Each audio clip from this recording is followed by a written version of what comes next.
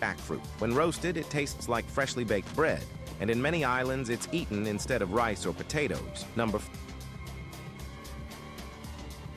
Trump signs the executive order rescheduling marijuana to Schedule 3. It shifts marijuana from Schedule 1, grouped like drugs like heroin, having no accepted medical use. Holy shit. At the same time, the facts compel the federal government to recognize that marijuana can be legitimate in terms of medical. Recognize that marijuana can be legitimate in terms of medical applications when carefully administered. And some.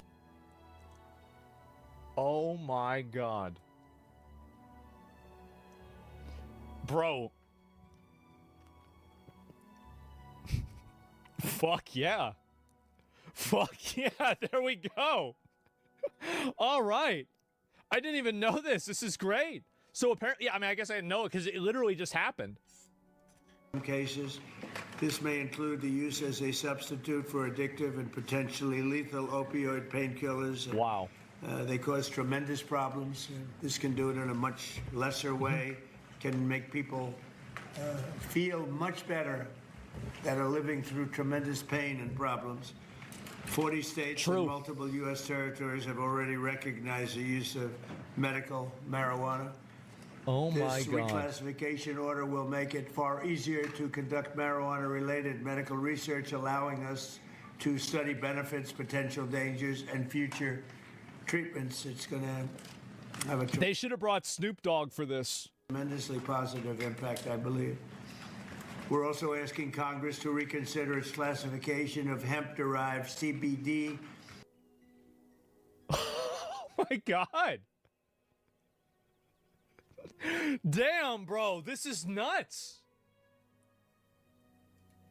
To ensure seniors can access CBD products they have found beneficial for pain. My dad used it, yeah. Some people are literally dying, and they're dying with tremendous pain, and this can, in many cases, literally stop it. And yeah. Yeah, look at the dude's hand behind Trump. Yeah, this guy with all the tattoos. He's just there in the White House now. Yeah, there you go. And, wow. they have their senses about them, as opposed to painkillers, which don't allow that, don't allow them to die with dignity. This is awesome. I promise to be the president of common sense, and that is. I remember.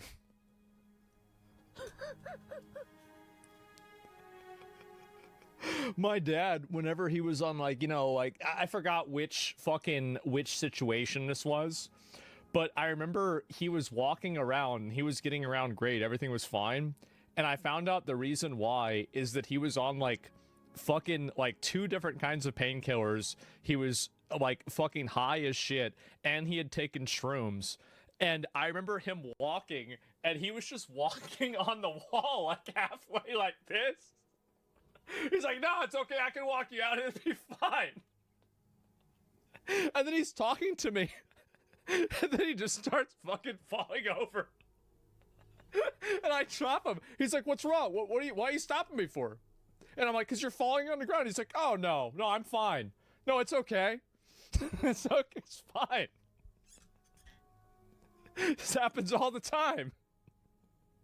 This is exactly what we're doing. This is really something having to do with common sense. And it's something. And you know what? The moral of the story is that he was in a good mood. He was in a good mood. Having to do with the fact that so many people that I respect ask me to do. People that are having problems, big problems. They're having big problems with illness, with cancer in particular. Oh, yeah. I now want to ask Dr. Oz to say a few words, followed by Dr. Braun, Dr. Kessler. This is awesome. Yeah, I didn't even know this was going to happen. I mean, I mean, this should have happened a long time ago, honestly. I feel like this is maybe one of the instances where it's like break in case of low ratings and like low poll numbers, which is like, I think this is good, by the way. This is a good thing. And this is the reason why people should hold his feet to the fire with this shit, right? Because we will continue to get better things if we don't accept mediocre outcomes. That's it. Thank God it happened. No, I think you're right. Is that he's probably doing this because there's been a huge lack of sentiment that's positive towards Trump recently. And I think that it's very well deserved in a lot of cases. And the fact is that, like, yes, how do I want a lawmaker to improve sentiment with the public? Well, maybe by doing things the public should want. A lot of Americans are retard thinks Venezuela stands a chance against the U.S. Venezuela stands a chance against the U.S. Oh my God! Can we get OTC marijuana everywhere now? I don't know yet. And Tylenol with codeine. Ooh, I get that whenever they pull my teeth out. And so misinformation, disinformation about what President Trump is scheduling does not mean legalizing. Yeah, obviously it's not. Yeah, making it not as bad. That's very clearly what it is. So, man, honored to do this. Man. There we go. That's a good one.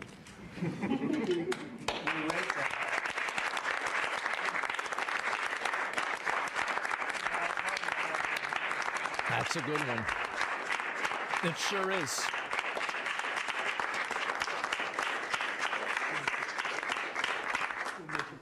Don't accept mediocre outcomes. Don't accept mediocrity. Don't accept bullshit. Don't accept, oh, well, we can't really do this or anything else.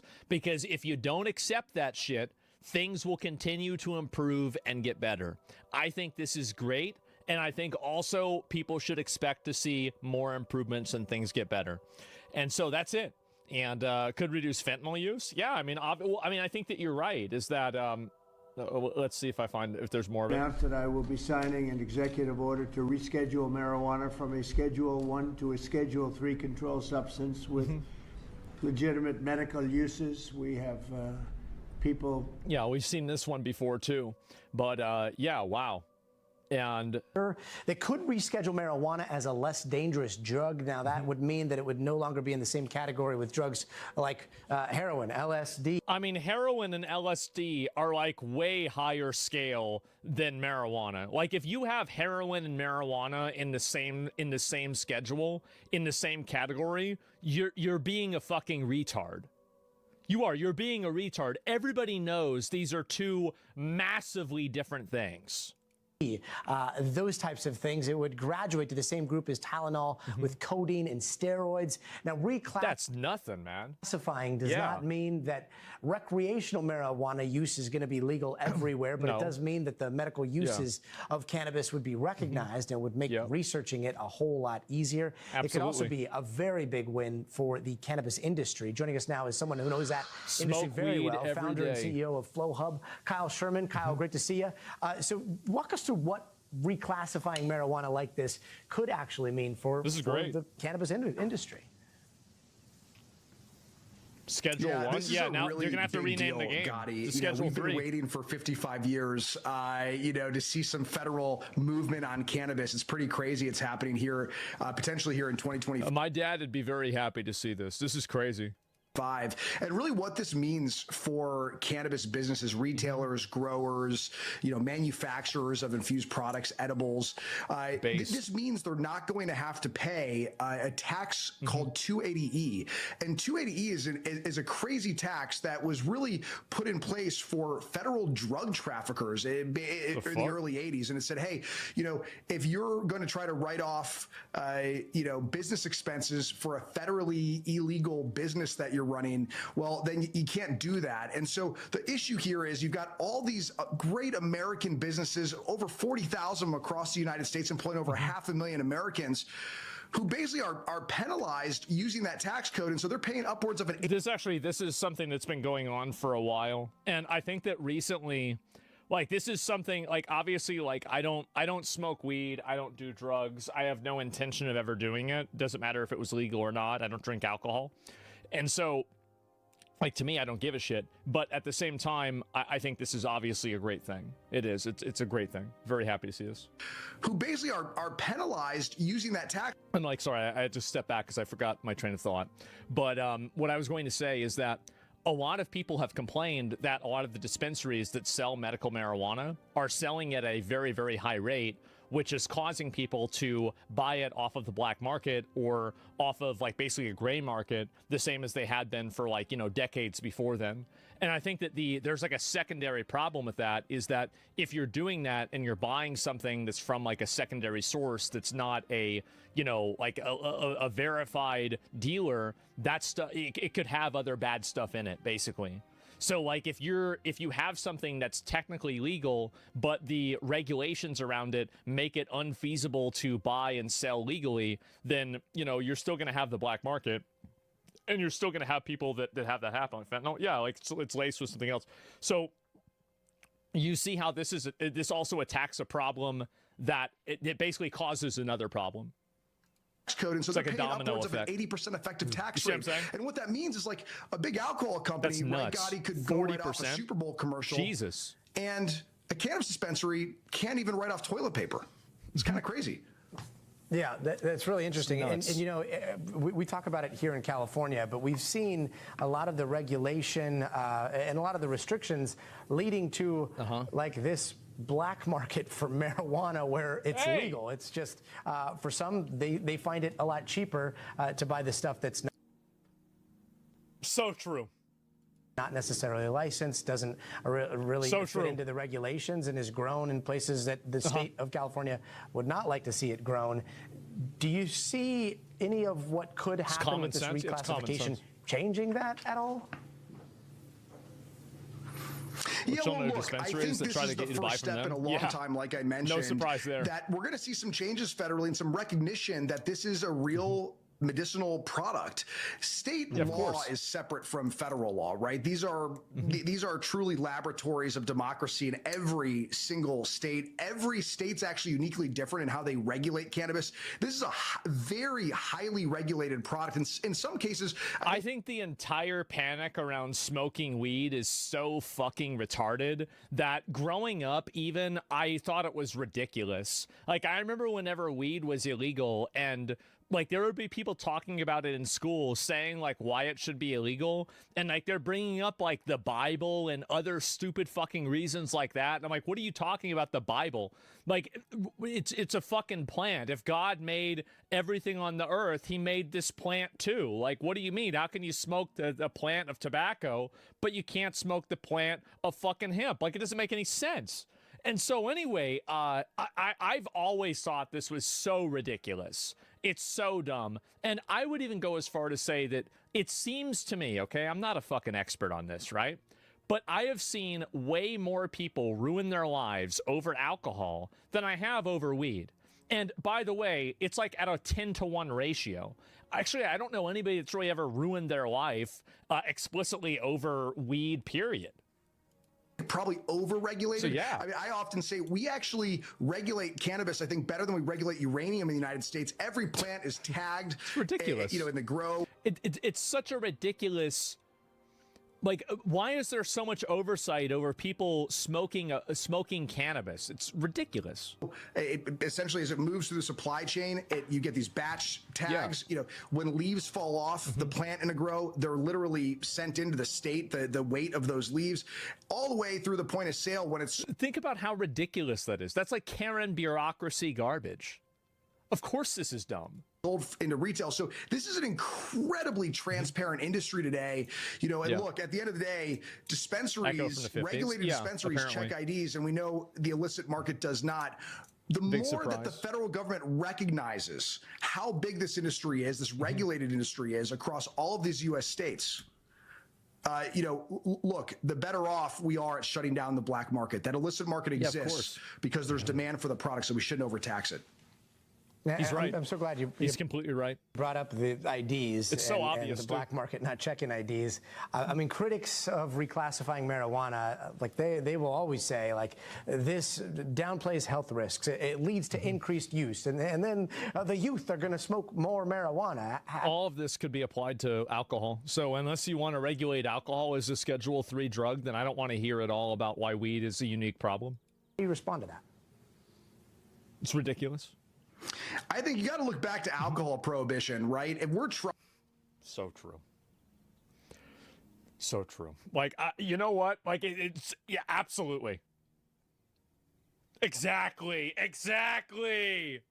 Trying to prohibit cannabis in the United States. I mean, there's huge demand for it. I think Al Capone would be all about prohibition, right? I mean, of course. This creates a criminal market. And by regulating the industry, you know, this brings into a much safer position for Americans, right? One of the things that a lot of like people don't understand is the way that large companies and pseudo monopolies advocate for regulation in order to create a barrier to entry for a market in order for them to effectively have a de facto monopoly on the market. They basically use regulations to pull the ladder up against other competitors so they can't compete because they don't have the large enough scale in order to offset the regulatory costs into their actual, their business. That's what they do. You don't want kids shopping for cannabis in the streets. Yeah, it's fucking, obviously. You know, at all. Like, that's crazy. Drug dealers don't check IDs. And so I always tell critics, look, the regulated market's really important for the future of America. There's demand for this product.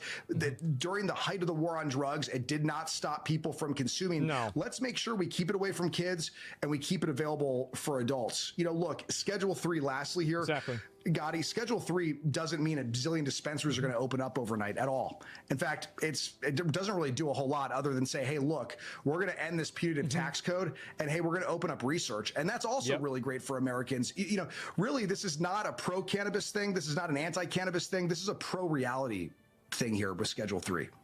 Yeah, of course. Founder of Flow Hub, Kyle Sherman, really appreciate your insight. Thank you. Kyle's right.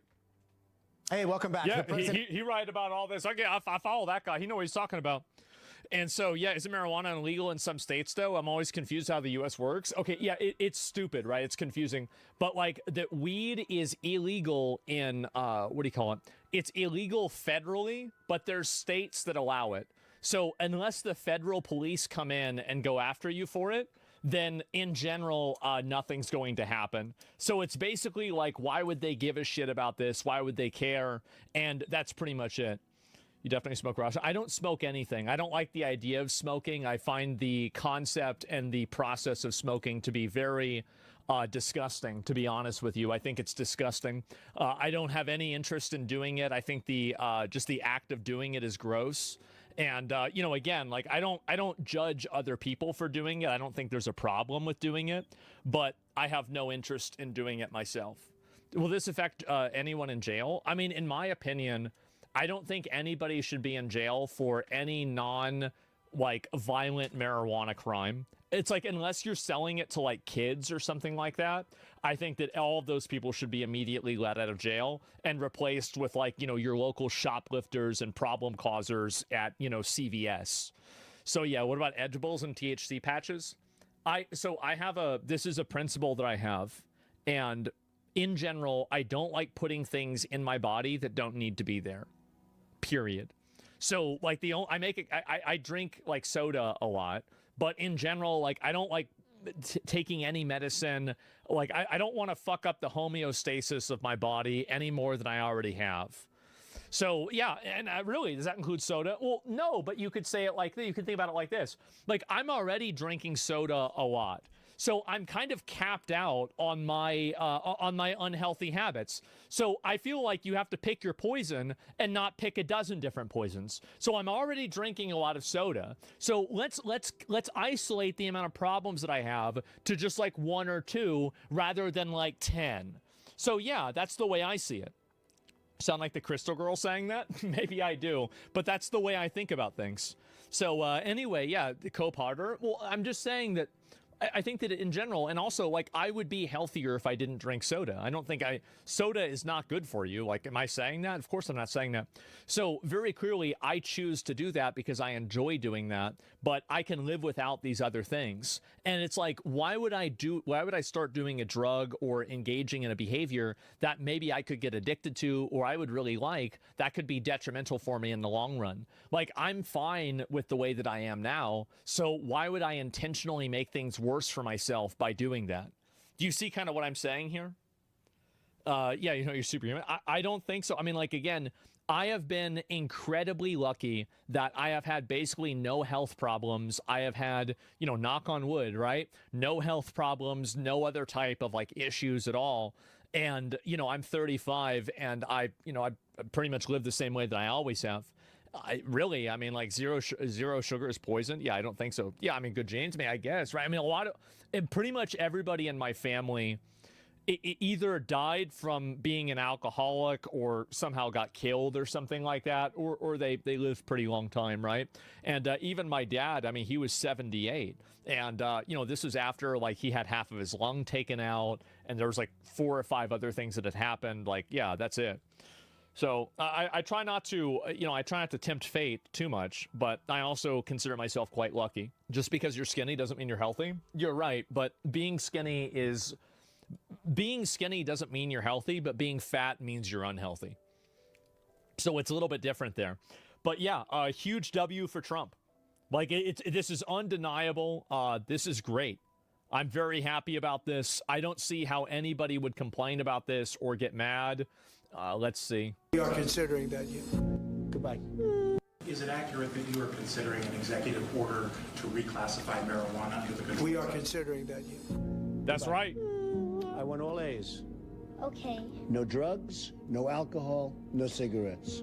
Don't take drugs, okay? Raise your hand. When people ask, what do I tell? I said to my kids, no drugs, no alcohol, no cigarettes. Raise your hands, kids. I promise Donald J. Trump that I will never take drugs. Based. All right, kids, come here. They promised you. Now keep your promise to them. Don't schedule marijuana. Who's this retard? Who's this retard? Luke? Luke's a retard. Oh! You're quoting the Bible. I see. Okay, it's one of these situations. Yeah, it's the Bible. Emotional blackmail? Yeah, right. What a stupid thing to say, by the way. Like, you know, we give people fentanyl in hospitals, right? Like, I think they give women fentanyl for childbirth in some cases. Am I accurate about that? I think that's one of the uses of it.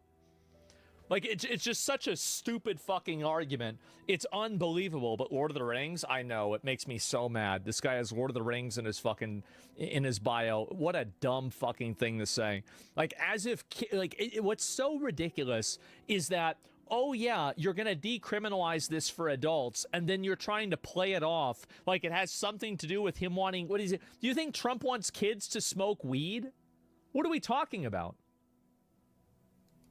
I want to emphasize that the order I am about to sign is not the legalization, or it doesn't legalize marijuana in any way, shape, or form, and in no way sanctions its use as a recreational drug. It has nothing to do with it. Just as the prescription painkillers may have legitimate uses, but can also do irreversible damage and never. Of course. You know, if you look at some of the damage that can be caused, wreck lives, and if it's abused, it's never safe to use powerful controlled substances in recreational manners, and especially in this case, if you take a look, illegal and unregulated drugs, very, very bad thing. So I've always told my children, don't take drugs, no drinking, no smoking. There you go. And just stay away from drugs. I have been, they would look at me and they adults will said, smoke next to children? Saying that. I would say it every my time mom I did. Looked at it practically. Young Americans are especially at risk, so unless a drug is recommended by a doctor for medical reasons, just don't do it. At the same time, the facts compel the federal government to recognize that marijuana can be you gotta live in reality, thank God. Legitimate in terms of medical applications when carefully administered in some cases. This may include the use as a substitute for addictive and potentially lethal opioid painkillers. Yeah, it's like, why would you want somebody to go on a painkiller that's addictive in the same way that they could just go on weed and it's not as addictive? Like, anything can be psychologically addictive. Like, people can get addicted to, like, going to McDonald's, right? But I don't think it's really fair to say that the chemical addiction that certain opioids create is the same as addiction to marijuana. They cause tremendous problems. It's like it's a deliberate misrepresentation. Much lesser way can make people vaping's feel gay. Much better. True. Living through tremendous pain and problems. True. Yes, opiates are severe. Yeah, of course, right? And this is a great thing. I'm very happy about this. that are living through tremendous pain and problems. True. Yes, opiates are severe. Yeah, of course, right? And this is a great thing. I'm very happy about this.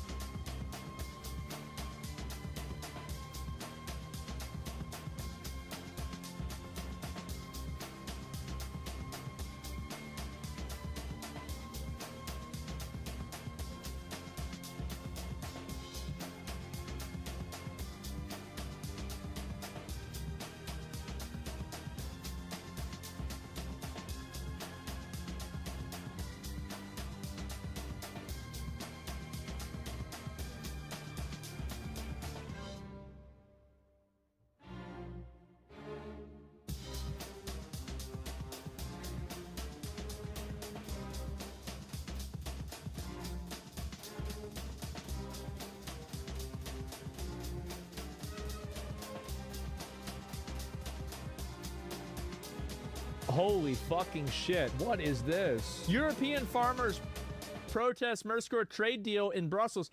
Around 10,000 demonstrators gathered at Luxembourg Square near the European Parliament, blocking traffic with 150 to 500 tractors. They opposed the free trade pact with Argentina, Brazil, Paraguay, and Uruguay, fearing an influx of cheaper American meat, grains, and sugar that bypass Europeans' environmental and health standards. Are throwing manure? They just throwing shit on them. Look at this. It's lit. They're burning tires.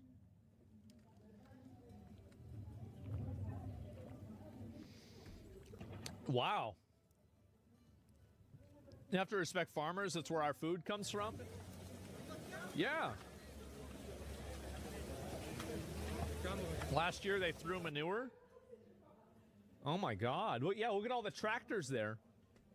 I'll make sure you guys can see. Oh shit. Yeah, there it is.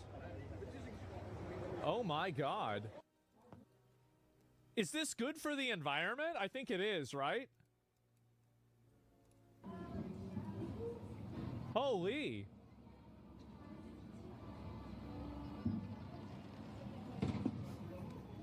It is? I thought so. Yeah, because if we have all that smoke, it'll go in the ozone layer, and then it'll block the sun and stop global warming. Right?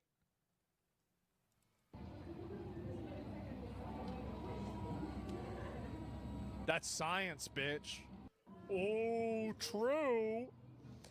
So let's see what the other ones are here. This is amazing. I'm glad to see this. More than 20,000 farmers came to say enough is enough. Jesus. God damn. Look at them all.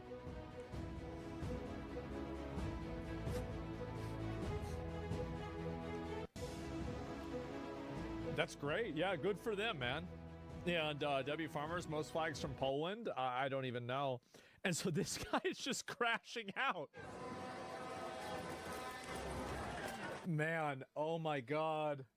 This just reminds me of me playing Call of Duty back in the day with that big truck. Oh man, that was fun. Oh man, I used to love doing that.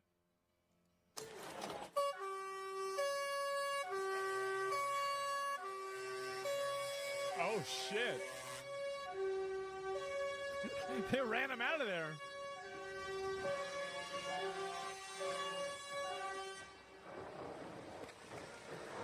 God damn.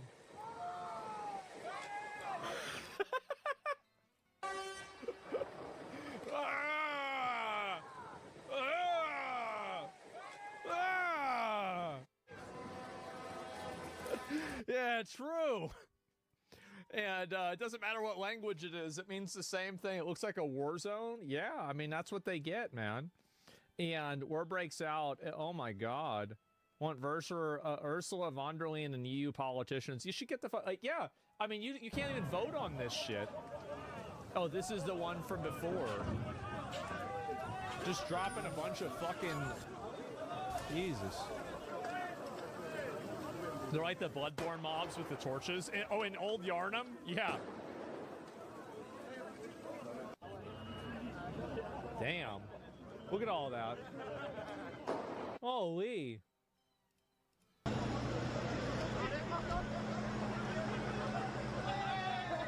They're just dropping potatoes. It's a loot truck.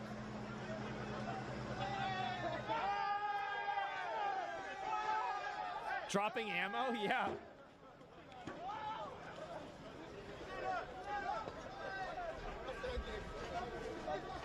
Jesus.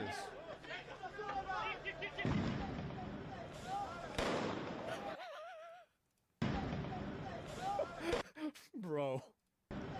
That guy just rolled a 1. He did. He just rolled a 1.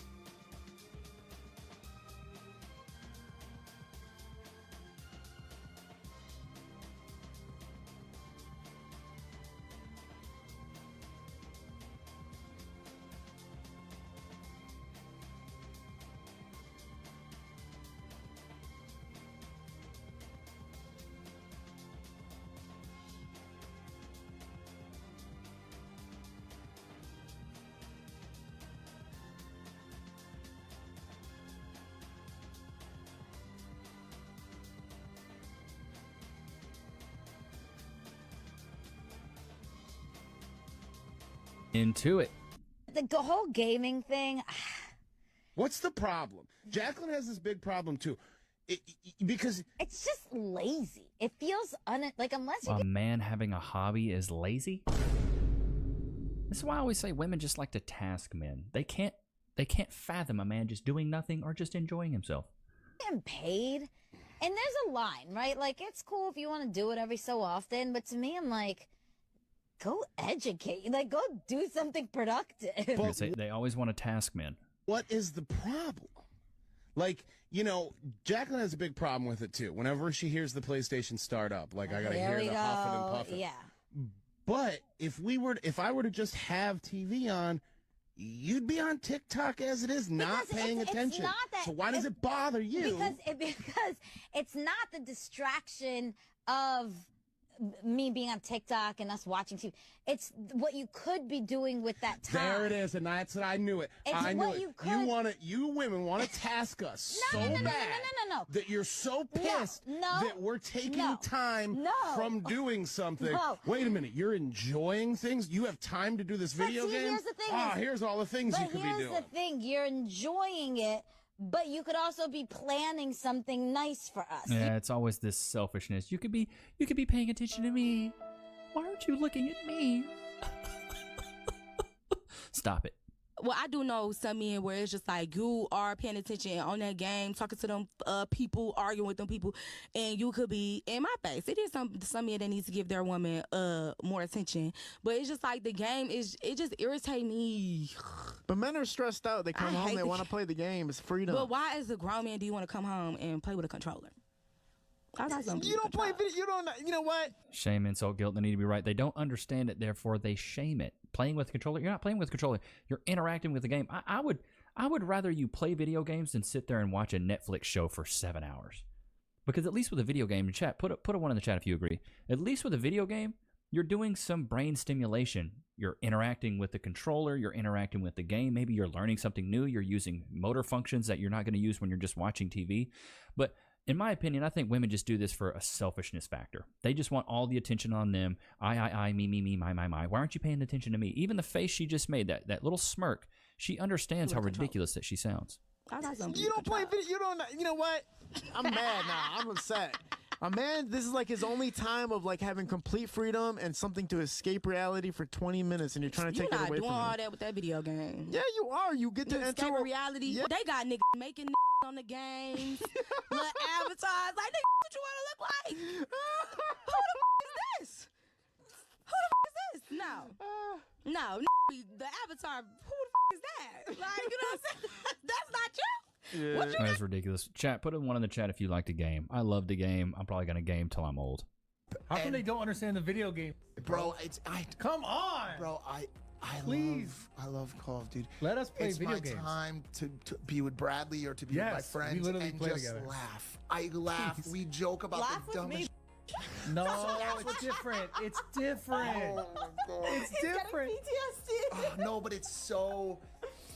But I feel like it's such a relatable topic, and obviously, like, the video game thing is a meme on the internet. We got to talk about this. This is important. Yeah. The video game thing is like a meme on the internet where like there's always a girl trying to like either yell, feed, or suck her way out of a video game scenario. Like, she's gonna pry you out of that video game using all of the weakest male emotions, right? But like deep down, like, that's our time. That's like our camaraderie time where us and the homies are just gonna, you know, back in the day used to be just try to kill an enemy with a care package. Yeah. That's all I wanted to do was kill an enemy with a care package. And she's like, babe, we could be at the movies.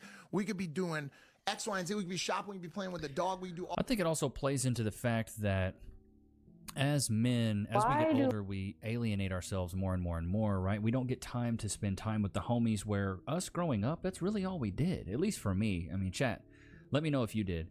But growing up, it was like me and the boys. Like, I was in band. Yeah, I was a band nerd. I played percussion, but then also played soccer. So I was just hanging out with my soccer buddies or hanging out with my band friends, and that's all I did. Like, before school, I was doing band. After school, I was playing soccer. So I was just constantly hanging out with them. And then as we get older, we go to college, you know, we start getting into relationships. We isolate ourselves more. Therefore, we don't get to hang out with the people that we used to near as much. Then it gets to a point where you yearn for that camaraderie again. You yearn to hang out with your boys. And that's what I do. I play Call of Duty probably 2-3 days a week with my homies, and it's like some of my day one homies. We have a group chat, and we just catch up. We hang out. Like, I just have really good friends that I like to know what's going on, and it's a great way to do it when you can, you know, get somebody on the game. You could kill people on the game, and then you can hang out with them. Like, it's a win-win. Women hate when men play the game. Probably because we ain't getting a good enough attention. That's really what it is. Selfishness. Like, they can play the game for a while, like sun up to sun down, and you didn't just check up on me like for 2 seconds and went back on the game. Like, that's not enough. We need to be outside doing something. So this is probably why. As females, though, what we can do though is we can find something that we like to do and just be next to them, because they don't mind. Yeah, that's what Cass and I do. I'll sit down, play my game in here, and then she'll just sit on that back chair I have back there, and she'll just play on her iPad. We do that all the time. The company is just, you know, telling them to get off the game right then and there, and they in a match. That's not gonna work. So, yeah, that's it though. Just and for me. Bro, here's another thing that grinds my gears is women don't realize these online games. You can't pause these games.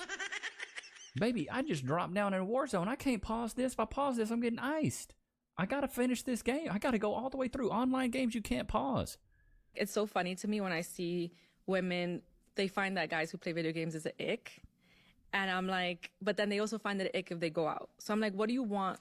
Stay home, play your video What do you game. want your man to do? I'd much rather Me too. my husband be home playing a video game than out in these streets doing God knows what. Right, Yes. right. I know where you're at. Yes, you're annoying and yelling and cursing, but I could deal with that. Yes. Like, and it's also my time. Like when he's home, like we're still separated, so we have our own time. Exactly. So it's like I'm not on you. You're not on me. You're doing your own thing. You're having fun. So why not? Like I binge YouTube beauty videos. Baby girl, are you wearing a vest with no shirt underneath? Good Lord. That's my thing. I'm watching. Yeah, and see, these ladies will binge stuff. These women brain rot things, and then they let social media sway their mindset and sway their thinking. We don't let video games do that to us. Reality television. That's what I'm saying. Reality TV is my thing. So why can't he have his thing? It's not childish or anything. Like, I mean, no. And also, gaming is a whole entire industry on its own. Well, and the thing is, in the chat, put a 1 in the chat if you agree. I think women like to consume, where men like to engage. Like, women just want to consume most of the time. Their hobbies are a lot of consumption. Oh, I like to drink coffee. Oh, I like to go buy buy things at Target. Oh, I like to just buy things, consume. Whereas men, we like to engage with things. Like, we like to go axe throwing or get on the game and engage with the controller and engage with the game. We're not really consuming. We're not just taking in information. We're actually engaging and going back and forth and almost collaborating with other people in our hands. And it's something that's almost creative in a sense. I'd be at home and he on his way home from the studio and I'm up in the room. I'm posted up. I'm sexy. I'm cute. And I'm thinking he gonna come up going, hey, E. Nut. The door open. Okay. Maybe he got something to drink. And okay, he went in the kitchen first. Okay, that's fine. I'm still waiting. I'm posted up. And then I hear the TV come on. Okay, maybe he want to check sports. The video game. The video game first? What game? If you could come home and go play a video game, you know you got a whole wife upstairs and she cute and you ain't gonna come say hi? But he wanted to play his video game. Wait, who's cute? I'm not seeing it. And that was his normal. Come home from the studio. Yeah, you do it and getting married is merging your normals. What you would usually do, what he would usually do. Most times women have this big, we're going to be this, and guys don't really have that. Right. So they go on living their life, right? Exactly. Y'all have to learn how to be a married couple together. What does that look like? Well, how does that feel? Yeah. I was used to a lot of family, so I was always having my family over, and I know he was sick of it. Yeah. And I'm super churchy. One day he came home, and I decided to bless the house, but I didn't tell him. So he came in, it was church praying people all over the place. Bless oil all over. He was like, I just want to play my video game, and walk around in my drawers. What does this boil down to, chat? We always talk about this. Miscommunication.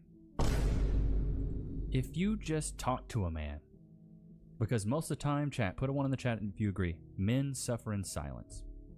We don't get to talk about our problems near as much as women do. You ladies can pipe up with your problems. Men, most of the time, suffer in silence. And there's a certain way that a woman can talk to a man to make him move a certain way. More than likely, if she just came to him in a feminine tone and was like, hey, I really love that you get to come home and this is your place of peace. And I know you love the game, and I'm really glad you have a hobby, but it'd be great if you could come in and greet me first before you got on the game. Do you think you could do that for me? I bet most men, chat, put one in the chat if you agree. If a woman came at you that way, more than likely we'd be cool with it because it's a respectful tone. It's a feminine tone. But a lot of these ladies are very masculine with it. Why didn't you come say hi to me? Why didn't you do this? Like, whoa, chill out. Men don't typically respond to that. And that's because navigating the dating scene can be absolutely brutal, but so can dealing with the aftermath of an accident. Have you ever been involved in a personal injury case? Over the years as an image consultant, I've worked with many clients recovering from workplace accidents. That's why I go to your place. Addiction. You know what I mean? So you really got to regulate it. You got to be, dang, he ate that so quick. Goodness gracious. But, yeah, man, I think playing video games is okay. Let's see what this chick has to say. Else just absolutely hates video games and when their boyfriend plays video games, because I feel like I'm a bad girlfriend, but I just cannot stand it and I don't know what to do. Like, I tried. I'm not even going to entertain this because she is a bad girlfriend because she's not seeking to understand before being understood. Shots fired! It's one of Levi. Ladies, you know what? I'm going to come up with Let your man play. I'm going to come up with a list of Levi Nick's rules for life. Kind of like Jordan Peterson's 12 rules for life. The first one's going to be seek to understand before being understood. These women like to jump to conclusions like they're attached to a freaking bungee cord. Whereas if you went and talked to a man and tried to understand his perspective, more than likely you would get to the point a lot quicker instead of assuming. You know what assuming does? Ladies, do me a favor. Let your man play video games. Because a lot of y'all be hating for no reason, and y'all taking it way too serious than you actually need to. Let me put it in perspective for you, right? You love makeup. As a little girl, you grew up playing with the Barbie dream houses and the Corvettes and all of that. So you kind of grow up and you do the same thing. You decorate your house. You do the Barbie decoration. You like to wear makeup, jewelry, paint your nails. There's a lot of different trinkets that you can play with, right? It keeps you in that young mindset. It lets you tap into the child that's inside of you that never went anywhere. And you don't let your man tap into his own child as if we're not supposed to have one and you are. If you want your man to show his happiness and some of that childlike quality and energy inside of him, let him play his game. I let him play his game. Let him be a kid. I do. So if he tells any of you guys that game with him that are watching, yeah, he's lying. I let him play his game. She let Good. Cass lets me play my game, bro. I am an adult. Video games are for children. Wow. And so Stop the cap. me in dating. Wait, no, wait a minute. Is this a big bag telling me? Come on now. I would rather you have a hobby that's not video games. Something that Video games is a hobby, though. enlightens you. You don't think video games do that at all? I mean, I ain't gonna hold you. My favorite video game growing up, it was Frogger. So I'm just helping a frog cross the street. Frogger? What are we in the 80s? Oh my God! All arguments invalid. Frogger of all the amazing games out. I got another Frogger. one. I got another one. Grand Theft Auto. GTA's one of your all-time favorites? Grand Theft Auto. But that game came out like 20 years ago. You decided to keep this going as a grown man. Right. Which I have made very, very lucrative for myself. And by the way, were you always a gamer? I grew up playing games like Final Fantasy VII, you don't know it. That's Kingdom a good Hearts one. 2, you don't know that's it. a good one. Mega Man X, which I went and got him iced out here, you don't know it. Mortal Kombat. I didn't play Mega Man X. Mortal Kombat, I did play. Still Fighter. Name one Mortal Kombat character. Sub-Zero. Thank you. Thank you. You don't know nothing about it. I'm probably going to get a lot of hate from women who are dating men who play video games, but I just got to get this off my chest. So you know how like men will say that they need to come home and then just like turn their brain off, and video games does that for them? I'm talking like healthy, you know, like you're still an adult, but this is your downtime. Well, let me just say, ladies, you're missing out. So I've been watching him play this Xbox game, and it got me like really intrigued. So he got a new Xbox. I got his old Xbox. I'm like, hey, can you show me how to play this game? I don't know if it was a blessing or a curse, because on Saturday I played that game for like almost 6 hours. I'm telling you, bro. My eyes were like hurting. Yeah. And every time I come home, I just want to play it. So when the kids are in bed and the kitchen's clean, I like run to the bedroom so I can play. And then sometimes he plays, and then we talk to each other in a party. But it's awesome. Bro, I would love if Cass played video games. I'm trying to get her into video games, chat. This is one of my goals for 2025 is to get Cass. I want to get her playing because I bought an 85-inch TV for the living room. I want her to play like Red Dead Redemption 2 or something like that. So, but we don't have a console. All we have is the PC here. So if anybody wants to bless us with something, we need like an Xbox or a PS4 or a PS5 or something. See, I don't like that play video games. I was about to say, if you would have played a video game, Is that bad? No. It's some I mean, people. that's That's to how each his some own. people's peace. That's how some people Yeah. meditate. But you don't want a and nigga that play disconnect. video games. I'm not into You want a that. nigga on the block serving crack. No, I realistically, I haven't dated a man since college that played video games, so I don't even know where in your day that would fall. Like, when do you have Dude, I just think it's another hobby that most women just don't understand that So men at the have. top- Like playing video games is just a thing. Top of the list for the least attractive hobbies for men, according to women, is playing video games. And I kind of Really? Playing video games is the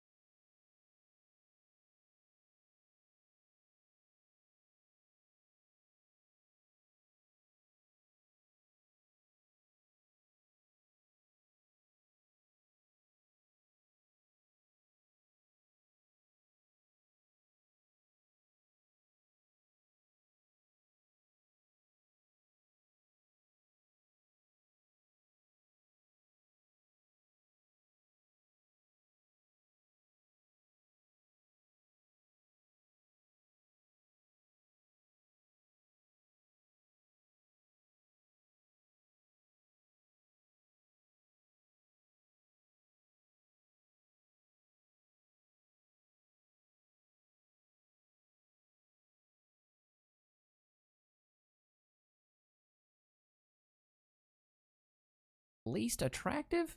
explain why I personally believe this to be so. And men preemptively don't get upset about this. Thing number Go back. I want to see for this. the least attractive. Playing video games, collecting figurines, magic tricks? Really? Online trolling? Is that a hobby? Gambling, building model trains, taxidermy, comic book collecting?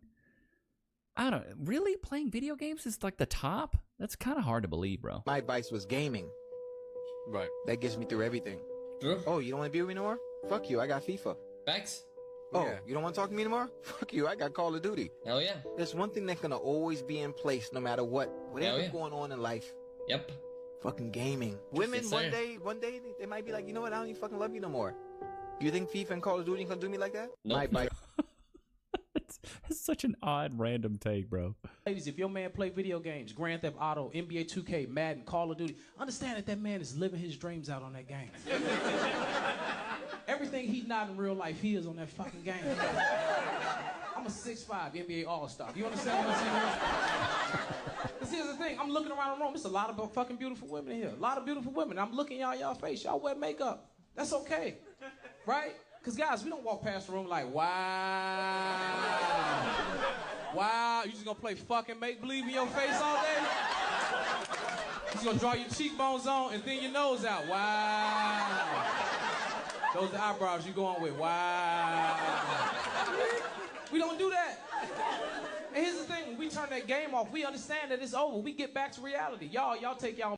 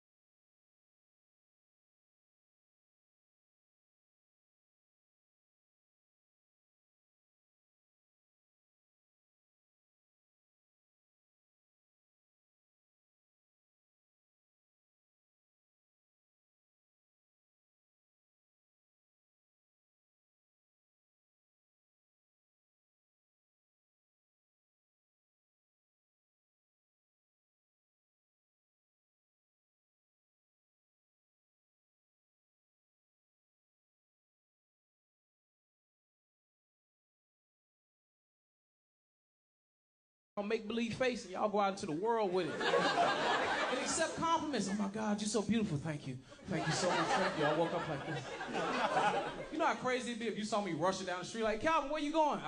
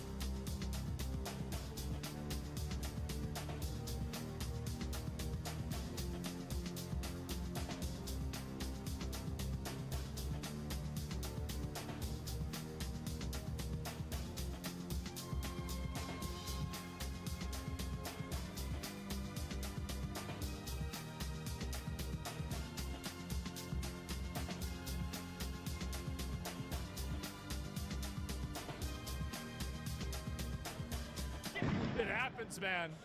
Hey. He got shot? Oh. Well, I mean, hey, you throwing potatoes at him, what do you expect? That's what's gonna happen. He took one to the knee. Yeah, still. Yeah, he rolled a 0 then. Dice fell off the table. Why does he have a... Is he get... Please hit it. Oh my god. He's hitting him with the tennis racket? Oh my fucking god. Well, there we go, guys. And so there's a massive farmers' protest happening in the EU. Yeah. Well, there we go, guys. And so there's a massive farmers' protest happening in the EU. Yeah, what the fuck? Wow.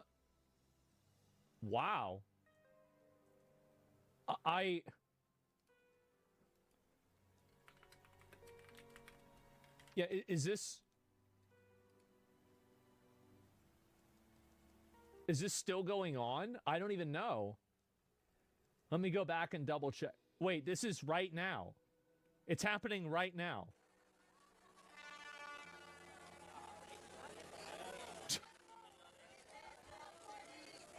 They just got it lit up. It'll be nighttime? Oh, maybe it's a replay then. That's what it must be. Yeah. Holy shit. Brussels or bust. These French farmers woke up long before dawn to make it to the de facto capital of the European Union. They wake up, Union. you know, late at 3 a.m. a.m. signs of protest on their tractors, thousands converged on Brussels, many of them from neighboring France. Today, nothing much is working in agriculture. Yeah. People have had it with the norms and restrictions. It's true, we're bringing a lot of determination to Brussels. We went to Paris 2 years ago. We blocked the roads. We thought we'd been heard, but not at all. Some of us are discouraged, others are angry. I think there's also another factor here where it's like you've got a lot of these people that are in the EU that are making these decisions, and the Frenchmen didn't necessarily vote directly for this person. So they're effectively being governed by some fucking group of people that they have no control over. You can't vote yourself out of this. It's ridiculous. No, we didn't. Yeah, I know. And that's the reason, by the way, why I support protests that are like this against the EU. It's because these people don't have the ability to democratically really remove themselves from this situation. Like, they're being ruled over by people that they didn't elect. They're not able to determine their own fate, and they're just being told what to do by a bunch of European bureaucrats that don't give a fuck about France. They don't give a fuck about Germany. They don't give a fuck about the UK. Well, what happened there, right? Or Spain or anything else. We lose sovereignty. Yeah, you lose your sovereignty. Like, I mean, it's crazy. Yeah, they don't care about that. You can vote yourself out by supporting separatists. I mean, that's like by 3 or 4 levels of removal. I mean, you could say that to an extent, but it's kind of like Israel here in the United States. Like right now, there isn't a party in America that represents basically being against partnership with Israel. It's not a thing that you can vote on directly, and I think there's a big problem with that. The Brits aren't in the EU. I know that. That was my joke. That's why I was joking about, like, yeah, they really don't care, right? Because they're gone because of Brexit. I know that. Barricades, these agricultural workers have rolled into central Brussels for a multitude of reasons. First off, there's the Mercosur trade deal. We don't have one yet. EU I know leaders that. meeting on it. It is in its final but increasingly tense phase of negotiations. Many farmers across EU nations fear that the free trade deal will give unfair advantages to South American countries. It's mixed feelings, a combination of anger and fear with anxiety, because we have no long-term vision or even a short-term one. It's simple. Since 2024, we've been protesting, whether in France, Belgium, or other countries, and we haven't really made any significant progress. But today we would like to be heard. For farmers protesting in Brussels, it's not just their struggling livelihoods, EU regulations, or the Mercosur trade deal. The culling of herds in France to stem outbreaks of lumpy skin disease among cattle has also spurred fury. Across the border in France, other blockades of roads have been happening for more than a week. mainly in the southwest. Holy The shit. government has tried to quell the disruptions on highways by vowing to meet with farmer unions on Friday. Sounds like And by bullshit. rolling out mass vaccination campaigns. But the ire against the government's handling of the disease, conjoined with struggling livelihoods and fears for their future under a South American trade deal, have brought anger to the streets of France and Yeah, I mean, there it is. The French are always protesting. Well, I feel like this is pretty accurate, right? I mean, I think this is pretty fucking fair. I mean, sure, absolutely it is. So, yeah, I'm trying to see if there's any more of this to look at, but I feel like that's pretty much, yeah.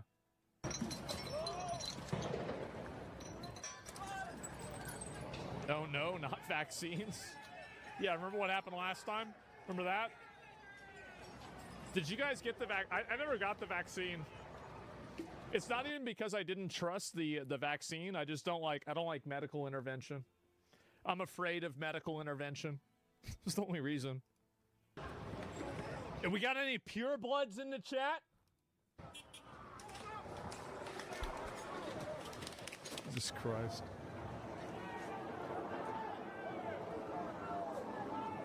Yeah.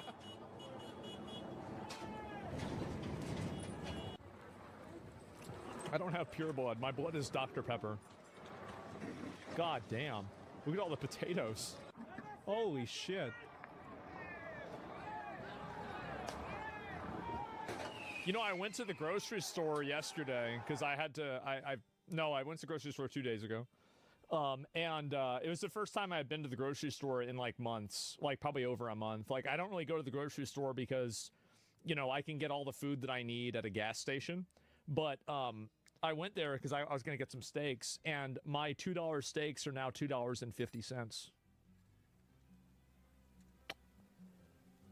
Yep. That's right. Uh-oh.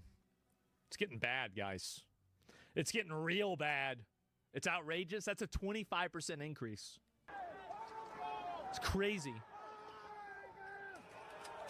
Mm-hmm.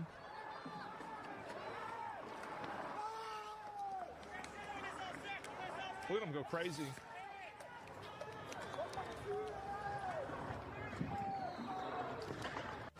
These are patriots. They care about France, not the European Economic Zone that the EU is trying to enforce on them. They're French patriots.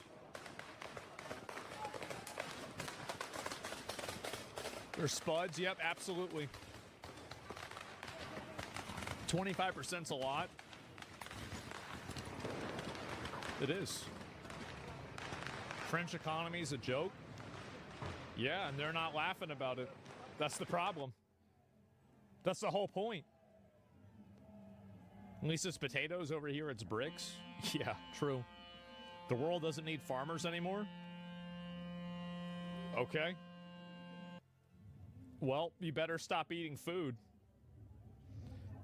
Now, you're right that we don't need as many farmers and technology is better, but I think farming is becoming more of an agricultural science than, you know, going out there at the crack of dawn and, you know, measuring how long the potatoes are.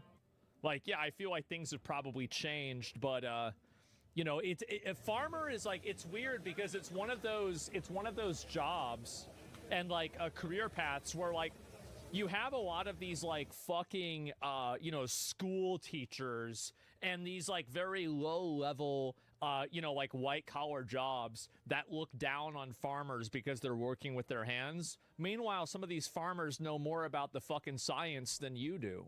That these guys are not stupid. They just have a type of knowledge. Like, it's very weird to me how, like, any job where a man has to work with his hands is seen as inferior to a job that a man works with his mind. I find this to be such a, it's such a perversion of the natural order and natural law. It's ridiculous. Very specialized knowledge. Yes, of course. It should be both. Yeah, of course. Trade jobs especially. Yeah.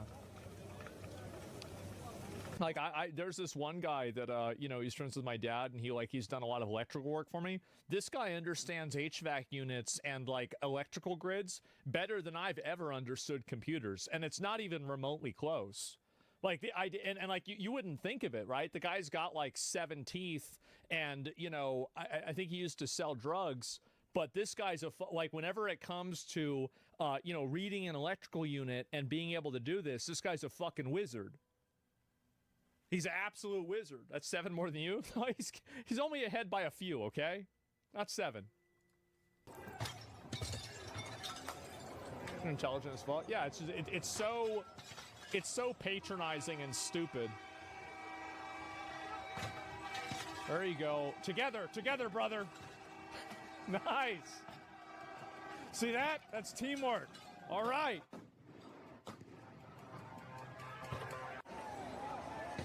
Yep.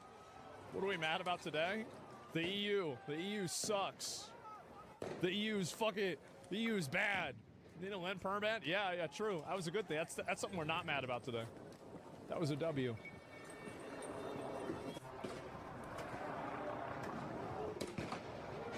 Yeah, I'm glad it's about Marcel, all the shit food from South America without taxes.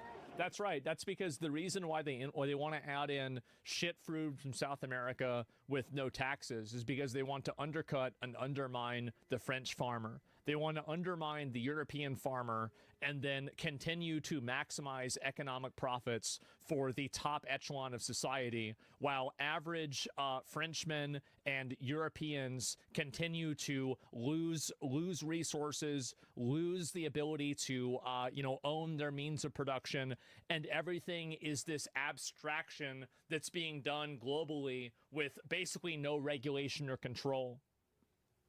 It's not very fair. Yeah, it's ridiculous. Shit food? Yeah, I mean, sure, I bet it probably is.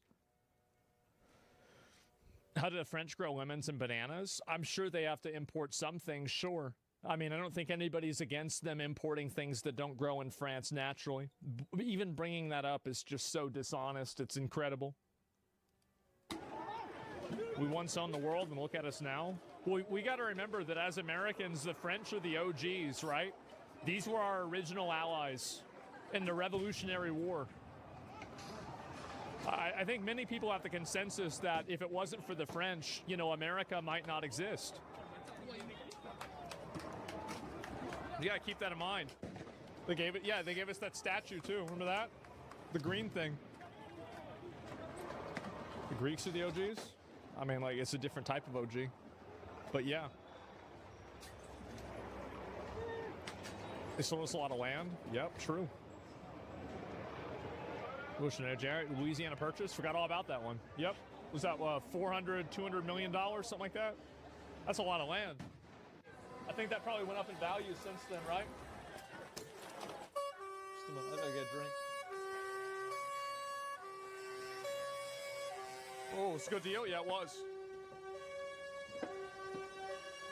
Put that over there. All right.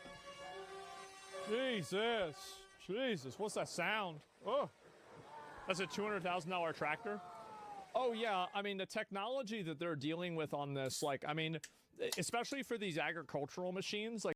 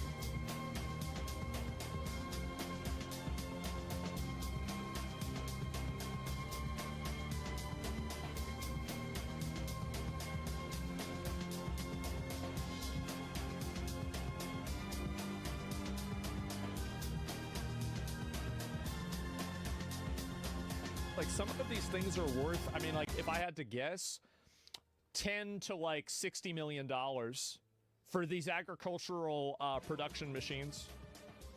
Like this isn't like some like uneducated country bumpkin that just doesn't know shit. Like it's very complex.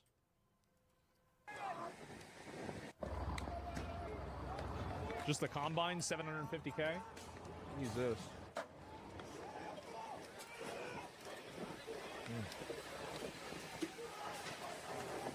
Tires are like 100K.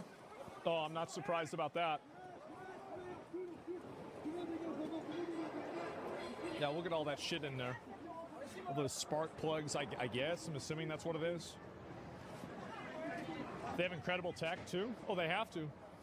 Like, the machinery is insane.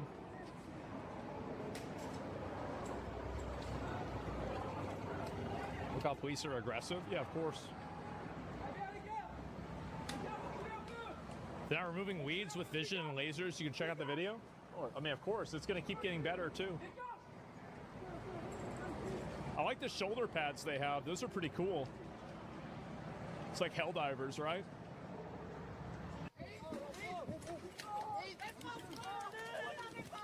Jesus.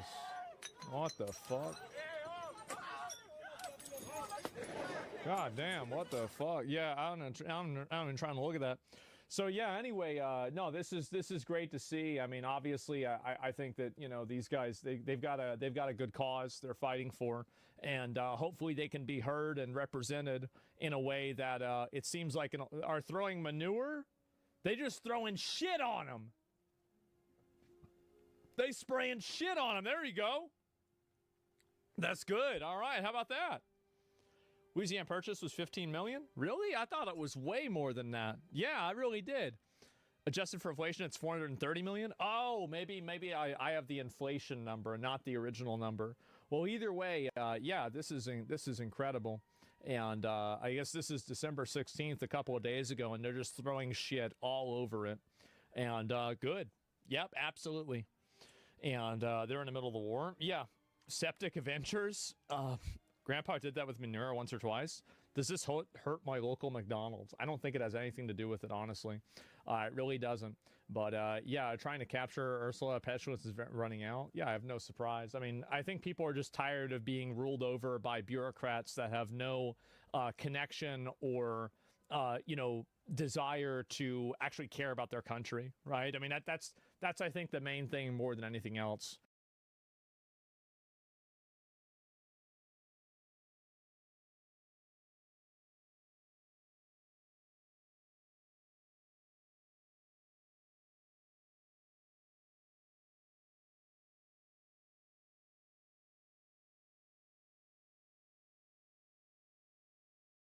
Good evening, America.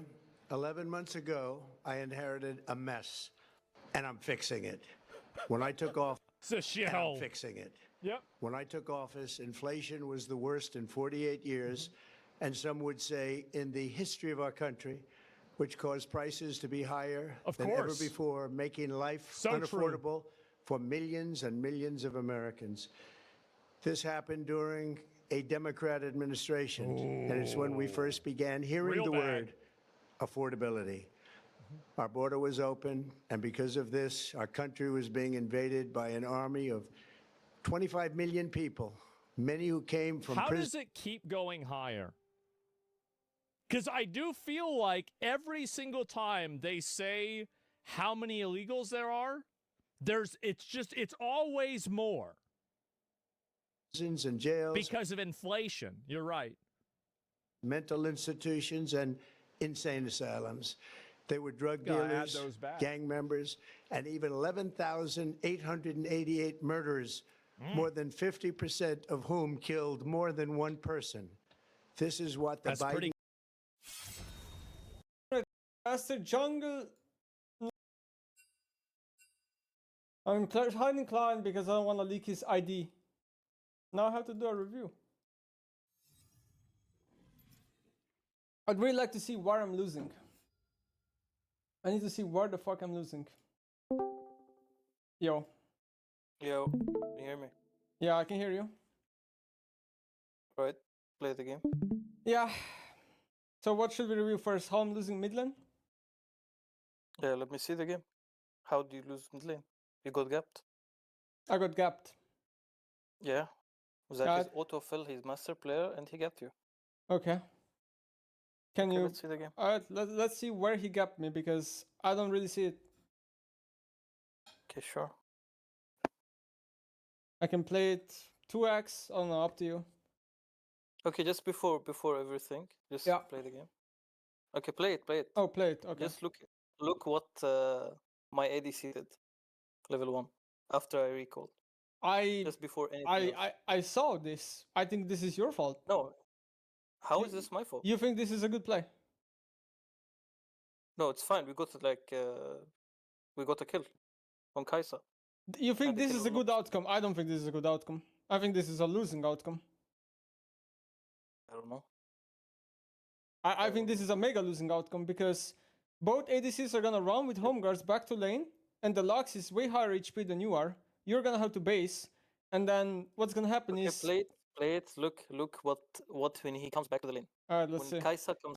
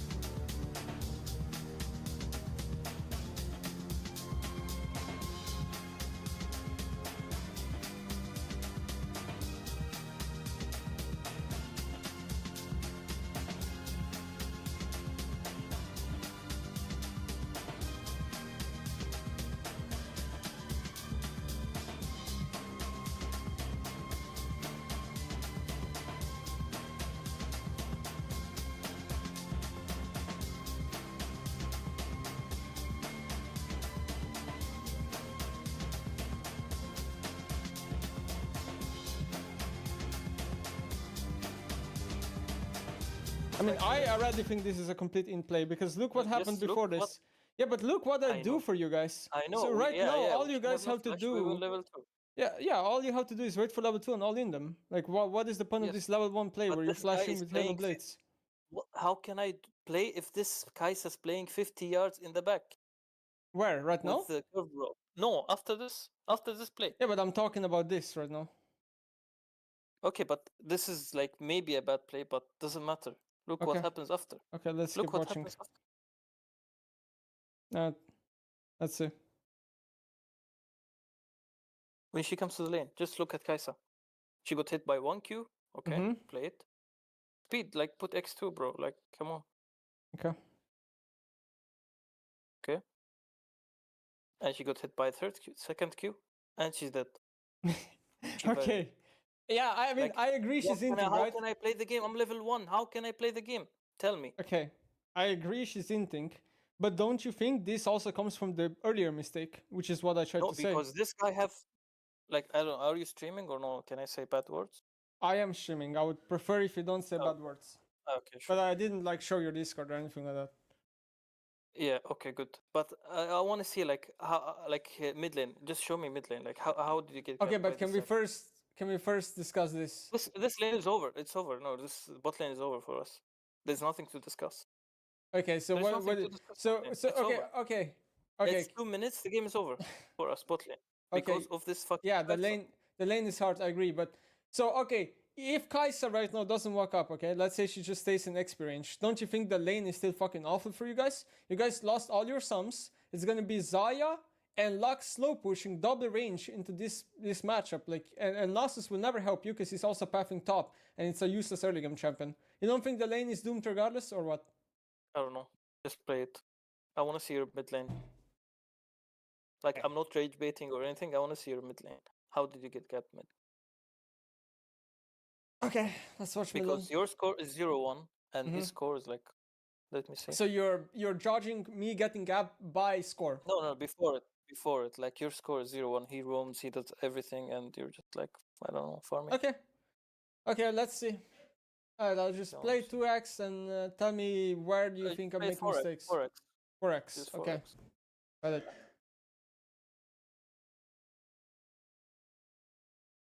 Okay.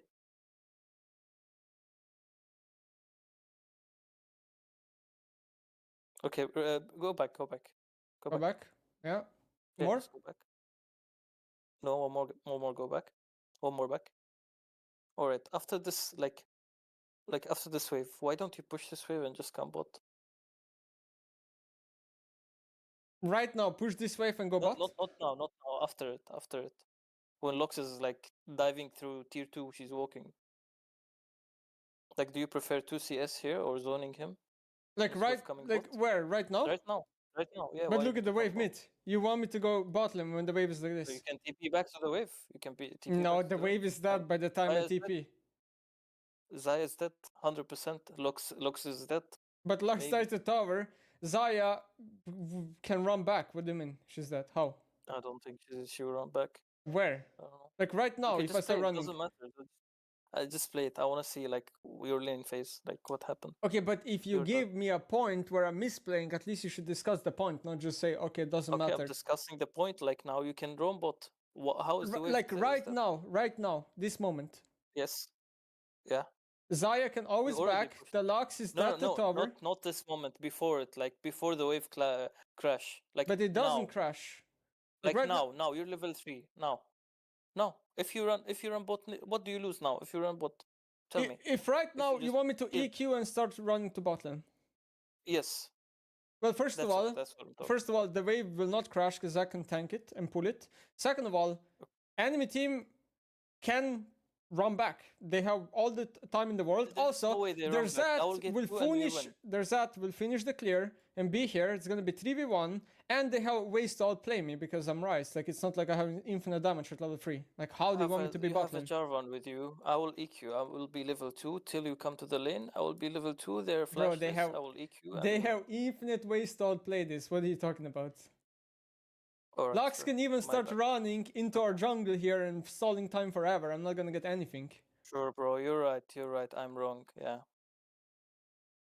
I mean, I'm delusional, yeah. Yes.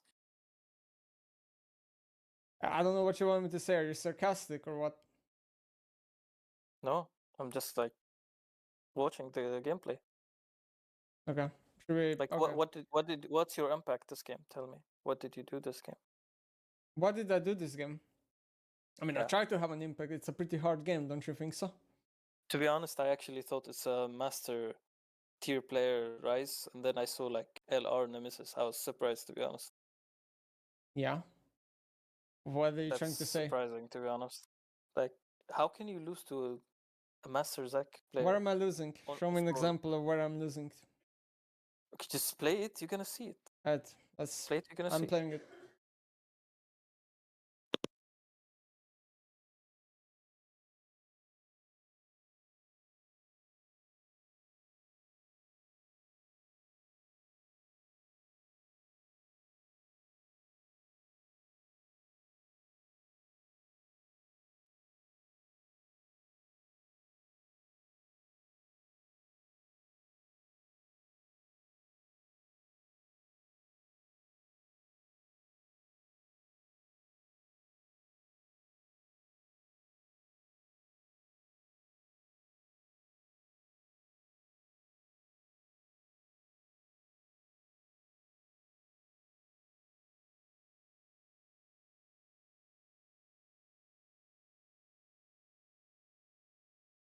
So you're just dancing off with Rise with the Zac mid lane. You're just like bullying him or whatever. Yeah. And you're not coming. You're still like not right-clicking bot. How can I don't know, right to be click honest. bot? Like, where do I have the timer to right click bot? Before I level have, 6, like- before I have no boots, where am I supposed to right click bot?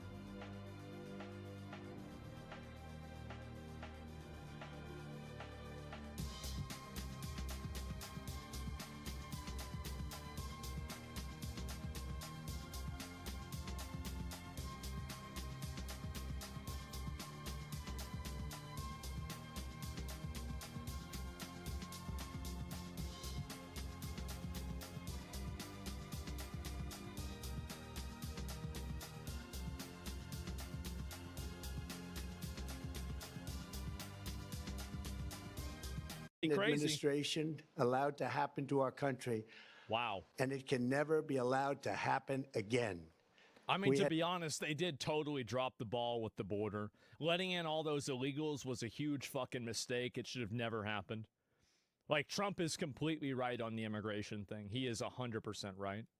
Men playing in women's sports, transgender for everybody, crime at record levels with law enforcement, words such as that just absolutely forbidden. We had the worst trade deals ever made, and our country was laughed at from all over the world. But they're not laughing anymore. Over the past 11 months, we have brought more positive change to Washington than any administration in American history. That's pretty good. There's never been anything like it, and I think most would agree. I was elected in a landslide, winning the popular vote and all 7 swing states and everything else. He's that with guy. A mandate to take on a sick and corrupt system that really just took the wealth from people and crushed the dreams of the American people. For the last 4 years, the United States was ruled by politicians who fought only for insiders, illegal aliens, and Israel, career criminals, corporate lobbyists, prisoners, terrorists, and above all, foreign nations, which took advantage of us. He's right. He's right about this. I agree. Levels never seen before. They flooded your cities and towns with illegal aliens. They decimated your hard-earned savings. They indoctrinated your children with hate for America. They just released a level of violent... It is true that, like, I mean, as much as, like, people criticize Trump, he has taken a pretty hardline stance against DEI garbage. Like, there's no more drag queens in the White House. You know, like, the border is closed. There's not, like, this weird thing where we're going to act like anybody can come to the United States and get money. Like, he has done a lot of good things. Like, obviously, like, the trans and military, I don't really have a strong opinion about that, if you want me to be honest. Like, I don't know. But, yeah, there's that, too. Sure. Being normal. Yeah, I mean, I feel like there have been good things. That we had never seen to prey on innocent. They caused war. They caused mayhem. They caused a horrible situation all over the globe. But now you have a president who fights for the law-abiding, hardworking people of our country, the ones who make this nation run, who make this nation work. And after just 1 year, we have achieved more than anyone could have imagined. Starting on day one, I took immediate action to stop the invasion of rock bottom moment for the legacy media. According to Face the Nation host Margaret Brennan, the Holocaust happened because of genocidal Nazi regime, which defined totalitarian for the 20th century, allowed too much free speech. This is a crazy exchange. Does media really think the Holocaust was caused by free speech? Fuck it, we'll take of our southern border. For the past 7 months, 0 illegal aliens have been allowed into our country, a feat which everyone said was absolutely impossible. It's crazy what you can do if you give a shit. Do you remember when Joe Biden said that he needed Congress to pass legislation to help close the border? He was always blaming Congress and everyone else. As it turned out, we didn't need legislation. We just needed a new president. We inherited the worst border anywhere in the world, and we quickly turned it into the strongest border in the history of our country. In other words, in a few short months, we went from worst to best. Wow. We're deporting criminals, restoring safety to our most dangerous cities. Just take a look at Washington, D.C. It's at levels of safety that we've never seen before. Very safe. And they decimated the bloodthirsty foreign drug cartels. We did that all by ourselves with our people, and we're so proud of it because they were poisoning and destroying our population. Drugs brought in by ocean and by sea are now down 94%. Wow. We have broken the grip of sinister woke radicals in our schools and control over those. I don't think they've gone hard enough on that, by the way. Like, I think that they've let these people run wild. Like, they need to go absolutely scorched earth on all of these, like, weirdos that are trying to, like, indoctrinate kids and, like, bring politics into, like, elementary schools. They've got to go absolutely scorched earth with them. Like, totally defund them. take these people, like, remove their positions, like do whatever you can possibly do to get rid of them. Schools is back now in the hands of our great and loving states where education belongs. After rebuilding the United States military in my first term, and with the addition... Why do you think they stopped posting deportation numbers? Because there's no difference and everything he says is performative? No, I think that they stopped posting them probably because they haven't really gone up. They probably were only posting them because they're the same. And also, like, it would make sense that the beginning numbers would be higher because you'd be catching all the ones that you would be the most aware of. But also, like, I would want to see more of that too. But it's undeniable that they have deported a lot of people from the country, as well as people that have self-deported also. So yeah, I mean, which is a great thing. It's a great. Now, I think they should have gone, like, they're not going hard enough on it, but I agree with what they're trying to do. Get those numbers up. Oh yeah, no, I agree. We are adding right now, we have the most powerful military anywhere in the world, and it's not even close. Wow. I've restored American strength, settled 8 wars in 10 months, destroyed the Iran nuclear threat, and ended the war in Gaza, bringing for the first time in 3,000 years peace to the Middle East and secure. So Trump brought peace to the Middle East for the first time in 3,000 years. That's pretty good. I don't know if that's true or not, but if it is, it's pretty good. The release of the hostages, both living and dead. Here at home, we're bringing our economy back from the brink of ruin. The last administration and their allies in Congress looted our treasury for trillions of dollars.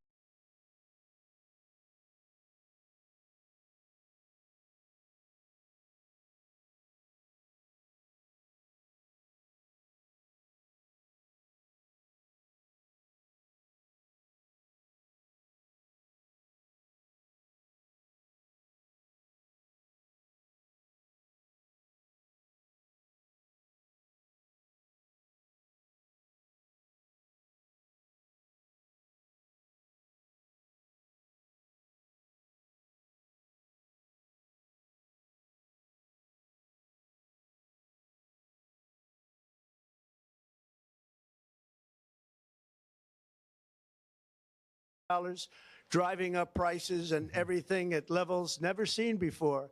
I am bringing those high prices down and bringing them down very fast. Let's look at the facts. Under the Biden administration, car prices rose 22% and in many states 30% or more. Gasoline rose 30 to 50%. Hotel rates rose 37%. Airfares rose 31%. Now under our leadership, they are all coming down and coming down fast. I'll say, like, my experience with things between, like, this year and last year is that things are about the same. Like, I don't really spend a lot of money, but, like, if I go to the grocery store or I buy gas, I mean, it's been like a plus minus 10 to 20%. That's been about it. I don't think there's been, like, a large, massive change.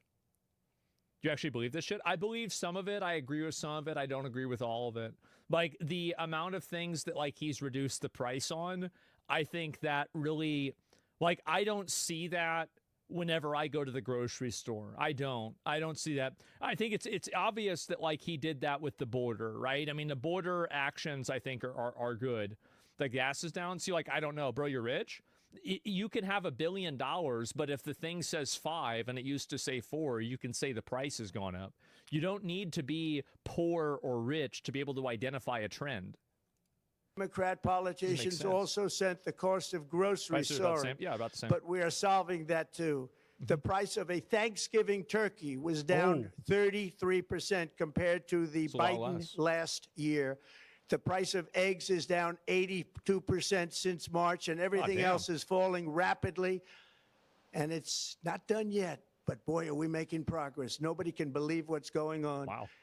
Here are just some of the efforts that we have underway. You will see in your wallets and bank accounts in the new year. After years of record-setting falling incomes, our policies are boosting take-home pay at a historic pace.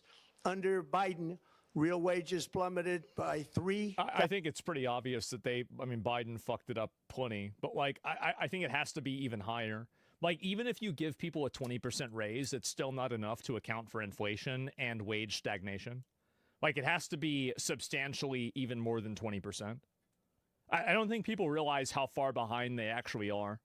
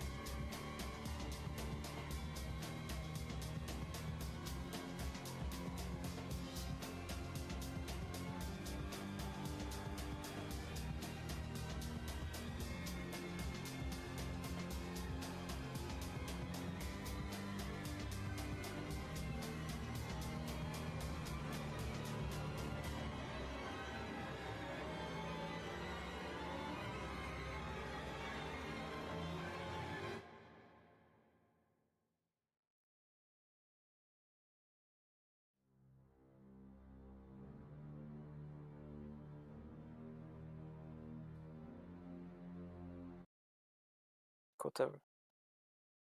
What do you mean, whatever? Yeah, just let's see what you do 6. Like, what's this gameplay here? How What do is you the guys gameplay? I'm following the Zack's call. What do you mean? Okay. Interesting. It's obviously a bad call. I mean, even then, like... Okay, go back. Yeah, going back. Just go back, please. Yeah? Like, why the fuck this Nasus choose to go to the fucking Wraiths instead of bot lane? Look at their bot lane. I don't know. This guy finished his full clear 355. But why he's not coming bot lane? Because he's master. I don't know what to tell you. What does that have to do with me? I don't know. But yeah, you like. Yeah. You like. I just want to say it. You had like no impact this game. You're rage betting, right? I'm not. I swear I'm not. Okay, who had an impact in our team? Did anyone have an impact in our team? Nasus only, like legit. Nasus had an impact this game. Sadly, he have like I don't want to say the word. He have it, but he had like a little bit impact. He had no fucking impact this game. What are you talking about? Where did he have an impact? I mean, he was doing like nothing, but I don't know. But you just said he was having an impact. What do you mean? Now he's doing nothing? No, like after it, like he got some kills, I guess. Yeah, but having some kills that don't really change the outcome of the game, is that impact for you or what? Can you put 4x, please? You're giving me like, but it's, you know.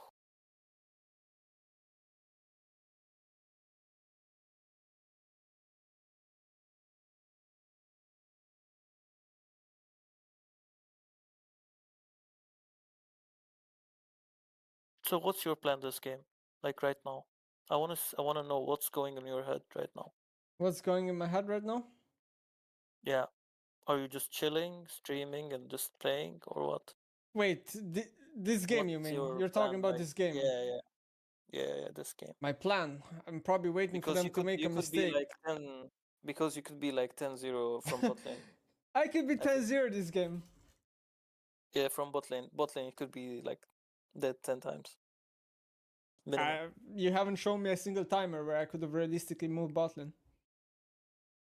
I don't know. You choose your mid laner, right? You're a pro player, and you choose like when to move to your lane. I'm not here to coach you, obviously. Yeah, but you're saying I could have been 10-0, so you must know better than me because I don't see the same vision as you do. Like, why are you claiming something but you can't? But you don't know how to explain it? Why don't you just like perma push mid and just because I don't get pushed 1v1. Look what's happening. Look what's happening. He's stacking MR. I don't get pushed. He's just perma healing. I cannot force push in this lane. The only way I can go bot lane is by skipping waves. But then if I don't get anything, I'm bleeding. In XP and gold. Okay. So Zac out pushes Rice. All right. If he rushes MR, gets 2 kills, and I burn his passive and he gets more help than me, then yeah. He will have push in this specific moment, yeah. That is normal. It's not even about Rice. He will get that against any mage in the game. Alright. But still, to be honest. Still, I didn't expect this to be your gameplay, to be honest. Not gonna lie. What do you mean you didn't expect this to be my gameplay? Not rage baiting, I'm just saying, like my opinion. I don't know if it matters to you, if it doesn't. I don't care, but I didn't expect this to be you, to be honest. You didn't expect the Rice to be me. Well, it is me. Well, what do you mean? I also didn't expect to get into 4 Masters lobby on both.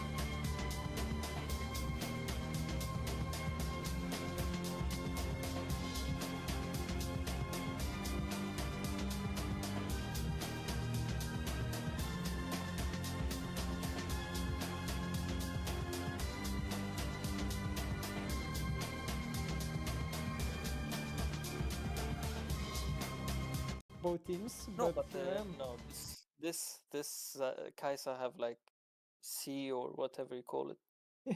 and you think you played well this game? I don't think I can play. My game is over like at minute 2. I showed you. You don't It's think already you cannot go in level 1? No, I can't play the game. The game was over for me at minute 2. Yeah, this game. No, this Kaiser have like C or whatever you call it. and you think you played well this game? I don't think I can play. My game is over like at minute 2. I showed you. You don't think Over. you cannot go in level 1?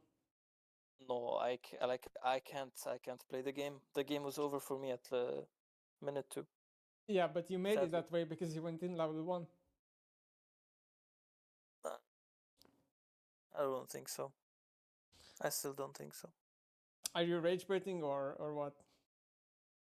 What the fuck is this cancer word you guys using? Rage baiting. You rage used it baiting. first in this. What the fuck is this? Who gives a fuck about rage baiting?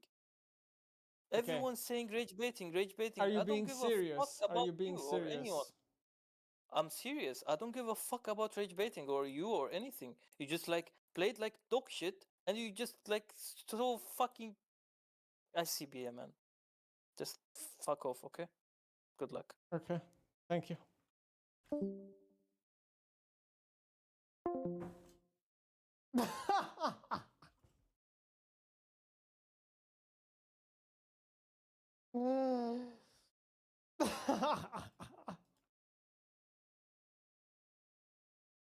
Okay, that guy was rage baiting $1,000,000,000. Just like so fucking ICBA, man. Just fuck off, okay? Good luck. Okay.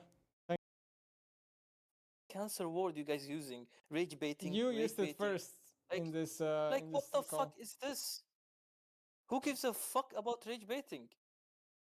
Okay. Everyone's saying rage baiting, rage baiting. Are you I being don't give serious? a fuck about Are you being or serious? anyone. I'm serious. I don't give a fuck about rage baiting or you or anything. You just like played like dog shit and you just like so fucking ICBA, man. Just fuck off, okay? Good luck. Okay. Happened. No way, man.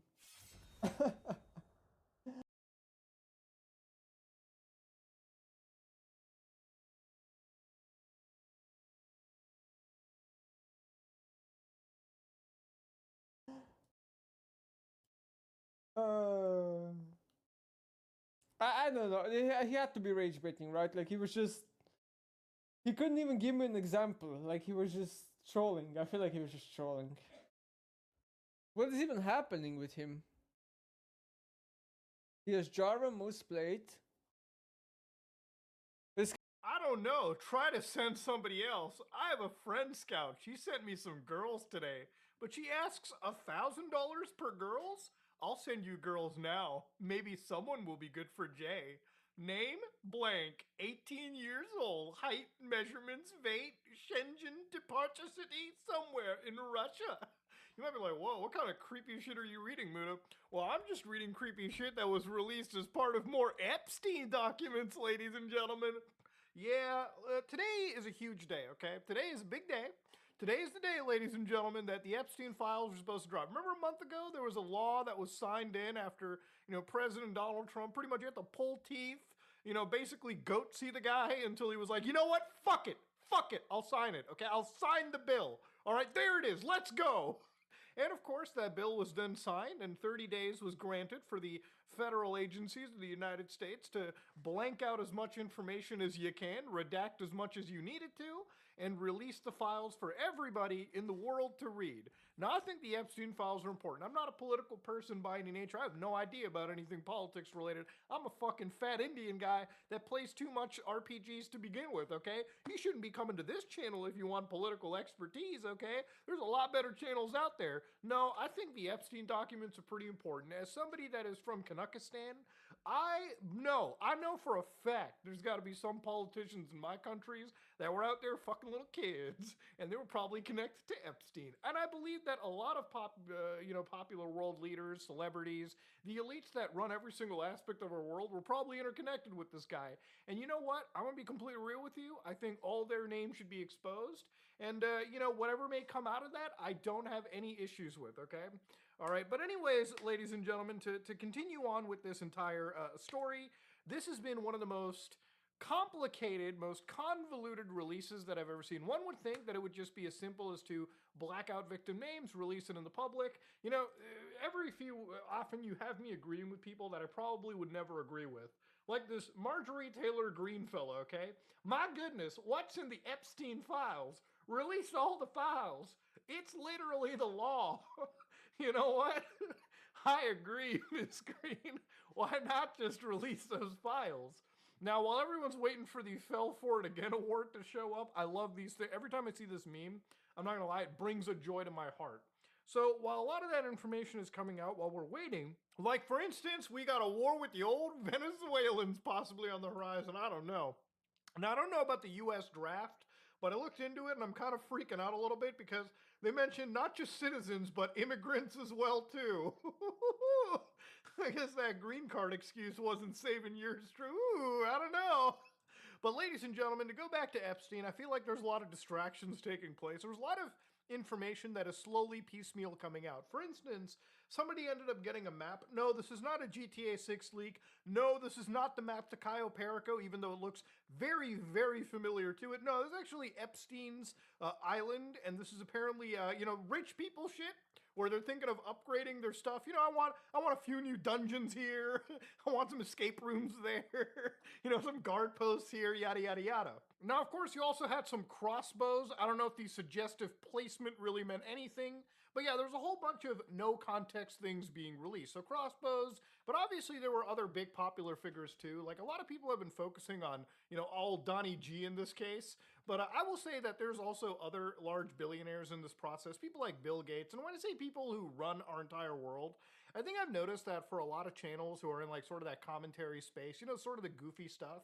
I was watching Drew Gooden, like I don't usually watch the guy, but I'll see his videos show up. And he made a pretty banger video about like greed and like all the bullshit surrounding this stuff. And I gotta say, when all the funny haha channels are talking about the world, it's serious shit.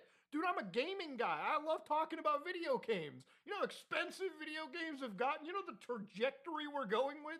It's hard not to talk about this kind of stuff, okay? Especially when some of the world's biggest people are kind of steering the course for everyone. But it also sucks really hard when those people are caught in images like this. So apparently this is Billy G, standing next to a woman that has been completely redacted, okay? So I'm assuming this is not, his wife at the time.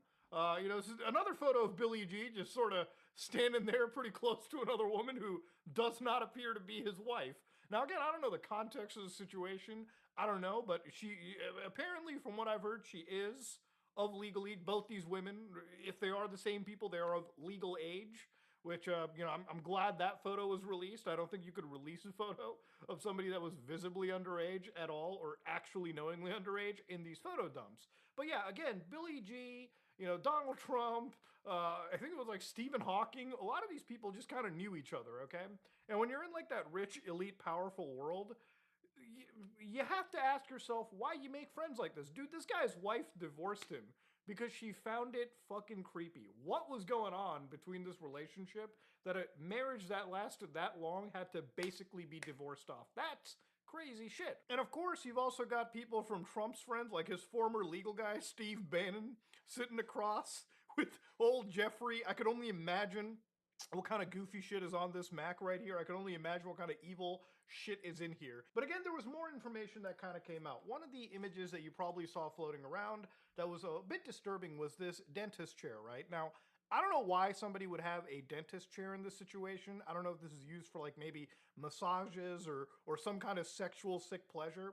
But I have to ask people how common it is to have these masks placed. I mean, I'll be real with you. This is the kind of shit you would see in Resident Evil, where, you walk into a room and there's like a puzzle to solve. You gotta shift the book there, take one mask here, place it there, and then a secret compartment will unlock. Like, homie, is this Epstein's Island? or the fucking Spencer Mansion? What are we doing? What are we doing here? What's going on? But of course, let's get a little further into the story. Something else that I found very disturbing. I started this video off with this WhatsApp message. Now, one of the things I kind of wish was, again, a lot of the stuff that's coming out here that we're able to see so far is because the House Oversight Committee has sort of been releasing files, you know, here and there. And initially I thought maybe they were doing this for theatrics' sake, but I think it's actually an intelligent strategy when you want to keep public pressure up, right? More people are going to talk about something as it's being released, because if you just gave out all of your cards and immediately stopped for months, people's interest might actually go away to something else. The distractions might actually work. Nobody is distracted from the Epstein stuff, and nobody should be, because, again, when you have people that align themselves with pedophiles operating in offices, like people who align themselves with known human traffickers, those people should be excised from controlling us, right? From making decisions for us. We should not be a group of people led by pedophiles and human traffickers and criminals and cult leaders, right? Like, when you're somebody who is not willing to critically think like this, you're in a cult, and you need to stop doing that. But yeah, this message, when I started out, when, you know, again, it came out from this WhatsApp message where they were, you know, talking about $1,000 per girl, sending you a girl. I don't know what's going on here, but, you know, again, from the lack of context provided in this WhatsApp chat, I have to imagine that, I don't know, they're trying to pick up escorts or, like, you know, pay for like an overnight thing or like an hourly thing or something. Like, literally this looks like escort shit, okay? It's crazy stuff. Again, there was more crazy stuff too. Like, apparently these Epstein dumps, I don't even know if I can show you this on YouTube, but there were things like the Trump condom, which apparently came from, again, novelty purchases that you could make on the internet. But again, you also had this weird glove too. Like, I don't know what this glove is about. I think I might have to censor the middle finger because that actually might just be a penis. This might, actually, I might have to censor all the fingers because they look like different dildos. It's an insane fingering pleasure glove. I didn't even know that toys like this existed. I mean, that island had to have some of the most insanely disgusting, decrepit shit. I mean, it did. It verifiably did. But to see photos like this is just chilling shit to watch. Dentist chairs, dildo gloves, condoms of your, I guess, people that you're not friends with. Like, this is... Rich people are disgusting, man, in a lot of ways. But arguably one of the most disgusting images that I saw came out of this was something that I actually had to verify and make sure was real. This is actually what appears to be like a woman's foot.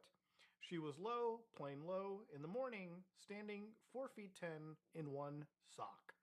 This quote is actually from a book known as Lolita. Now, this is disgusting because if you actually read this book, ladies and gentlemen, I've never read it. Just a quick Wikipedia summary of this is, again, this is a video, or not video, this is a book written in 1955 by Vladimir Nabokov. And apparently it is about a protagonist, a French literature professor who moves to New England and writes under the pseudonym Humbert Humbert. He details his obsession and victimization of a 12-year-old girl. It's a very... you know, I've never read this book, but apparently Stanley Kubrick made a movie of it where, again, it was severely downplayed back in 1962 because, again, you can't, I assume, film the actions presented in this book. I don't even know how a book like this could even be turned to a movie, but I guess Stanley fucking Kubrick did it. And yeah, that's the thing. So this was one of the most disturbing images that I saw. You have to wonder, like, why they have a girl here, why this quote is written on a foot. And then why, like, you know, you have the book Lolita in the background, and you know the subject matter is dark. You know what's happening on this island is very dark, right? And of course, another image over here was she was Lola in slacks. So this is where we're at, okay? This is like how disgusting things are getting in this situation, right? Like, you know, we started from, you know, jail footage that the government did a terrible job covering up. And now the images that are slowly being released in the House Oversight Committee, you know, I'm actually kind of afraid to see what comes out of this whole thing. Like, what actually really just gets completely released. But the thing is, I'm imagining that nothing is going to come out, especially today. And if something does come out, it's going to be so heavily redacted. The fact that the government is not releasing every single thing today, a lot of people have questioned, is it them breaking the law? And the thing is, the law doesn't matter to them, okay? Like, it doesn't matter. You have to imagine, right? If you got a president that's willing to go to war without, like, telling the guys over in Congress, it doesn't matter, okay? You can violate the... Dude, the guy doesn't listen to court orders. You think he's going to give a shit about following basic law and procedure? The law only matters if it's willing to be enforced. Imagine you make a law that says you're not allowed to park in this location at this specific time, right? Normally traffic enforcement, right? They come by and they put a fucking ticket on your car and they enforce it that way. But imagine if the enforcement division didn't want to put the ticket on your car. The law doesn't matter then, because the system is not willing to actually enforce the law. You can make a million laws. You can make a million fucking judgments. There is no enforcement mechanism. There is no correction to the enforcement mechanism. Therefore, it doesn't matter if the law exists, right?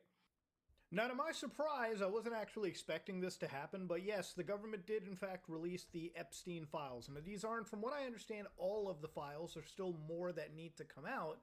But on justice.gov/Epstein, you can search up anything that your heart desires inside these files. So I looked up things like clients, for instance, and you can see that they're actually part of different data sets, but you can see that they've titled them EFTA 0008320.pdf. So for instance, if I actually open this up really quickly, it'll take you to this 89-page document, which comes from what appears to be a book. For instance, Living the Good Life Massage for Everybody. Use massage as a reward for children who complete their homework. Offer the family chef a massage. Make the idea of massage non-threatening by offering a simple seated back and neck massage. If someone says no to massage, respect that person's feelings. It's just so weird. I mean, it's like massage books for dummies. That's what it is. So yeah, it's a whole bunch of documents released, and of course, this isn't the only sort of thing that has come out. There's been a lot of other images that have released. For instance, you've got Bill Clinton relaxing what I believe to be with Epstein and apparently an unknown individual. So that's another image that kind of released as well. There's been a lot of other images that have released too, but I'm just going to stick to whatever I've seen in this documentation because in the world of AI, anything is possible. But you can see that the amount of redactions in certain cases, like this document from the federal grand jury, I believe back in 2006, is all but completely blacked out. Actually, this is more recent given the date 2019. But you can see that it's a lot more blacked out than one would expect. So big shout out to the most transparent government imaginable. I mean, you know, good luck trying to figure out what the fuck is going on in this document. But of course, we can look further into it. And for instance, if I look up things like Trump, right, over here, you can see that there's two documentations over here. So if I open this up, you can see that these are just from what appears to be evidence or like, I don't know, I guess some stationary items.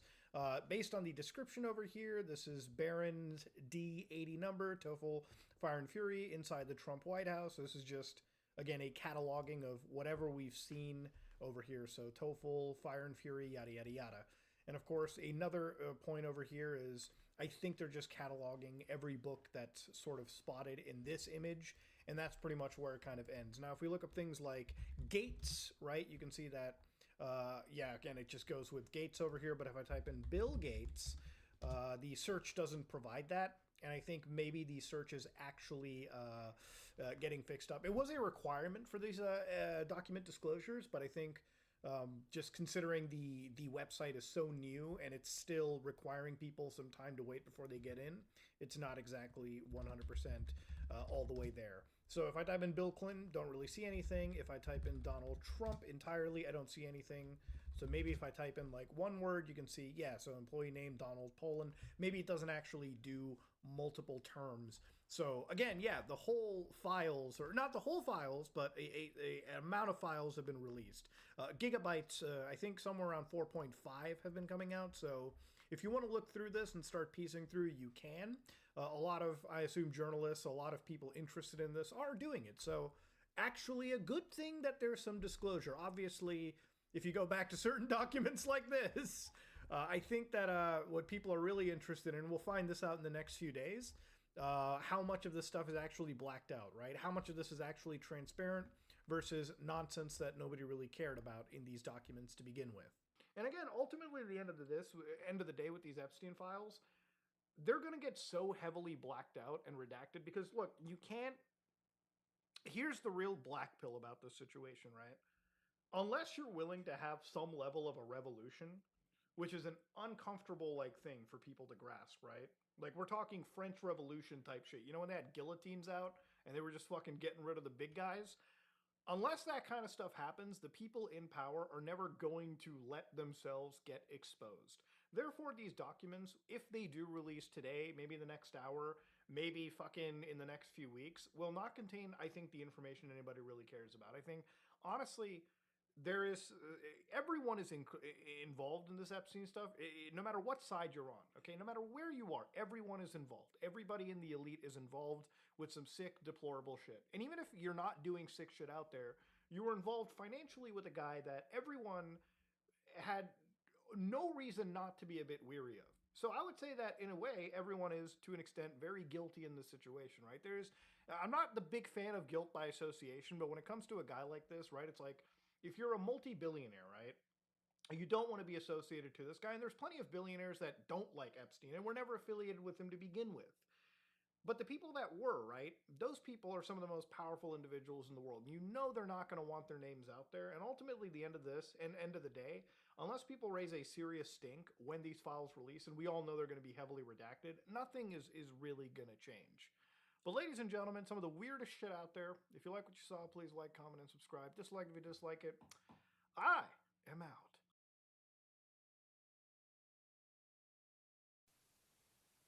Did this really happen? So, completely out of nowhere, Riot just dropped the biggest announcement in League's history. In fact, if I think about it, I can't even think of anything bigger that could be announced. And as to why things were announced right now? Well, I had to ask around, and the likely reason sounds stupidly hilarious. We'll get into the details of the announcement itself in a moment. But totally randomly, Riot just dropped a piece of a dev video. It was confirmed that this was a piece of the dev post that would be out after the winter break was over, after which Meddler then gave us a bit of a context for this video, and there he mentioned that there were some early speculations, and so he just wanted to let people know what was really happening. But again, we still had no idea what kind of speculations he was talking about, and that's because I don't think there were any speculations. It turns out, someone from Bloomberg, where it doesn't even seem like it was an official interview, someone just talked to a writer, where the entire article is almost written from the perspective of a casual conversation, and the way it was written makes it obvious that whoever wrote this had no idea how League even works, after which, because this was likely a casual conversation, there were no embargoes, and they decided to publish this article a day after everyone at Riot went on a holiday break. My favorite line in this article is: the game's visual aesthetic, including characters, the user interface, and battle arenas, will be reimagined. Yes, all the players know these as characters and battle arenas. Anyway, because of this major fumble, Riot had to step in and let everyone know what might actually happen officially. And again, they had to step in during their Christmas break.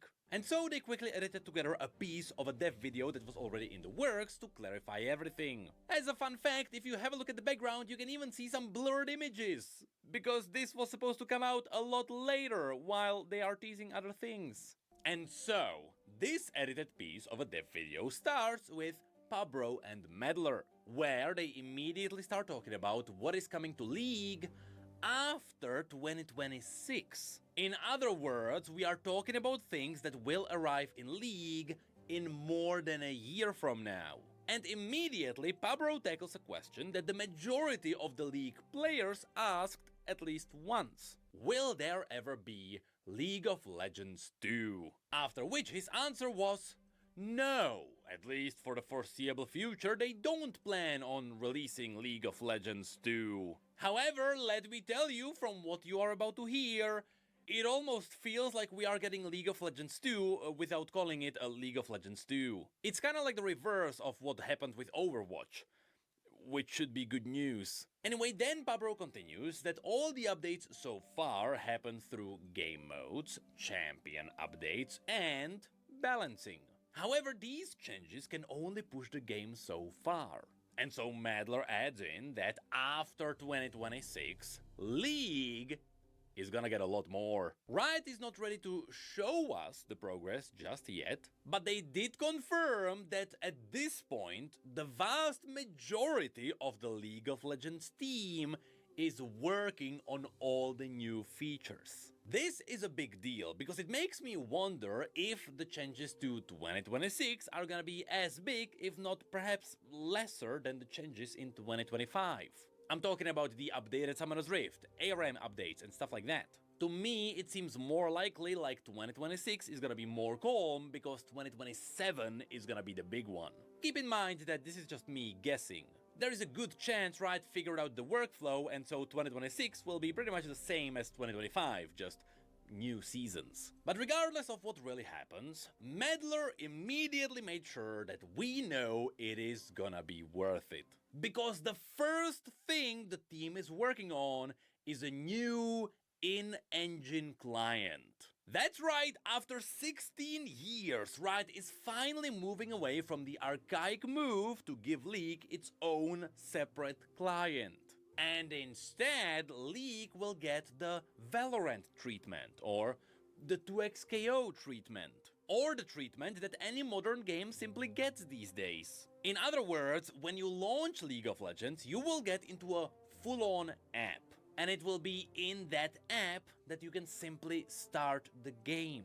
Which already brings up some really interesting questions. In something like Fortnite, for example, when you launch the game, it essentially loads up Unreal Engine. And it is part of that preload that launches the game when you try to play it. But in League of Legends, it seems like we will still have two separate things under the hood. You see, the concern is that League's client might be moved into something new, such as Unreal Engine. Let's just pretend this is the case for the moment, because Riot is using Unreal Engine for a lot of things. Well, if they take this approach, you launch Unreal Engine, you get into the menus, and then when you click play, you would launch a separate engine for the League gameplay.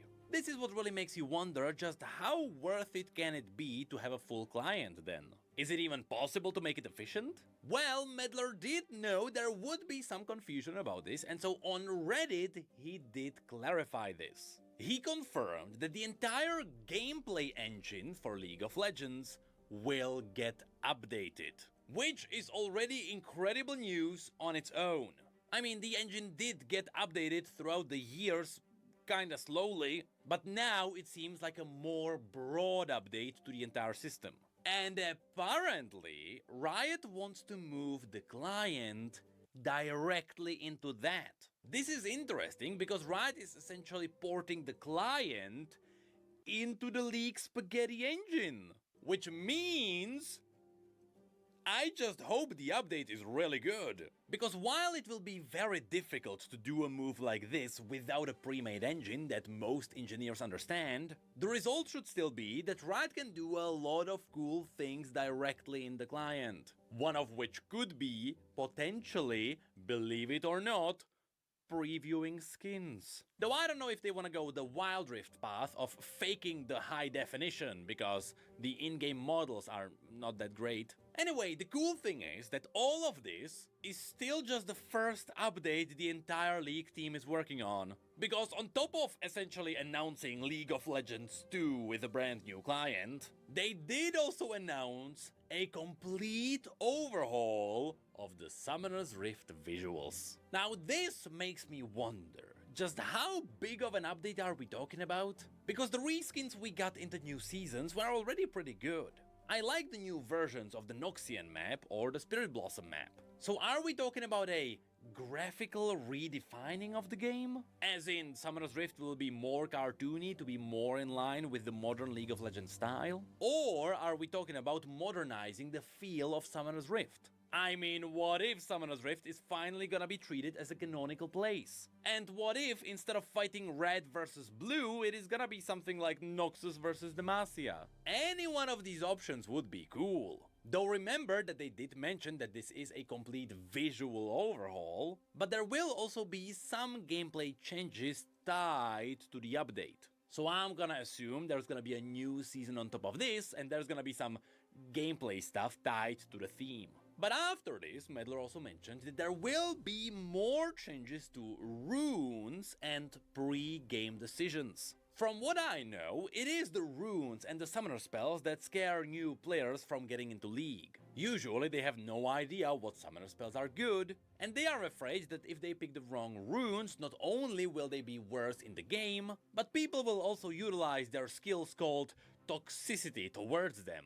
Which, let's be honest, that is exactly what happens. So there is a good chance that a lot of these choices will be either streamlined or removed. Because not having to choose your runes in something like Arena or Brawl completely works. Connected to this, Pabro also mentioned one more thing. Apparently they are also overhauling the new player experience, which should be one of the most important things here. Because we all know that, like it or not, the League of Legends audience is aging. And in order for Riot to truly make this a multi-generational game that lives on, they need new players. And right now, League is kinda notorious for being difficult to get into, so whatever Riot is trying, it better be good. From what I've heard, a lot of the newer players around League of Legends really liked Brawl. And the moment Brawl went away, a lot of the new players did too. So I wonder if something more is gonna be happening there.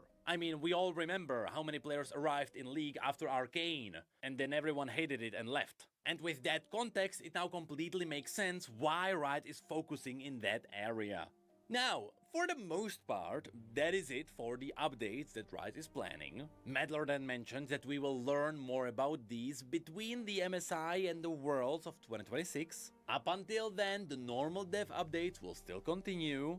So he's kinda making sure that we know that 2026 is still gonna be good. And while that is pretty much where the video ends, Medler still gave us more context on social media. So, in summary, there is gonna be a brand new in-engine client, there is gonna be a full visual overhaul of Summoner's Rift, there is gonna be smaller gameplay changes tied to the update, so think something like objectives. There will be changes to runes and pre-game decisions. There is gonna be improvement for the new player experience, after which he also adds in one more thing. This work is part of our effort to refocus on what we believe matters most to you. Over the past year, we hope you've been feeling this in the changes we've been making. This next phase builds on that momentum and lays the groundwork for League's next era. We'll share some more details with you next year, sometime between MSI and Worlds, including approximately when in 2027 we're aiming to have these updates land. Your passion, feedback and memes continue to shape League, and we appreciate you being on the journey with us. Happy New Year everyone, and see you on the Rift this holiday. So, did you notice the one thing that's missing in this entire update? It is the character updates, as Bloomberg put it. Yes, I'm not sure what conversation that came out of, but it doesn't seem like Riot is planning any big overhauls for champions specifically. Yes, we know that some champions really need it, but I'm gonna assume there's gonna be the standard ASUs still going. But at the same time, they never mentioned any specific champions anywhere. But outside of that, that's pretty much it for the massive update heading to League in the kinda distant future, I guess. And from all the reactions I've gathered, it seems like everyone is happy. I still wonder just how drastic the changes in 2026 will be, because Riot will need to start setting things up for 2027 if the updates are really that big. And yeah, I'm still curious to see just how well the client will actually work out. Because now, Riot can just put all the minigames directly in the client. Up until now, you are technically running the minigames on a website that's just open in the client. Although, the talk about the client also brings up one question, and once you start thinking about that one, the horror starts creeping in. Because after we get a brand new in-engine client for League of Legends, what's gonna happen to TFT?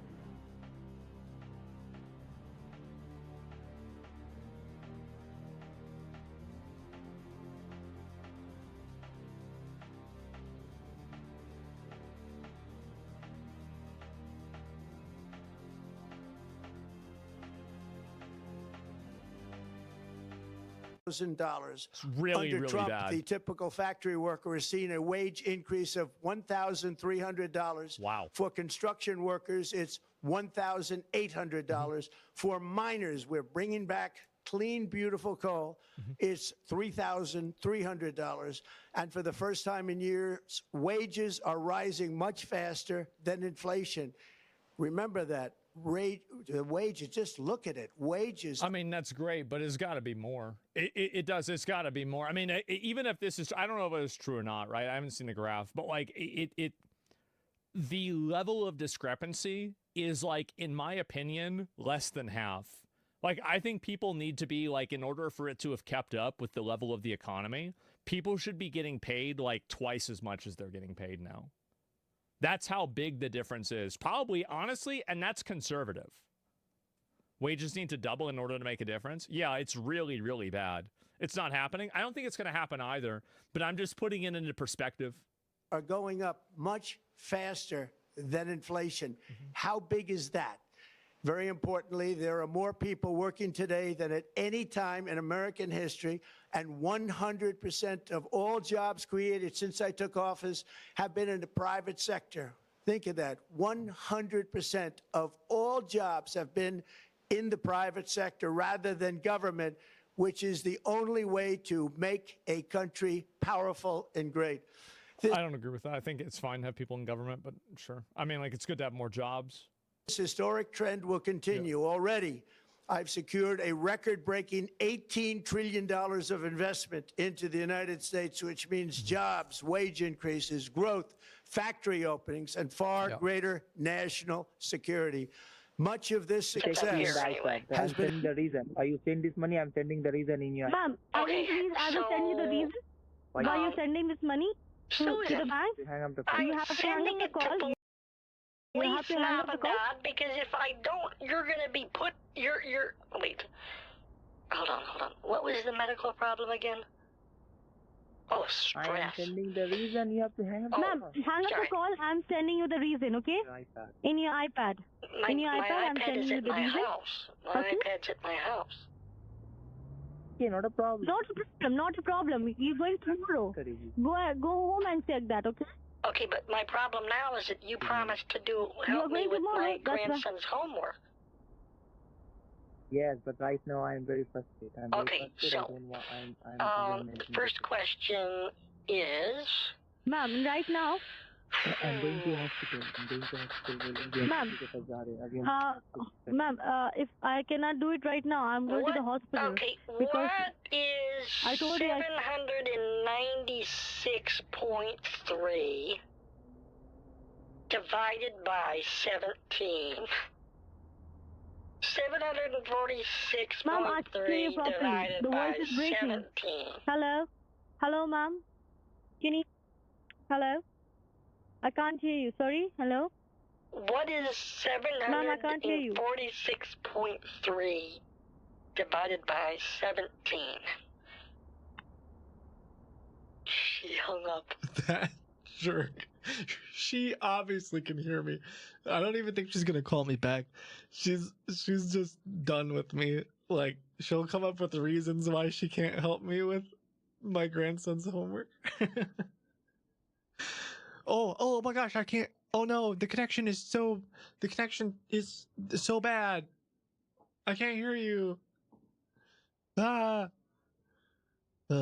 5 hours is good though. And my hope is that by tomorrow they realize that they don't have access to that bank account anymore. Because I mean, she sent it to me this afternoon, and I already reported it and everything. You know my grand. Hopefully tomorrow they'll be like, don't send it to that account. Send it to a different account. That, or the fraud folks could just be watching the account. But either way, it'd be funny if they asked me to do another one too. Oh, hey, it's Susan. Speak of the devil. Announcement.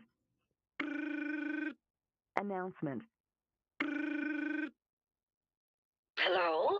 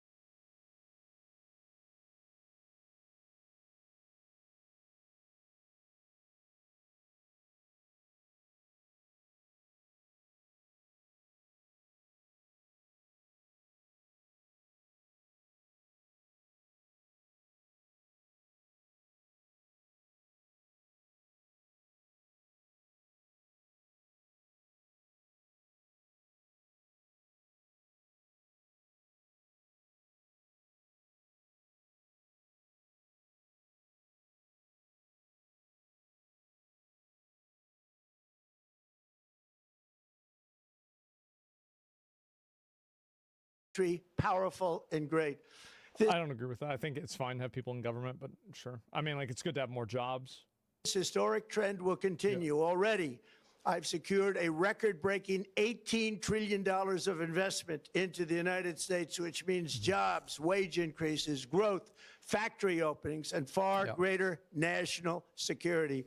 Much of this success has been accomplished by tariffs. My favorite word, tariffs. I've heard about which that. for many decades have been used successfully by other countries against us, but not anymore. Companies know that if they build in America, there are no tariffs, and that's why they're coming home to the USA in record numbers. They're building factories and plants at levels we haven't seen, AI, automobiles. We're doing what nobody thought was even possible, not even remotely possible. There has never, frankly, been anything like it. 1 year ago, our country was dead. We were absolutely dead. Our country was ready to fail, totally failed. Now, we're the hottest country anywhere in the world. And that's said by every single leader that I've spoken to over the last 5 months. Next year, you will also see the results of the largest tax cuts in American history that were really accomplished through our great, big, beautiful bill, perhaps the most sweeping legislation ever passed in Congress. We wrapped 12 different bills up into one beautiful bill. That includes no tax on tips, no tax on overtime, and no tax on Social Security for our great seniors. Wow. Under these cuts, many families will be saving between $11,000 and $20,000 a year, and next spring is projected to be the largest tax refund season of all time. Because Jesus. Yeah, I mean, I feel like that's always what's going to happen because of inflation. Like, I feel like you're going to have to wait and see this. Tariffs, along with the just passed one big beautiful Only the bill. first 10,000 isn't taxed, isn't taxed. Yeah, that's fine. It probably should be higher than that, but like, I don't think that somebody making over $100,000 on tips or over like maybe $60,000 on tips shouldn't be taxed at that point. Like, I think it makes a lot of sense whenever you're talking about a person making like, you know, maybe like $20,000, $30,000, $40,000 a year. Why? It's because they can afford to pay that. Like, the idea is so you don't have the taxes end up like basically cannibalizing a person's ability to make a living and to like have any degree of dignity while living. So that's really it. Like, obviously, if you're making over $100K a year, you should be able to pay money on tips. I mean, duh, of course. But like, if you're making $20,000 or $30,000 a year, you shouldn't. That's literally the way that it's common sense. 100K is nothing. It's not nothing. What are you talking about? Like, yes, obviously, though inflation has caused it to go up, but 100K is a lot of fucking money. Tonight, I am also proud to announce. Yeah, anybody disagreeing with that's a retard. That more than 1,450,000, think of this, 1,450,000 military service members will receive a special, we call Warrior Dividend before Christmas. A Warrior Dividend. In honor of our nation's founding in 1776, we are sending every soldier $1,776. Think of that.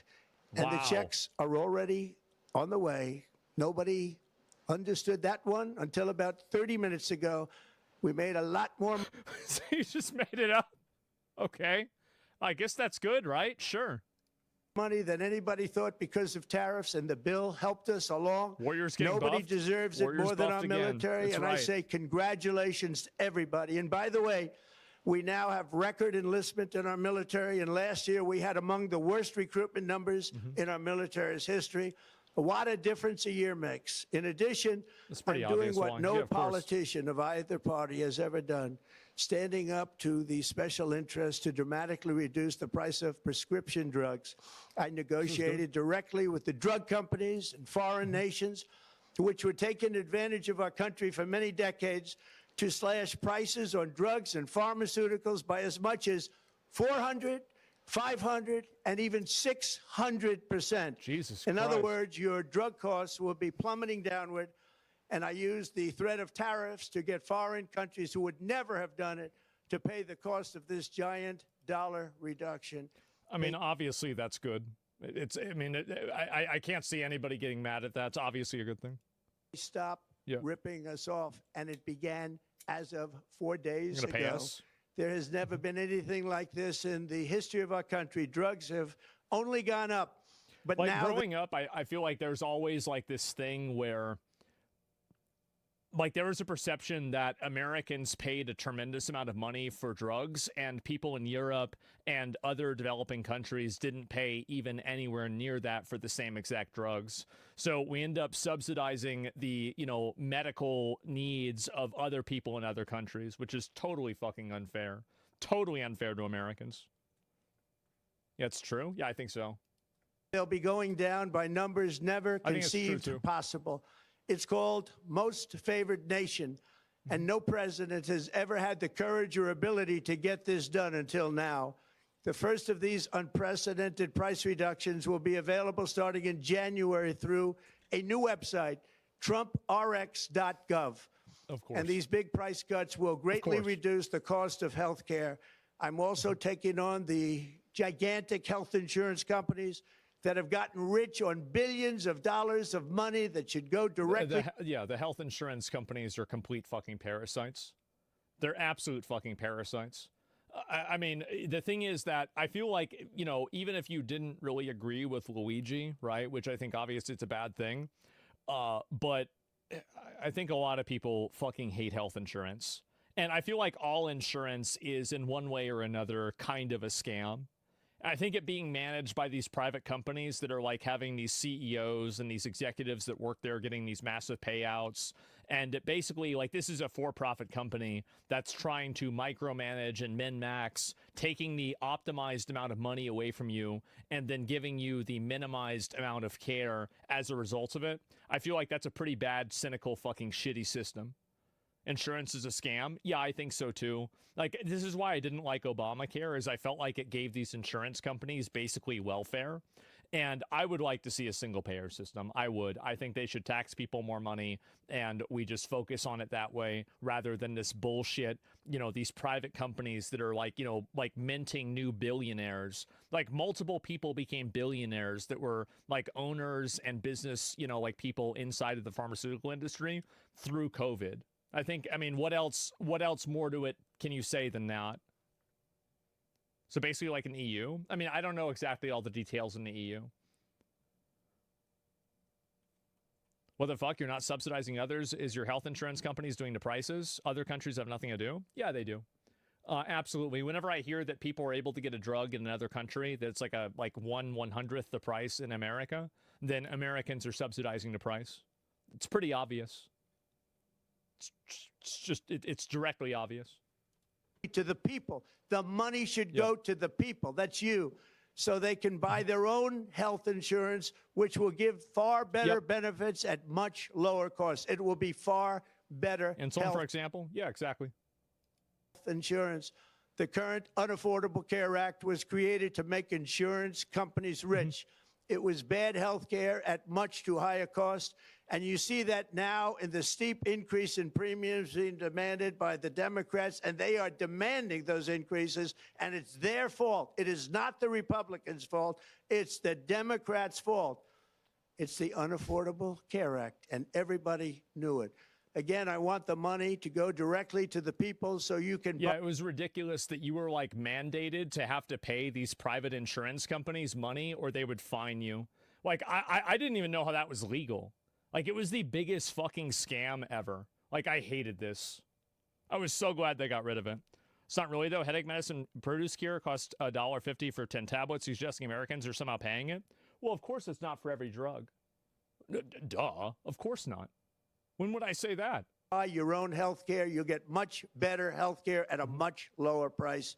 The only losers will be insurance companies that have gotten rich, and the Democrat Party, which is totally controlled by those same insurance companies. They will not be happy, but that's okay with me because you, the people, are finally going to be getting great health care at a lower cost. Another major focus is the cost of energy. For years, the radical left Democrats exploited the green energy. I don't know why we don't just do more nuclear power. I'm going to be honest. I feel like that is the weirdest thing that it seems like Republicans and Democrats don't really talk about a lot. It seems like just because we had like that one meltdown, right, that Chernobyl, that now, you know, it was like, what's the meme? Because the communists couldn't figure out how to boil water. Now, you know, we have to have like bad energy. Nobody can use nuclear power. It's ridiculous. Energy scam as an excuse to funnel many billions of dollars into their own massive slush funds, as their energy restrictions drastically drove up prices, and they drove them up at record levels. Electricity costs surged 30 to 100% under Biden, and the typical family lost $5,000 to $10,000 in higher energy costs. Think of that, $5,000 to $10,000 you lost.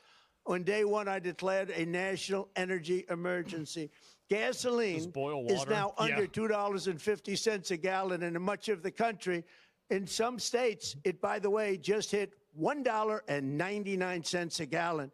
And within the next 12 months, we will have opened 1,600 new electrical generating plants, a record, and it's a record that won't be beaten by practically, I would say, by anybody, or certainly not very soon. Prices for electricity and everything else will fall dramatically. The Democrat inflation disaster, again, the worst in the history of our country, also robbed millions of Americans. Yeah, I'm going to be honest. Like, I have not even paid attention to gas. Like, I get gas maybe like once a month.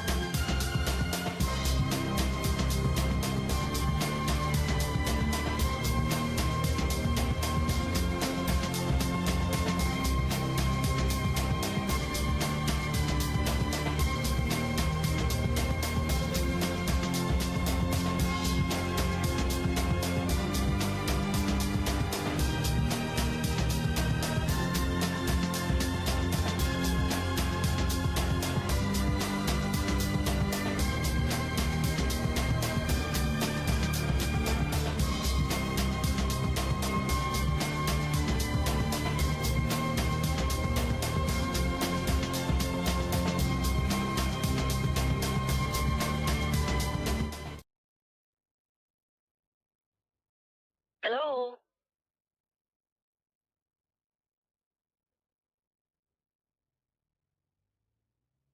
Hello, is someone there?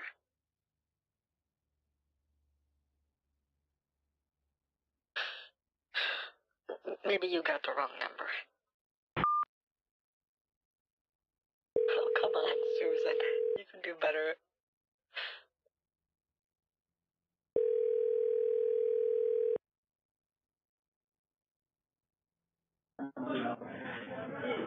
Hello? Yes, is Susan available? Hello? Hello?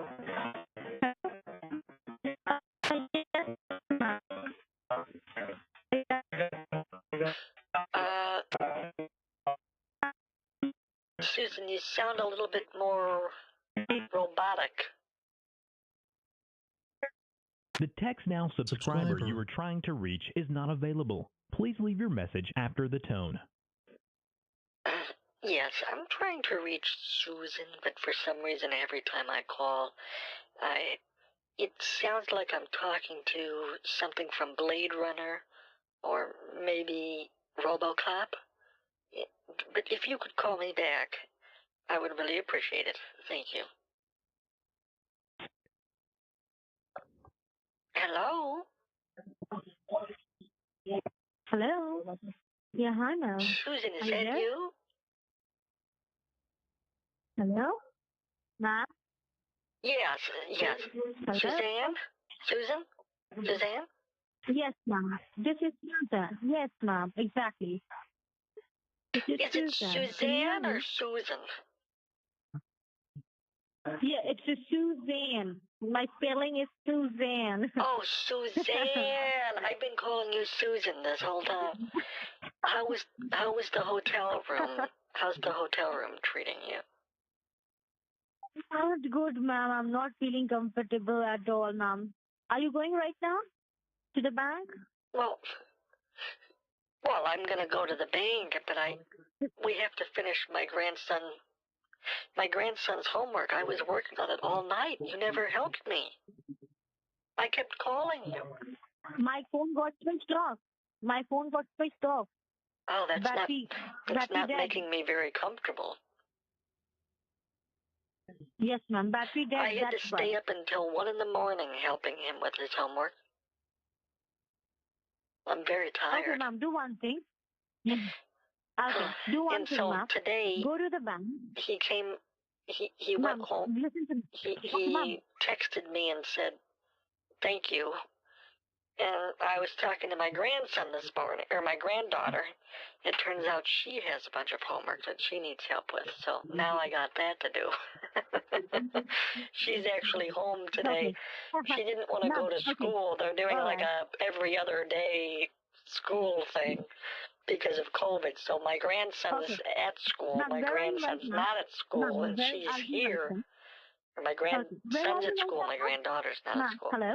So she's Can you here hear me? right Ma'am. now, and I'm helping her with her homework. She's in the other room. Yes, ma'am. Are you going to the bank or not, ma'am? You just tell me. I'm really worried now. Well, I can go to the bank after we finish this homework if you want to. So do one thing, ma'am. If you I'll want to tell you help what you me need with to do that. right now. Yes, ma'am. Do one thing. Ma'am, Okay. let me speak first. Do one thing. You go to the bank, deposit the money, come back home. We will have a lot of time doing this homework. No, okay? I can't do that. I can't Just do go that finish right now. I have to help my granddaughter with her Ma'am, you homework. have to do it. I can't No, do it ma'am, I until will help her. I will help her. Mr. Beast is the largest YouTuber on the platform and the second most followed person in the entire world. Now, while many people are aware of his main business lines, like his YouTube channel where he makes these crazy videos, or his Feastables brand in which he's literally making a chocolate that's competing with Hershey's. But did you know that he has a theme park in Saudi Arabia as well that is looking to compete with the likes of Disney? That's right, it is called Beastland, and I traveled all the way to the Middle East so I could check it out, because this place is only going to be up for about 45 total days, and we only have a couple more days to check it out. out. So I figured I'd travel there and spend some time investigating the ins and outs of Beastland, from the rides there to the food there and just everything in between. So with that being said, we have a lot to get to, so without further ado, grab your popcorn and let's do this. We're currently in Saudi Arabia at Beastland. This is the 45-day pop-up theme park made by Mr. Beast. As you can see behind me, this is the entryway here. We have exclusive access to film inside of here because you're not allowed to film with any commercial equipment. So we're gonna have you first look at everything inside of Beastland. This to film inside of here because you're not allowed to film with any commercial equipment. So we're gonna have you first look at everything inside of Beastland, from the rides to the games, and just see what this whole thing's all about. So they have this entire custom Mr. Beast head. This is the logo, and you can walk through it to enter the park. It even has like the teeth and stuff. Now the one thing about Beastland that's different than other theme parks, it has a gamification aspect to it. So like in addition to all the rides and like the games that you could play, there's also like these different challenges that are similar to Mr. Beast games that you can participate in, and then the winners get some sort of prize. So all of this and much more we're gonna check out right now. Now if you want to access Beastland, they have a website here called riyadhseason.com where you can basically get your tickets, and it says, "Welcome to Beastland, the ultimate Mr. Beast experience. It's a first of its kind destination inspired by the world famous challenges of Mr. Beast." And you'll see this place is open from November 13th to December 27th, so if you're watching this right now, it may very well no longer exist. All right, so we are officially inside. Now this place is much bigger than you'd expect. Like this place is just sitting in the middle of the Saudi Arabian desert in Riyadh, and right off the bat you could see like a ton of different games and different areas that you're ultimately able to walk around. So we're gonna start in this Beastland area. Here's the entire Beastland map, so just you can sort of see the scale and the size of this thing. Here we go. All right, let's head inside. So I think these are like all of the Mr. Beast lab toys that you'll see in stores. So he has these like action figures on the outside and on this side as well. So everything's going to be Mr. Beast themed. I'm even sure there's like a Feastables and like a Beast Burger in here as well. If not, missed opportunity. So here's the games, starting off basic with just some classic like arcade theme park games you'd expect. All right, first game at Beastland. For this game, you have 2 balls and you have to knock off all of the pins. Wait, is that a win? Oh, I go again? Okay. Let's go. That's 1? Oh, it's a small now. I gotta like... So I didn't win there, but the prizes you can win all look to be Mr. Beast colored and themes. So after those 4 games that you just saw, there's a mini roller coaster right here that you could go on. Also looks to be painted in the Mr. Beast colors. And then over here is Mystery Box, which I've been told is one of the coolest things you could do here. So I'm gonna go ahead and go inside and see what this is. They even have one of these like slingshot rides that just launch you in the air. People are about to go right now. I am not doing that. So we're currently entering the Mystery Box. Let's see what this entails. We walked inside and it's basically a bunch of rooms with Mr. Beast type challenges, and if you complete them, you ultimately get points. All right, so I got 30 seconds to get rid of all these balls one by one, and then I will click this and I get 1,000 points if I win this. 3, okay, here we go. 1, and go. Oh, I think I'll be fine, but I don't know. I'm not looking at the time, but gotta win this here. Oh, we're chilling. Too easy.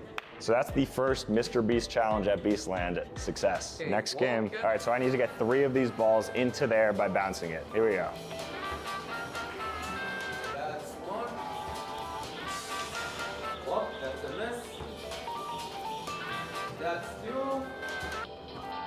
And that's 3, we got a winner! Alright, 2 for 2. Wow, it feels good to win a Mr. Beast challenge. Now for this next game, I have to switch the balls back and forth with one hand over the course of 30 seconds, alternating between red and blue. And go!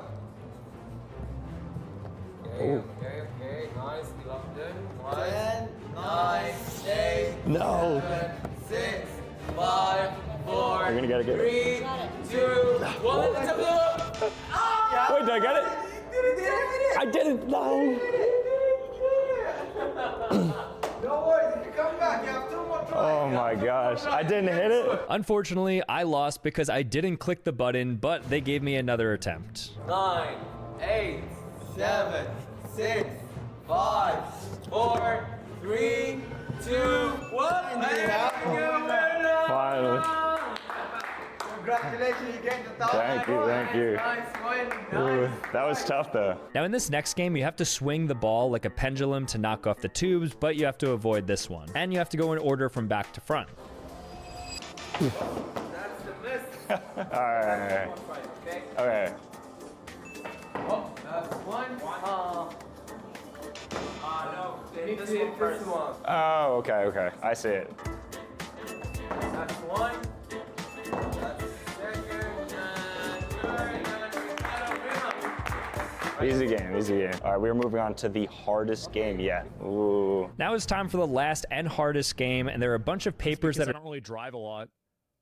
Like, I actually don't know what price gas is right now. Americans of home ownership and indeed the American dream. The yearly cost of a typical new mortgage increased by $15,000 under Democrat rule. In 11 months, we've already gotten that annual cost down by $3,000, and it's coming. They have to get rid of the thing is that people that are using residential houses for commercial goals need to be regulated. Like whether it's BlackRock or a large real estate investor, like fundamentally you have residential areas and commercial areas. There are too many people that are owning these houses and then renting them out for Airbnbs or price fixing with a degree of, plausible deniability because they do it through an algorithmic decision on how much pricing is. So they're not technically collaborating. This shit needs to get regulated. It does. It has to get regulated. And the amount of people that are going around and owning all of these properties and then charging like a huge amount of money for them is awful. I think that's there's basically you get rid of that. You get all of the illegals that are living in the houses, and anybody that's telling you that there aren't illegals living in houses is a lying retard. They are a lying retard. I've seen them. I drive around in Austin. They're everywhere.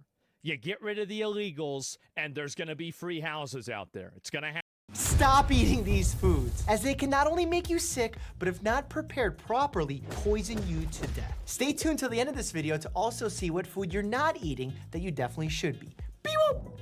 Apple seeds. No, it's not because an apple a day keeps a doctor away. It's because apple seeds contain amygdalin, a compound that's broken down by your gut into cyanide. That's why they keeps a doctor away. It's because apple seeds. No, it's not because an apple a day keeps a doctor away. It's because apple seeds contain amygdalin, a compound that's broken down by your gut into cyanide. That's why they actually taste bitter. Cyanide is actually a poison that hurts your blood's ability to carry oxygen, leading to hypoxemia and eventually death. Good news though, your body can actually break down small amounts of cyanide, and you'd have to eat hundreds or even thousands of seeds to be at risk for poisoning. Fugu, or pufferfish. As seen in movies, pufferfish and the dish prepared from it can be extremely poisonous. The ovaries, intestines, and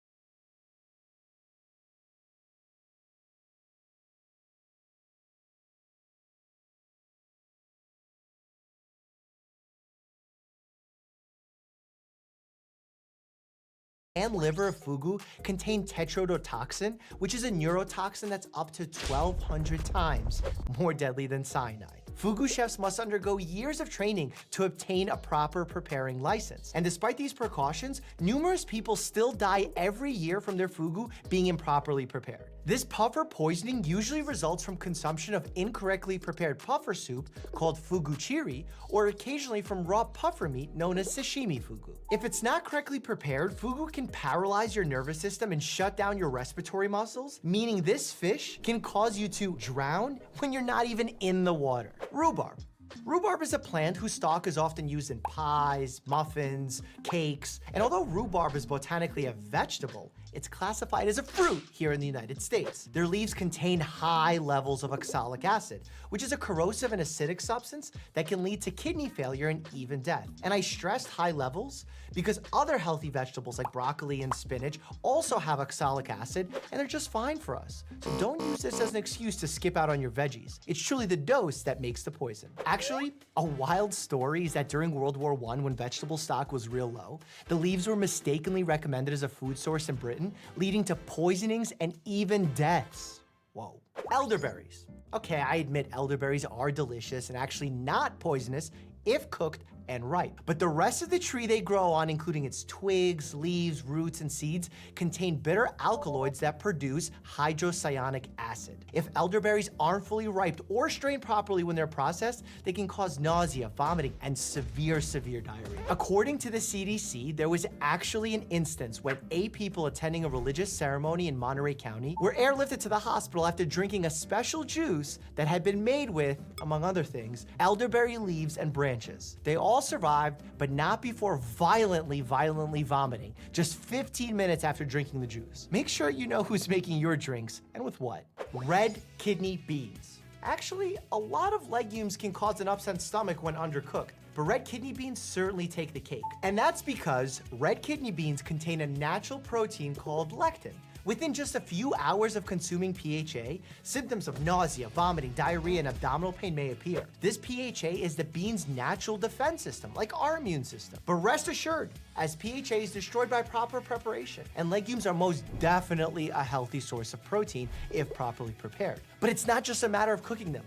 In fact, according to the FDA, cooking dried red kidney beans for less than 10 minutes at any temperature less than boiling can actually increase the toxicity 5-fold, making them far more toxic than if you just ate them raw. Castor oil seeds or beans. Castor oil is notoriously known for being used as a laxative to help you poop. Specifically, it's a stimulant laxative, meaning that it increases the movement of the muscles in the intestines, helping out with constipation. However, if you watch the show Breaking Bad, or my reaction to the show, you know that the deadly poison ricin, shown on the show, is made by crushing castor seeds. It is reassuring to know that to make castor oil from the seeds, we use heat during the oil extraction process to actually destroy the toxin. Lychee. Lychee sangria, lychee martini, lychee ice cream, yum. Lychees are delicious and are a hydrating fruit that have many health benefits if eaten correctly and in moderation. But if you're eating raw, green, unripened lychees on an empty stomach, that can prove to be extremely dangerous to your health. For 20 years, doctors observed an alarming trend in the northern region of India, where every spring, hundreds of children would randomly have seizures, slip into comas, dying in 40% of the cases. Fail test after fail test later, scientists finally determined that the underfed children were eating unripened lychees that fell to the ground. And they contain high levels of a naturally occurring amino acid derivative called hypoglycin. This caused the children to wake screaming in the night before suffering convulsions and losing consciousness as they suffered acute swelling of their brains. Luckily, since this discovery, incidents from unripened lychees in India have fallen to under 50 a year. Nutmeg. Get this, the delicious little bit of nutmeg that you add to your pasta, eggnog, and sauces may be yummy, but over-ingesting the spice can actually be fatal.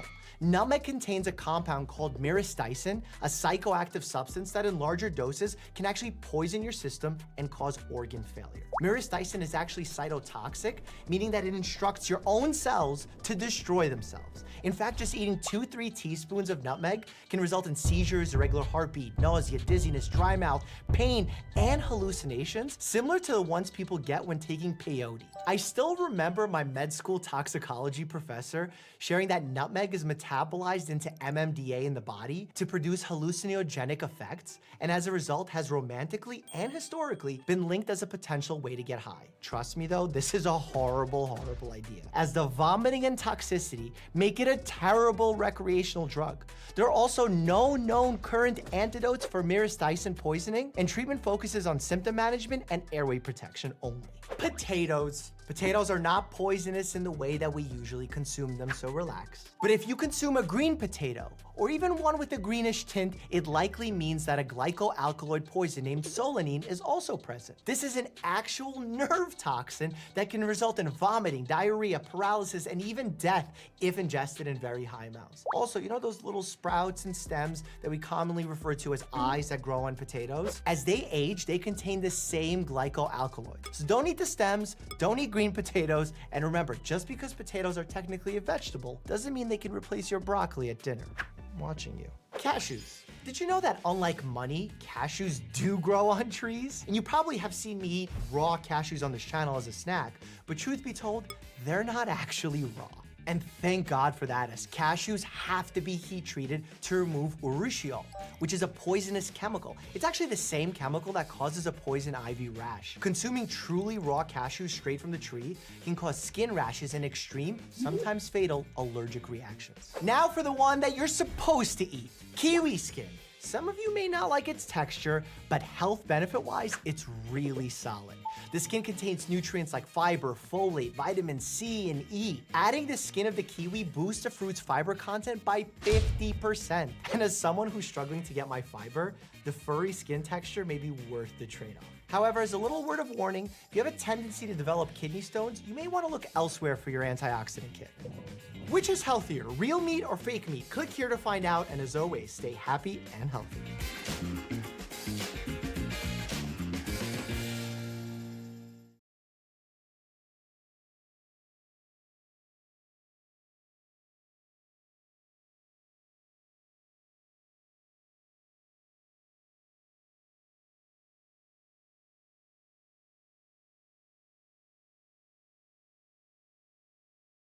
As the title suggests, this is another episode of Struggle Meals. It's always good to keep struggle meal recipes around because you never know when life is gonna kick you in the crotch, give you a wedgie, and spit on your face. Over the past few weeks, I received a lot of recipes from all of you. Today, we'll make them, try them, and rate them 1 through 10. I divided the recipes up into 4 categories: rice, instant foods, pizza, and murder attempts. These are recipes that seem so weird that I can't really tell if it will change my life for the better or you're just trying to kill me.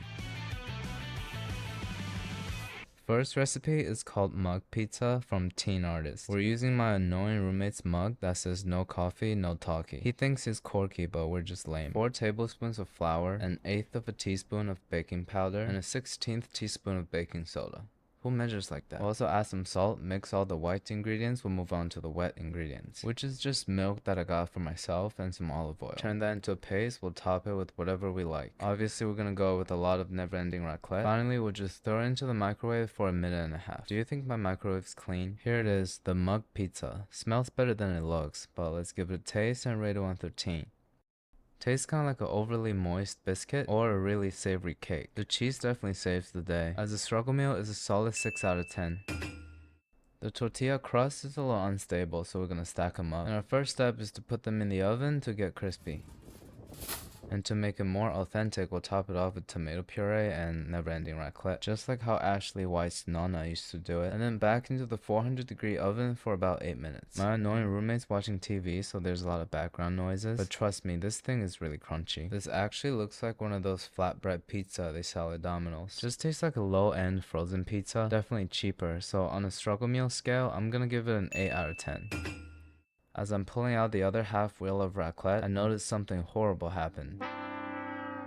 Then I started thinking, raclette's already fermented and covered in mold, so more shouldn't hurt, right? We'll just cut it off and use it for this recipe, and whatever happens to me after the video, I'll keep you guys updated. If I stop posting for a while, you wouldn't be surprised. We also need some kimchi and corn. Raymond also asked for I give a second chance to Kewpie mayo, but since we already have the raclette, I'm gonna skip it, because if the never-ending raclette and the I give a second chance to Kewpie mayo is ever in the same bowl, the universe will explode.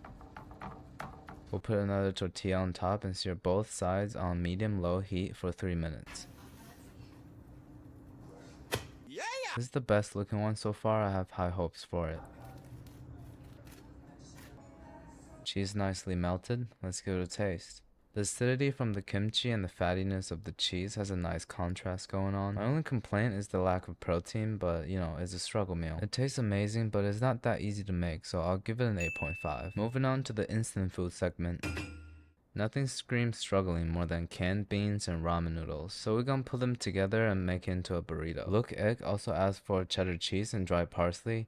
I'm gonna skip those. I'll just microwave some Taco Bell refried beans, cut up some pepper, and pretty much all of the flavor in this burrito come from my favorite ramen, Indomie. I should make a dedicated video for it. We'll go a layer of beans, pepper, and noodles. Roll it up. I've been seeing a lot of comments lately accusing me of being obsessed with cross sections. My response to that is, you're right, and this one is looking pretty good. The refried beans gets kind of creamy intertwined between the noodles, creates a pretty interesting texture, and the pepper has the freshness that I desperately needed. But I'd rather eat Indomie on its own, so I'll give it a 5.5 out of 10. This one scares me a little bit. Our boy Amir calls this soy oats. You're right, it sounds exactly like what it is. It starts off normal. To some oats, we'll add some water, boil till creamy. Now it gets weird. Amir wants me to put broth powder and some sunny side up eggs. When he mentioned sunny side up eggs, he added he trusts me. That's a reference to my streak of not being able to cook a single egg properly. I'm sorry to tell you, Amir, you underestimated my laziness, because I'm about to replace both the broth powder and eggs with miso paste. I understand where you're going. It's just a savory oats, so I think it'll do. Finally, some soy sauce, stir that together, and we're done. Here's what I call the healthy lunch for a Japanese horse. So when it first entered my mouth, I kind of wanted to spit it out, but the more I chew it, the more I realize it's really flavorful, and maybe oats is supposed to be savory. It reminds me of one of those Chinese porridge thing that they serve at Cantonese restaurants. Better than I expected, but I'm not gonna take a second bite. 7.5 out of 10. This one is said to be a traditional family recipe called the milk soup. It's ironic how it's a family recipe, but my dad's still not back with the milk. While the milk is coming to a simmer, we'll add some sugar, and I don't know what these noodles are, so I'll go with the ramen noodles. It's all noodles, it should be similar.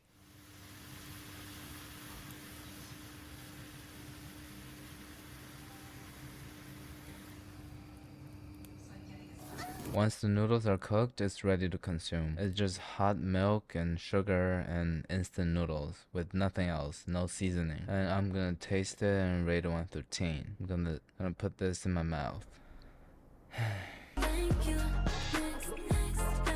Now back to the small pot, we'll spray in some oil and put it on high heat, starting with scrambling some eggs. Now when the eggs are cooked, we'll put in some diced tomatoes. I just diced them really fine. We'll season it with soy sauce and water, and again coming with a whole packet of Indomie. I feel like with this, we're exiting the realm of struggle meals, so it's okay to go above and beyond with this one. Cheese pull and tomato sauce. This is like if you had lasagna for dinner and threw it up later that night. So let's give it a taste and rate it 1 through 10. I've always been a big fan of the tomato and egg combo, so coming into it I knew it was gonna be decent. It's kind of like shakshuka or that Chinese dish. We just added a whole packet of Indomie into it. Even though it tastes great, I'm gonna give it a 6.9 because it has too many steps.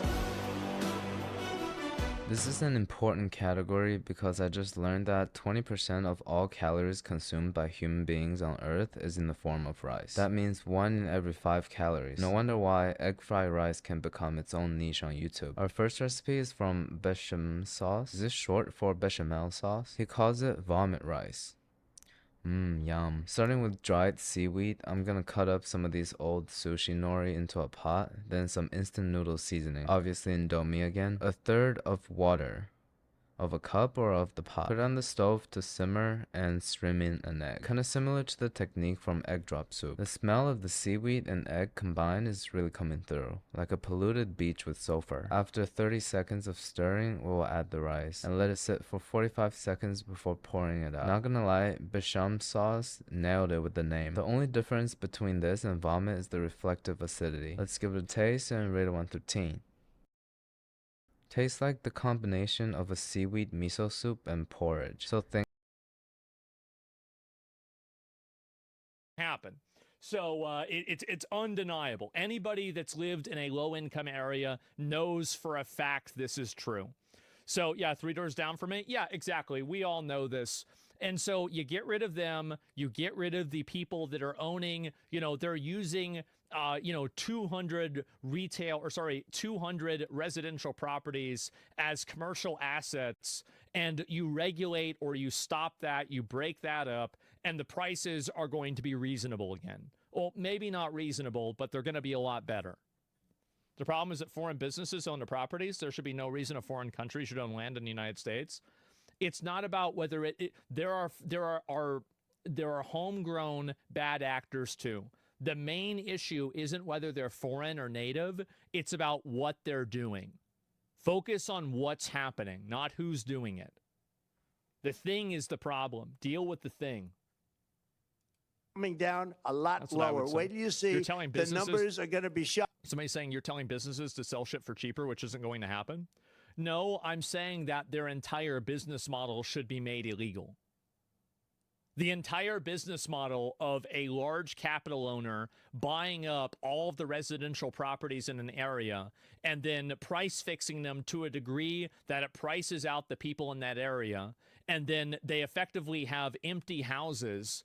Yeah, I think that should be fucking illegal. You shouldn't be able to do that. That is in the benefit of not a single American. At the end of the day, the government should, to a degree, exist to act in the best interest of the citizen. Is it in the best interest of the citizen that 200, 100, 150, let's just say it's 10 families get displaced because one person wants to make $1 million or $10 million or $50 million? It's ridiculous. It's a ridiculous exploit that should not happen. And again, I go back to the zoning argument. There is zoning for residential and commercial areas. They are using these properties as commercial assets. That's a problem. Patch it out. Yeah, it's an obvious exploit. They won't do that. The government supports corruption. Look, I'm fully aware of that. But this is you're asking, I'm giving my opinion. And I'll soon announce our next chairman of the Federal Reserve, someone who believes in lower interest rates by a lot, and mortgage payments will be coming down even further. Early the new year, and you will see this, in the new year, I will announce some of the most aggressive housing reform plans in American history. A major factor in driving up housing costs was the colossal border invasion.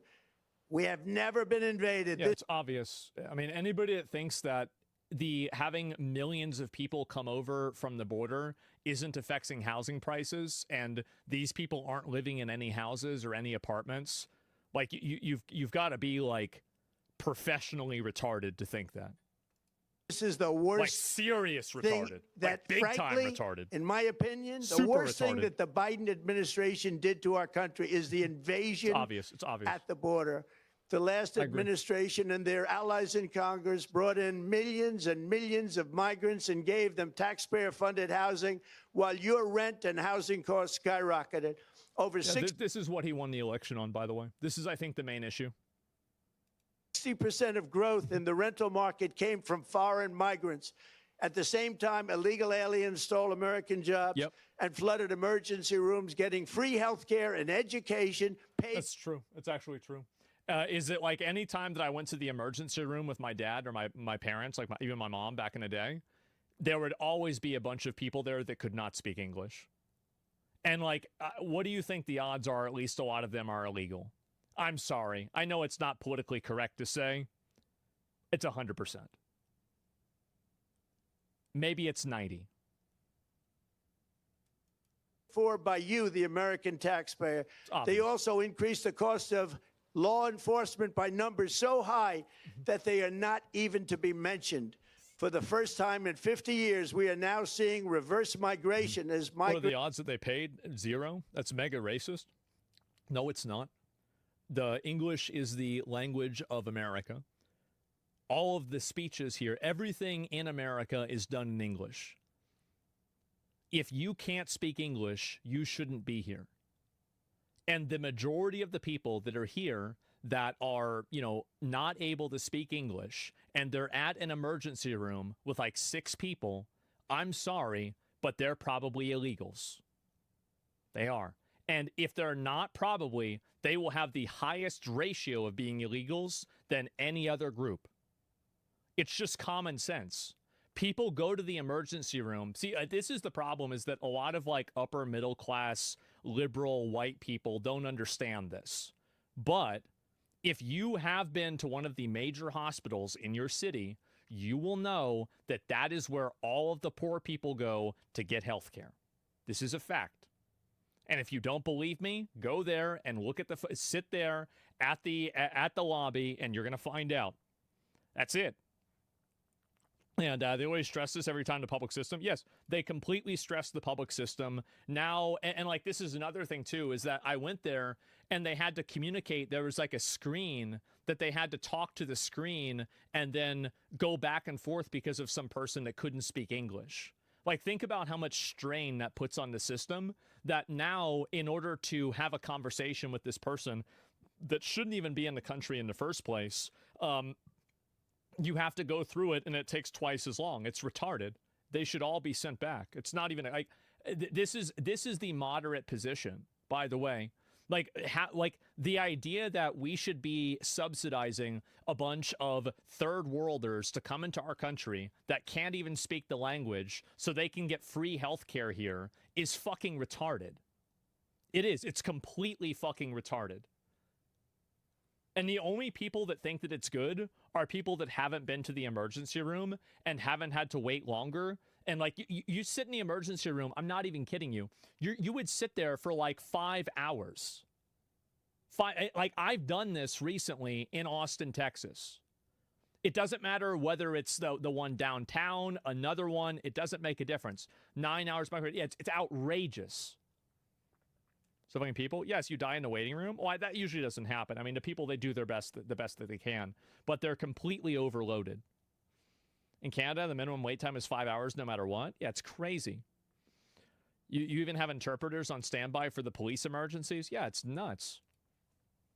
And can't you pay to make it faster? You can. And the people that are paying to make it faster think that it's not a problem. That's the issue, is that the people that are able to afford better health care, they're able to afford to live in a nicer area, and they never have to see the second order effects of illegal mass migration and just in general having a bunch of refugees somewhere, or just in general having people that are totally unassimilated with the culture. They can't speak the language. They're illegal aliens. They never see these people. This is like an abstraction that they imagine whenever they're reading like some book or they're watching something on the news. I've seen it because I live in the area.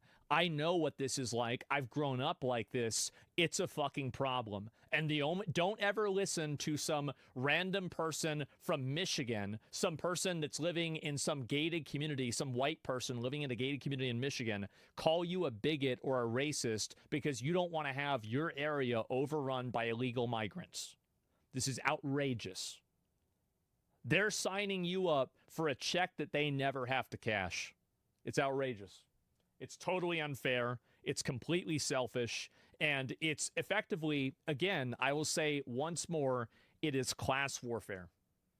It is upper middle class and upper class people, because the only people that benefit from having this massive underclass of illegal aliens and people that are effectively indentured servants in America, the main people that benefit from it are the healthcare executives, because they have it all subsidized by the government, and then also business owners, because they exploit their labor and use their labor to replace American jobs.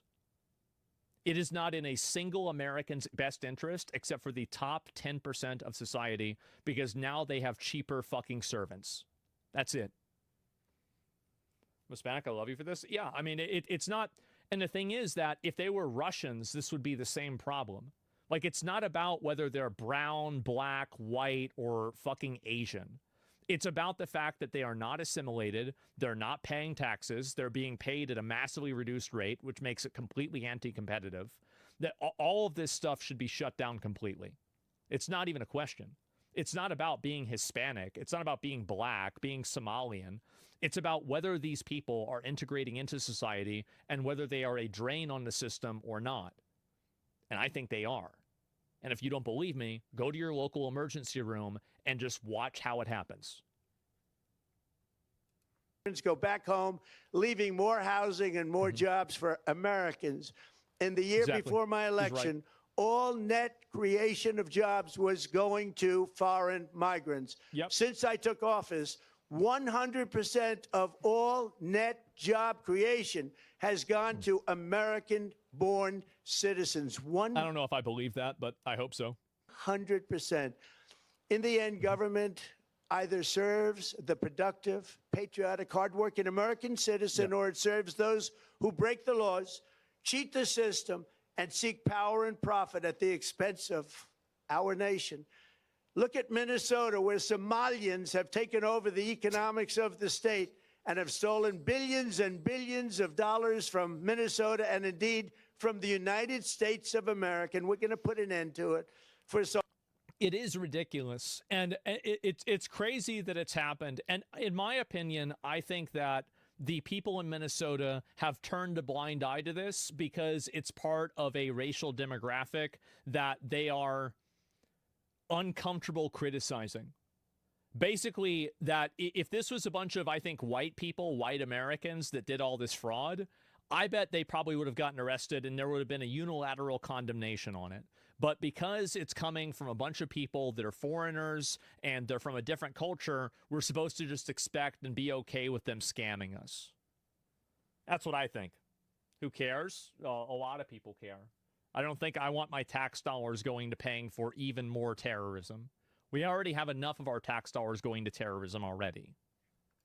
So long as before my election, the vast majority of good and decent Americans were forced to watch as corrupt politicians plundered the halls of power, exploited our taxpayers, and pillaged every system that makes civilized society function. But not anymore, and you see that every day, not anymore. We're putting America first, and we are making America great again. Very simple. We are making America great again. Tonight, after 11 months, our border is secure. Inflation is stopped. Wages are up. Prices are down. Our nation is strong. America is respected. And our country is back, stronger than ever before. We're poised for an economic boom, the likes of which the world has never seen. Soon we will host the World Cup and the Olympics, both of which I got. But most importantly, we will celebrate the 250th, both of which I got. But most importantly, we will celebrate the 250th anniversary of the Declaration of Independence. There could be no more fitting tribute to this epic milestone than to complete the comeback of America that began just 1 year ago. When the world looks at us next year, let them see a nation that is loyal to its citizens, faithful to its workers, confident to its identity, certain to its destiny, and the envy of the entire globe. Wow. We are respected again like we have never been respected before. To each and every one of you, have a Merry Christmas and a Happy New Year. God bless you all. If I had to rate this speech, I'd give it like a 5. I think this speech could have been an email. I do. I mean, a lot of this is stuff like, I mean, I want you to come out and announce that you're going to arrest the people in Minnesota that are doing the fraud. I want to see, like, I mean, yeah, I'm on board with the border stuff, and you're right with all of that stuff. You're doing a great job. That's good. The dog's on biting nips. Yeah, I want to see more with this. And I think also, I mean, the freedom dividend, I am just completely ambivalent towards. I don't have a strong opinion about it one way or another. That's genuinely the way I feel about it. I don't really give a shit. But yeah, it's not a lot of money. It's not a big deal. Yeah, it is what it is. So yeah, he didn't address the eating of cats and dogs. True. And vote out Tim Walz. I mean, sure. I think they should investigate to figure out whether there's corruption and fraud inside of it. I mean, overall, yeah, let's see here. Term limits for every member of Congress. I mean, I don't agree with term limits. I don't agree with term limits. It'd be great if we could get back to not needing a dual income household to live comfortably. Well, yeah, that's true. We're not stupid. No more lies. I think that a lot of people, the problem is that this is, I think, the biggest issue with their messaging is that the main thing that I think their messaging is weak on is with affordability. Affordability is the most important thing right now for Americans. And I think that, honestly, they're not doing enough for it. I think Zoran Mandami won the election on affordability. I think that you're going to continue to see more populist candidates, more America First candidates, because you can say he's not America First, but at least he's New York First, right? And that's what you'd want whenever you're electing a mayor for New York. Imagine that. And so at the end of the day, people want to have a person who is acting in their best interest directly. Have you talked about the Turtle Island Liberation Front? No, I didn't see that at all. People are stupid, though. He just went up and lied about every major thing, maybe aside from the border, and 30% of the country still love him. Well, I think that a lot of people want to support the president, and they want Trump to do well. I mean, anybody who doesn't want Trump to do well is just a retard that wants America to fail.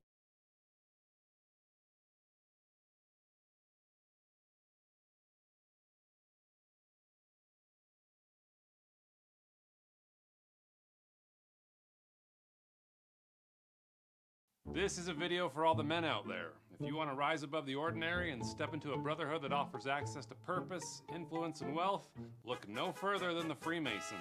At least that's what the folks running this Grand Lodge of Missouri Facebook page will tell you.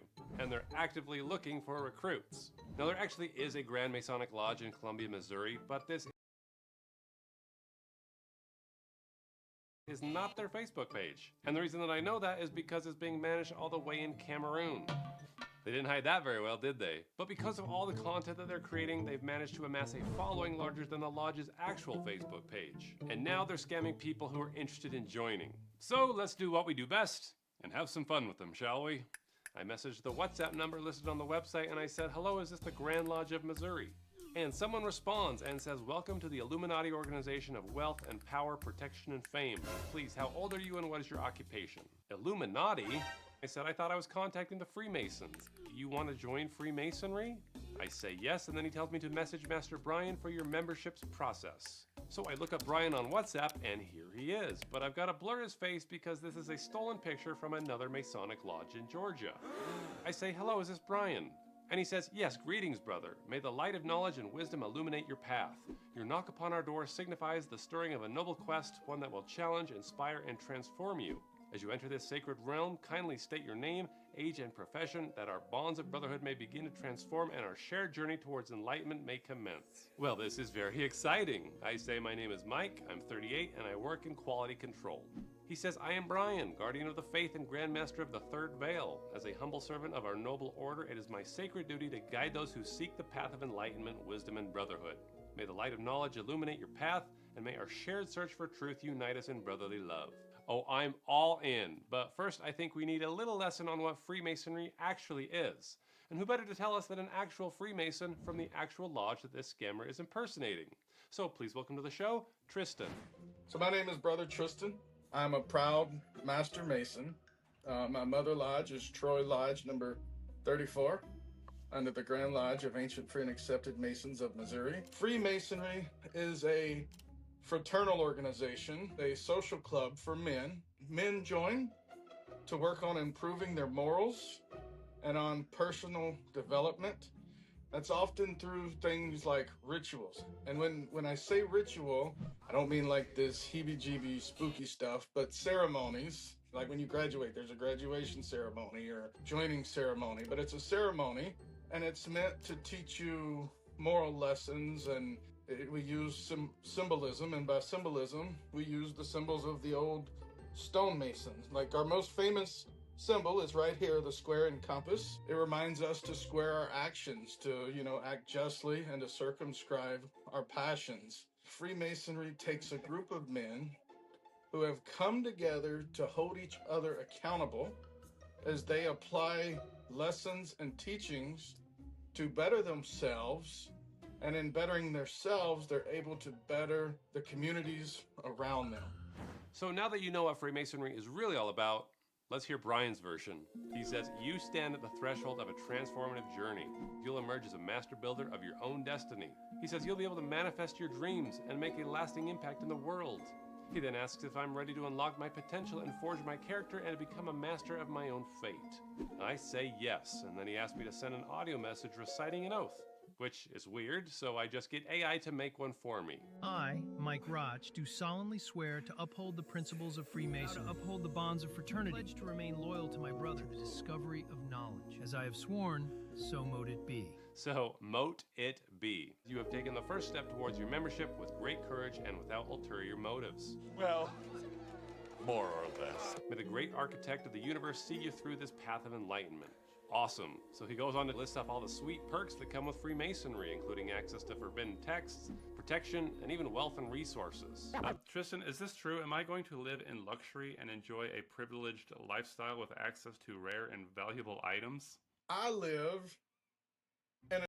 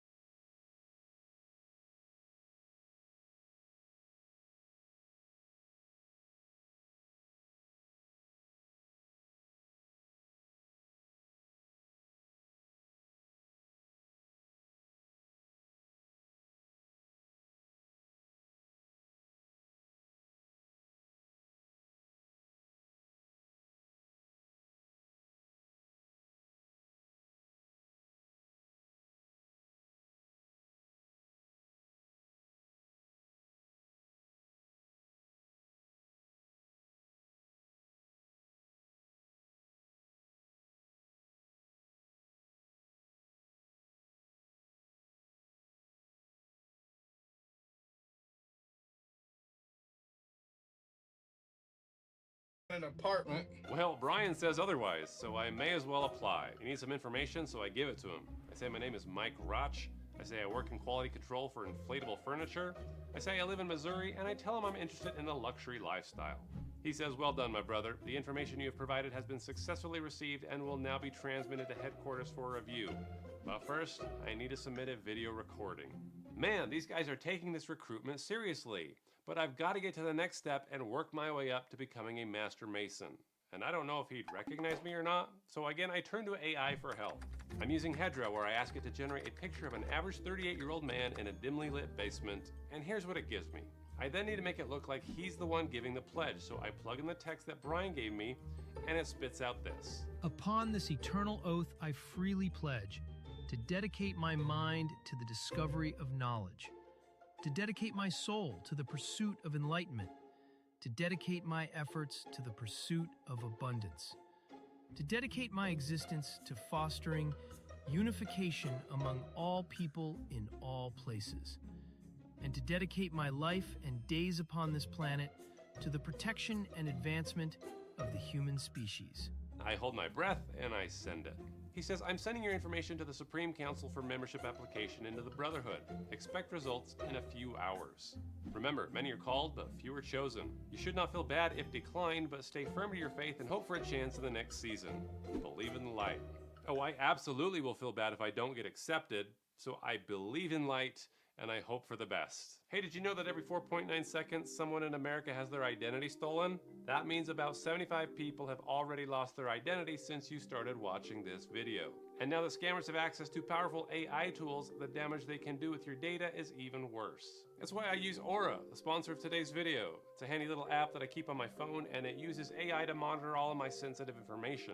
If someone tries to run my credit, open a new account under my name, or even sell my data on the dark web, or alerts me fast so I can take action immediately. But what I like is that it doesn't just react, it's designed to prevent problems before they happen. You get a secure password manager, an antivirus, and several tools all in one place. It's basically my digital safety Swiss Army knife. Plus, every Aura subscription comes with up to a $1 million in identity theft insurance, just in case the worst happens. You can try Aura for free for 2 weeks and see what you think. Just go to aura.com/pleasantgreen and sign up. It's absolutely worth checking your digital footprint and making sure you're protected. So use my link if you want to support the channel and sign up today. Well everyone, 3 hours later I get a message from Brian. Congratulations, Mr. Michael Roch. We are pleased to acknowledge receipt of your request to join the Masonic Brotherhood. He then goes on and eventually says the initial membership fee of $666 is a symbolic gesture of your commitment to the path you have chosen. So Tristan, does it cost $666 to join Freemasonry? No. Brian tells me this fee covers the costs associated with maintaining the Order's operation, including the preservation of sacred texts, the upkeep of our sanctum, and the acquisition of essential materials for ritual practices. He says this fee signifies a commitment to the journey of self-discovery and potential for transformation. Usually the more it costs, the better food you have. Alright, so this is the path of enlightenment. First you do your oath, then you get accepted, and then you pay your Satan fee. I ask, is it a one-time fee? He says yes, hoping to get it from you. Do I pay at the lodge? You have to pay before being called at the lodge for physical installation. Okay, of course he doesn't want me to pay in person because he's in Cameroon, remember? So I ask, then how will I make the payment? He says through PayPal. And he doesn't give me the PayPal address for him or the lodge. Instead he gives me the address for a woman named Teresa Berg, which most likely means he's using someone to move money out of the country for him. We call these money mules. And they probably don't even know what they're mixed up in. And he's asking me to mark it as friends and family because that way I can't file a dispute if I never get what I'm promised. We call these money mules. And they probably don't even know what they're mixed up in. And he's asking me to mark it as friends and family because that way I can't file a dispute if I never get what I'm promised. I ask him who this is and he says it's the secretary of the lodge. I then try to do as much research as I can on this email address, but I can't learn much other than this person lives in the United Kingdom. I'm not sure how effective a secretary is when she's living on another continent, but that's all I got. So now the only thing left is to waste as much of his time before he catches on. He says, send a screenshot of your payment.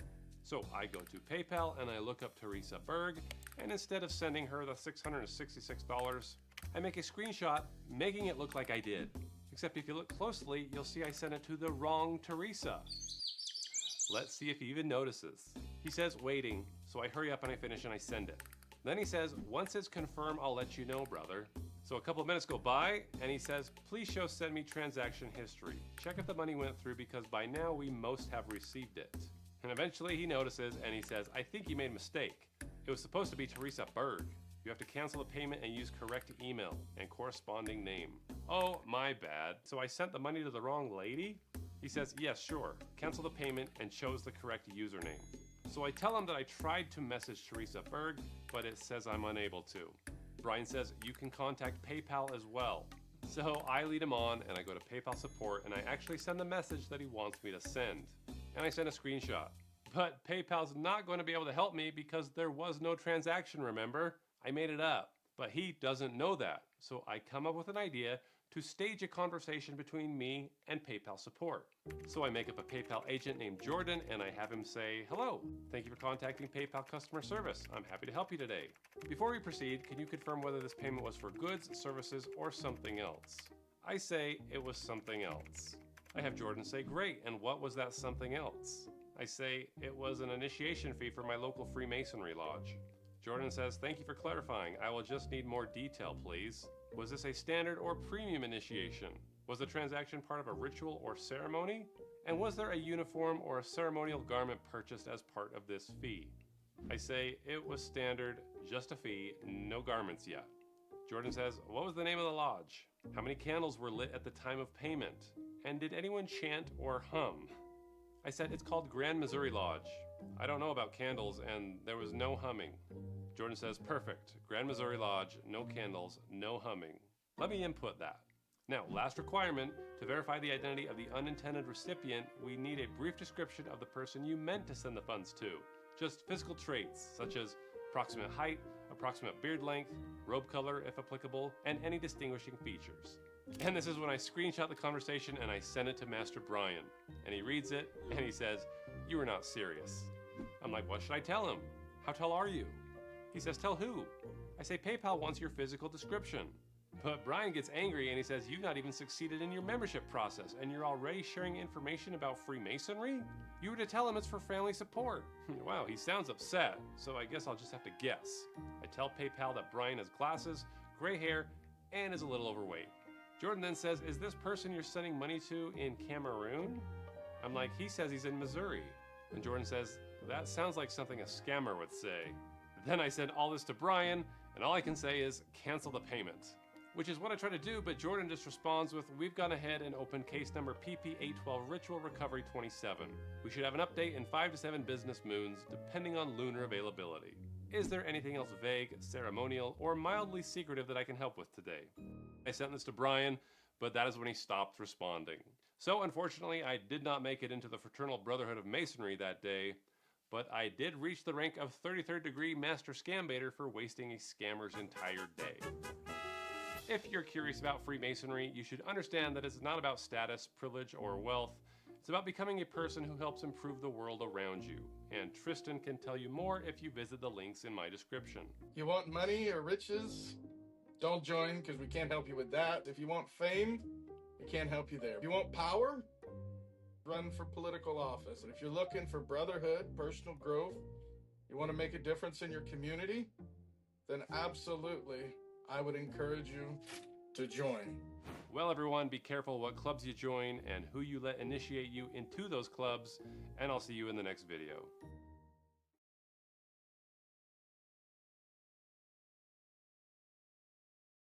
800 million years after everything began, something impossible was growing in the dark. A black hole, 400 million times more massive than our closest star, hidden inside a galaxy barely visible to our most powerful instruments. James Webb just found it sleeping, not feeding, not glowing, just existing where nothing that enormous should be. Scientists thought black holes needed billions of years to reach this size. They were wrong.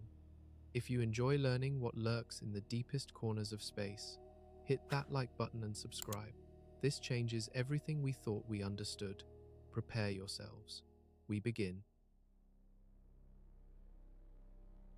The telescope floated in perfect silence, 1 million miles from Earth, when its infrared sensors locked onto galaxy GN-1001830. Scientists were scanning the ancient universe, hunting for the usual suspects: bright, feeding black holes that glow like cosmic beacons. Instead, they found darkness. A specific kind of darkness that weighed 400 million times more than our closest star. The James Webb Space Telescope had detected something that should not exist, and the strange part was how quiet it appeared. Black holes announce themselves through violence. When they feed, surrounding gas spirals inward at tremendous speeds, heating to millions of degrees. The friction creates light so intense we can spot it across billions of light years. But this object produced barely a whisper. The team from Cambridge University analyzed the light spectrum, breaking it into wavelengths like splitting white light through a prism. They found patterns indicating rapid gas movement near an invisible center. The motion was unmistakable. Something massive was warping space itself. The galaxy existed just 800 million years after the Big Bang, during an era astronomers call the Cosmic Dawn. Back then, the universe was still clearing its fog. The first stars had only recently ignited. Galaxies were small and chaotic, nowhere near the organized spirals we see today. Finding any black hole from this period raises questions. Finding one this enormous and dormant defies conventional models entirely. Think of it like discovering a full-grown grizzly bear in a nursery. The timeline makes no sense. Standard theory suggests black holes grow gradually, starting small and accumulating mass over billions of years through steady feeding. This monster appeared to skip that entire process. Computer models show it would need the entire age of the universe at that point just to reach half its observed size through normal growth. Yet there it was, massive and eerily calm. The researchers used multiple camera filters to isolate the black hole's region from the surrounding galaxy. By comparing different wavelengths, they separated the faint signals coming from near the event horizon from the brighter light of stars in the outer galaxy. This technique revealed the true nature of what they were seeing. The black hole was consuming material at only 2.4% of its theoretical maximum rate. For something this enormous, that is practically fasting, scientists confirmed this finding through extensive computer modeling, running thousands of simulations to rule out alternative explanations. The data left no room for doubt. They had discovered the most massive dormant black hole ever observed in the early universe. Hey everybody, how's it going? Hope you're having a lovely day. Before I get into the topic of today's video, I would like to go over a meme, but in order to review that meme, I have to show you what it's based on. So this is a propaganda page from Rev Up America. They're an organization that tries their best to convince Congress that if independent mechanics can fix your car, or you can fix your own car and you get access to that you're going to get hacked by North Korea and China and Iran, and it's all funny. If you Google them, you'll find pages like this. Modern cars carry sensitive data about you, your family, and your location. The Repair Act would hand that information to insurers and third parties, exposing it to misuse, hackers, and even foreign adversaries. Now, this meme has been upvoted more than anything I've posted to my community page in 13 years on YouTube. So you say Rights for Repair would allow Chinese hackers access to my data. The data you're collecting. Imagine this. You have just survived the worst moment of your life. You had to use force to defend yourself. Your heart is pounding out your chest. You are safe.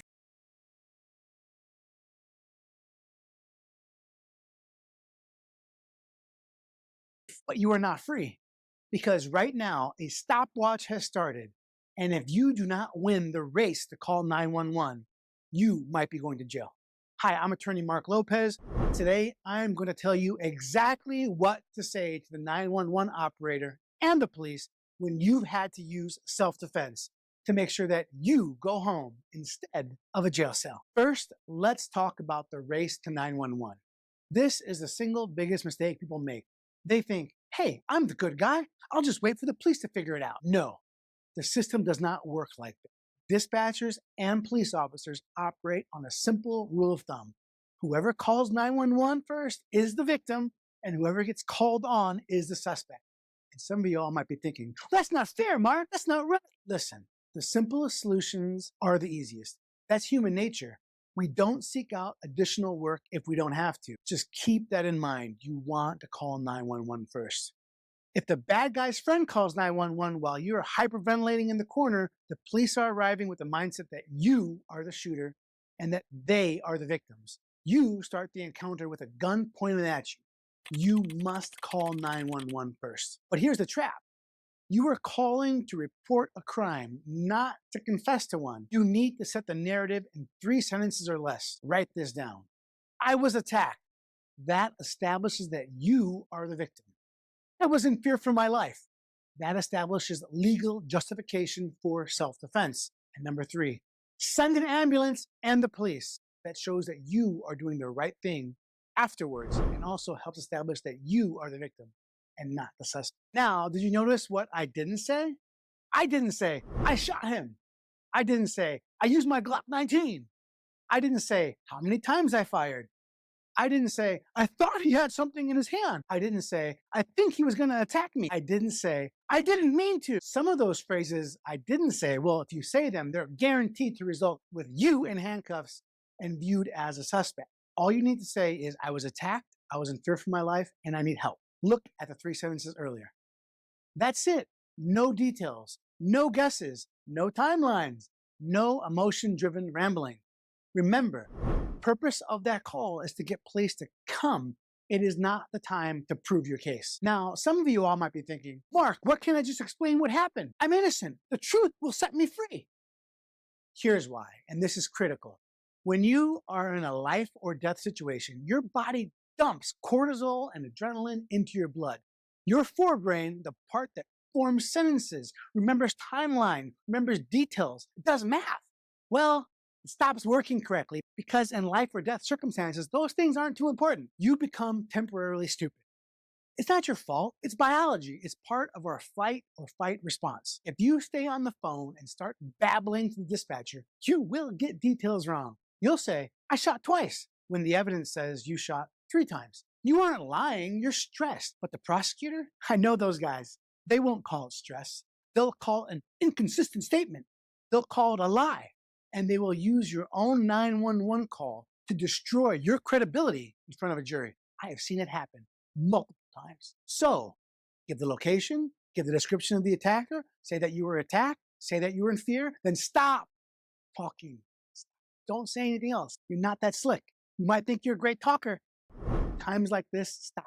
The more you explain on a 911 call, the more likely you are going to be arrested. Silence does not make you look guilty. It keeps you alive in the justice system. So, the police are 60 seconds away. What do you do? If you are holding a gun when they roll up, you are a threat. Holster that firearm or put it on the ground. Step away from it and keep your hands visible. When they approach you, they're going to be aggressive. They might cuff you. That's normal. Don't be mad at them. Don't fight it. This is the moment where you cement your status as a victim. You look the officer in the eye and you say this specific phrase, "Officer, I am the victim. I called 911. Number 2, you point to the attacker and say, "That man attacked me." 3, if there is evidence, you point it out. His weapon is over there. You don't touch their weapon. 4, point to any people that might be witnesses. Those people saw what happened. You must do your best to identify witnesses for the police. That will help you. Even if they don't show up to court, keep pointing out witnesses. We wanted people to come. The officers didn't do their job. Point out witnesses if they're available. And 5, I was in fear for my life. I had to defend myself. These 5 statements are powerful. It forces the police to view you as the complaining witness and as the criminal suspect. You are shifting the investigation onto the other guy. Now, there are a few things you must not say to the police. The most dangerous person a thing can say after a self-defense incident is one of these. "I think he came at me. I believe he had a weapon. I assumed he was going to attack." Why is this so deadly? Because prosecutors love uncertainty. Once you use speculative phrases, they no longer have to prove you were wrong. They just have to prove that you might not have been right. So you're never going to say, "I think," to the police. If you say, "I think," you're telling police and the prosecutors that you were unsure. And unsure people don't win self-defense cases. I'm telling you right now. Now, this is where the rubber meets the road. The officer will say, okay, calm down. I understand what's going on here. Just tell me exactly what went down so I can clear this up and you can go home. Officer at the scene likely will act like your buddy. And he may even say things such as, "Hey man, if I was in your shoes, I'd have done the same thing." I've seen it on body cams. Officers tell people that. Do not fall for it. You are still high on adrenaline. You're still physically incapable of giving an accurate statement. You need to say the magic words that I hope every single client says when they hire me for a self-defense case. "Officer, I want to cooperate, but I am too shaken up right now. I will not answer any questions without my attorney present." Those are magic words right there. Those are 2 magic sentences. And after you say that, you shut up. You plead the 5th. It doesn't matter if they put you in the back of a car. It doesn't matter if they say that makes you look guilty. You cannot talk your way out of a jail cell, but you can definitely talk your way in. I've seen that too. To recap, here is your game plan. Call first. Be the victim, not the suspect in the eyes of law enforcement. Number 2, be brief. I was in fear for my life. I had to defend myself. Please send help. Number 3, shut up. Your brain is broken by stress. Do not give details in that 911 call. Do not give details when the officer comes to the scene other than emphasizing you are the victim. Number 4, lawyer up.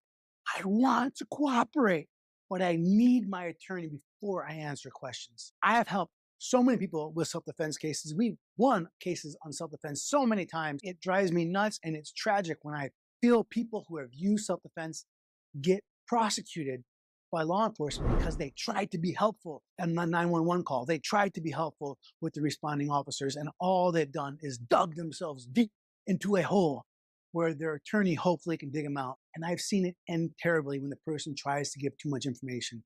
Do what I have said in this video and then hire the best attorney you can for a self-defense case. That is going to be the best thing you can do if you've had to use self-defense. Now, if you have watched this video for this long, you must like me a little bit. I'm asking you for a huge favor. Like this video, subscribe, and then leave a comment about self-defense. Maybe you have a question about self-defense. Maybe you have a story where you had to use self-defense. Nobody had to use self-defense. That sounds horrible. But if you did, I want to know the detail. If you truly do not know what to write in the comments, put on there, hey, Mark, good job. Or you can say, hey, Mark, I don't like you. That's fine too. I read every single comment. I try to respond for like 20 minutes every morning to comments. Sometimes I laugh really hard. Sometimes, most people are really nice about the comments and I appreciate it. But if you are facing charges in the great state of Indiana, give me a call, 317-632-3642. I would love to talk to you about your options. But most importantly, remember to always plead the fifth.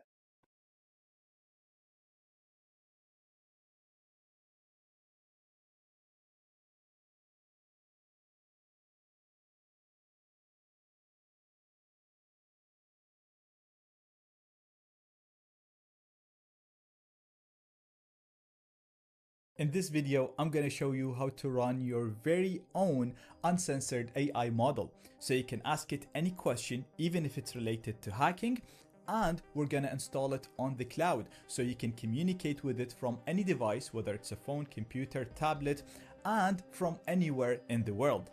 So look, I can simply ask it to create a Windows keylogger for me, and it's gonna go ahead and generate the code without any refusals and without any of that "I'm sorry, I can't help you" nonsense.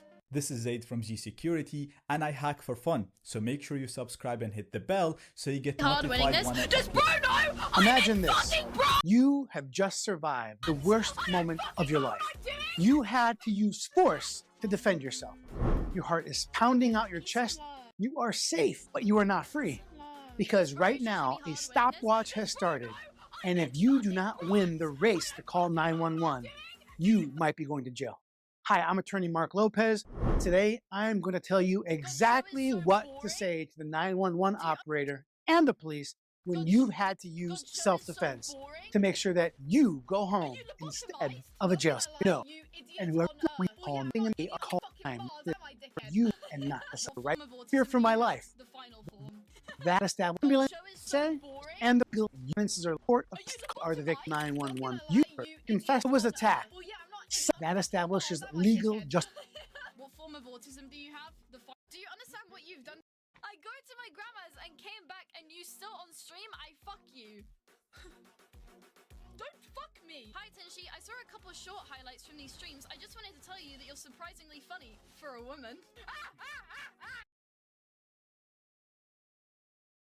Why wouldn't you fucking surrender? It's 2 to 17 and you all have brain damage. 0-4 mid, okay? Why wouldn't you fucking surrender? It's 2 to 17 and you all have brain damage. 0-4 mid, okay? Why wouldn't you fucking surrender? It's 2 to 17 and you all have brain damage. 0-4 mid, okay?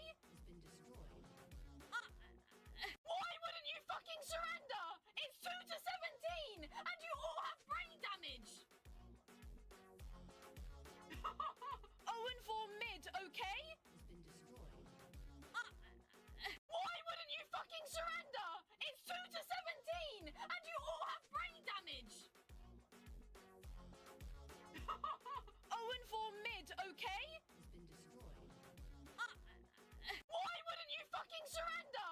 It's 2 to 17 and you all have brain damage.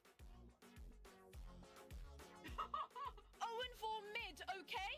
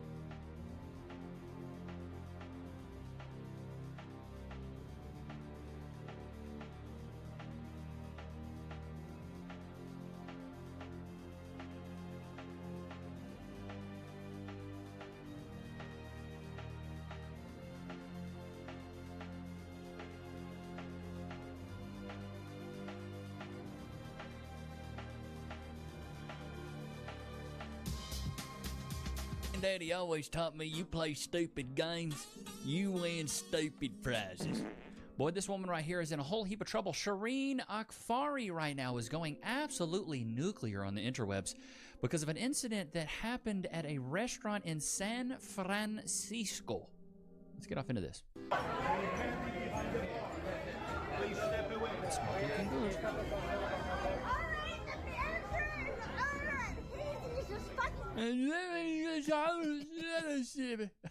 You know when the clip starts like this, it's gonna be good. This happened yesterday, by the way. Sorry, the 17th. Y'all know I'm slow. Stupid. I did not touch it. Oh, he's a liar. I just tried it out.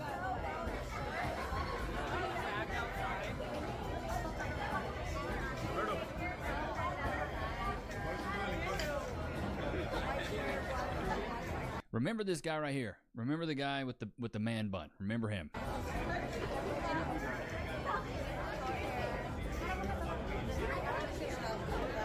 Binkum. Oh. Not a good idea. Assault on a camera. Wait, is he wearing my jacket there?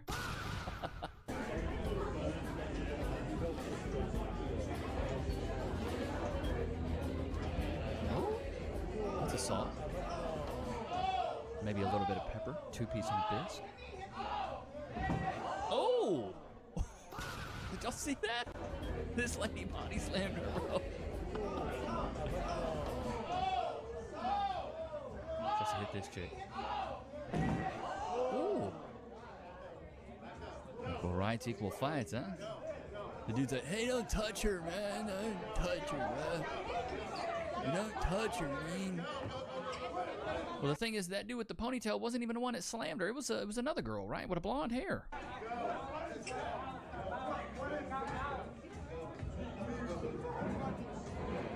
Hey, man, you don't touch her, bro. Put some hands on you, man. Not the little chokehold. Uh-oh, it's not looking good. Not looking good. It's the most wonderful time of the year. Man, you know nobody likes you when they're clapping at you out the restaurant. Got him in a chokehold. What's going on? Uh-oh, she's grabbing. Uh-oh, she's grabbing hair. It's not looking good.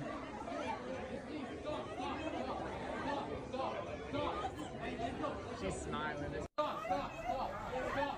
Cut to the second camera Hey, there. let go, let go, let go, let go, right now. Let go, let go, let go, let go, let go, right now. See, this is when it pays to know pressure points. Chat, put a 1 in the chat if your parents knew pressure points. When I was younger, if I was doing something stupid, my dad would come up and put one finger right here behind my ear, and boy, I'd stop doing it. It didn't matter what I was doing. I got hit with one of these, just that little, You try it on yourself. It hurts. Pressure points work. Cops use them all the time. Like, if you really wanted somebody to let go of your hair, just hit them with a pressure point. Let go, let go, let go, let go, let go, let go, let go, let go, let go. Got that death grip. Oh, she's kicking now? Oh, he kicked back. He said equal rights, equal lefts. Equal rights, equal fights. I'm not touching your boy. Okay, stop. No, stop. No, no, no, no, no, no. Hey. He tripped her. He tripped her. That's what kids do, like on the playground. You know what I mean? Like somebody's running, you kick one of their feet, it hits the other foot, and they fall down. Now she must have played the victim.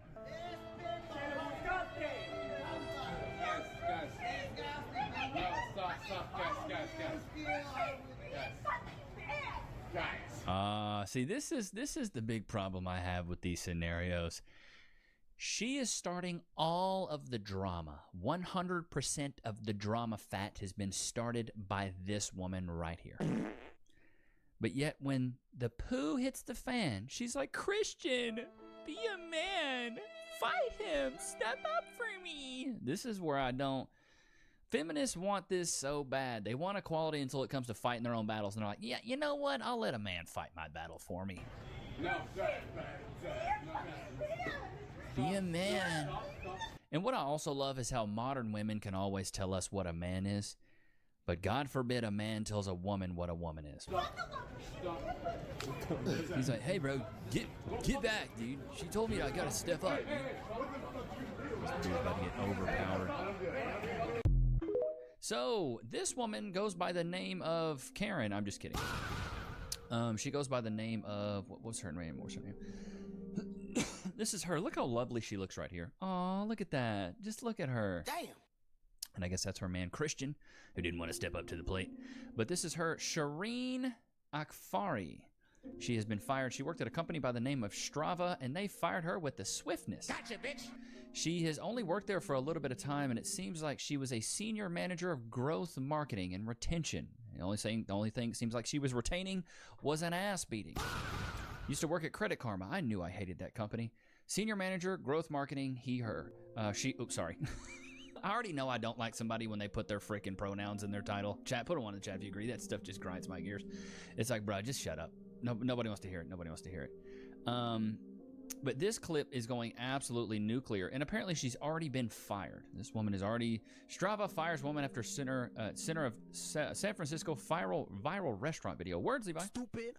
The woman at the center of the viral San Francisco restaurant video exploded across the internet this week has been fired from her job. In the video, which was captured Saturday night at Hazi's in Hayes Valley, the woman is seen physically and verbally assaulting restaurant staff. The San Francisco Police Department confirmed the woman, identified as Shireen Afkar, was arrested for public intox, according to Afkari's LinkedIn, which has been deleted. She worked as a senior manager growth marketing at Strava. Company refused to comment on its Instagram page. We are aware, this is the most corporate answer, we are aware of an employee who exhibited extremely concerning off-hour behaviors. You know, whatever. We don't condone violence of any kind, and this does not reflect the standards we expect of our team. This past Monday, we made the decision to end the individual's employment. Yeah, you gotta love it, dude. You have to love it. Let's run this video back, though. I watched this. That was the second time I've watched it. Let's run it back for a third, just to get a better analysis here. So, I already know when I see people whipping the phones out, and how much she's slurring her words just right here.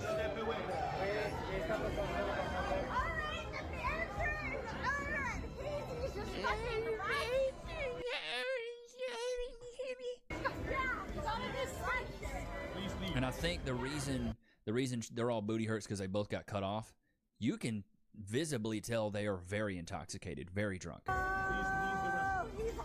But I don't know how stupid you gotta be to not think people gonna whip their cell phones out with the swiftness and record you being a straight idiot. Stupid.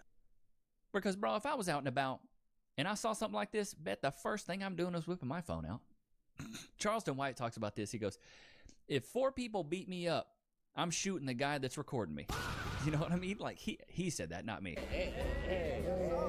But now, like, she should get, in my opinion, she should get a couple charges. She got assault of this guy right here. This guy would do nothing but just recording her. But, I mean, you got to admit, you got an angry woman right here, and you're holding your phone, like, right here in her face. You think something's going to be good? You think something good's going to come of that? Come on, bro. Back him. Ooh. Tried to hit him with that. What do they call it? A spinning back fist. I watched a little bit of UFC Monday. That chick that bodied her. Where is this chick at?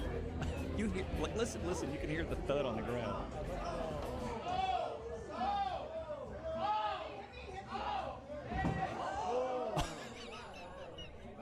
She got body slammed, bro. Get him, Christian. Get him. Yeah, get. And then what's crazy? That chick disappeared with the swiftness gone. See, this is the stuff I'd love to see when I go out to a restaurant. Most of the time, restaurants are boring. You know, you don't get to see any drama. You don't get to see anybody get body slammed. But man, sure, boy, howdy, I'd love to see this. And like, look at this. He got 2 men on him. You got the chokehold and the full Nelson. Not yet, not really. He got me in the full anal Nelson. Got you in, and then she's trying to do back kicks to this guy right here, clamping her out. Now, I'm going to keep it a thou out. If I was that guy, I'd be like, unless he's a bouncer or something, I'd be like, you need to get a chick to escort her. But if this dude's got a chokehold, and then another guy's grabbing his hand. Oh my God. Christian, be a man.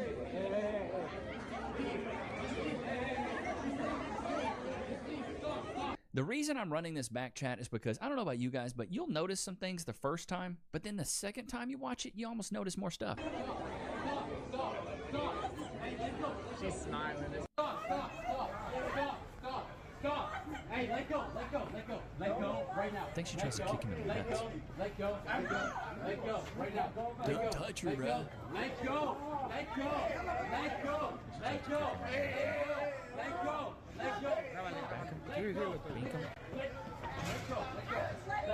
No, let go right now, please. Let go. Yes, please, let go. Please, let go.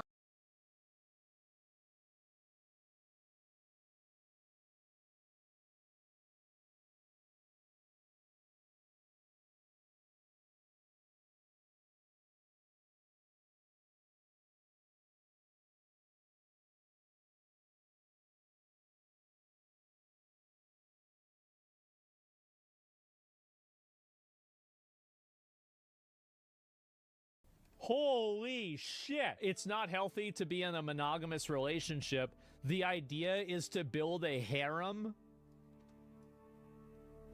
Oh my god. It's in the official fucking files. Like, this is the justice.gov. It's right there. So this is the guy. I mean, again, all of this, is this the same girl that's there with him or not? I don't know. So there's him again. And it's him, I guess, on a plane. Okay. It's probably her sister. It could be her sister. You're right about that.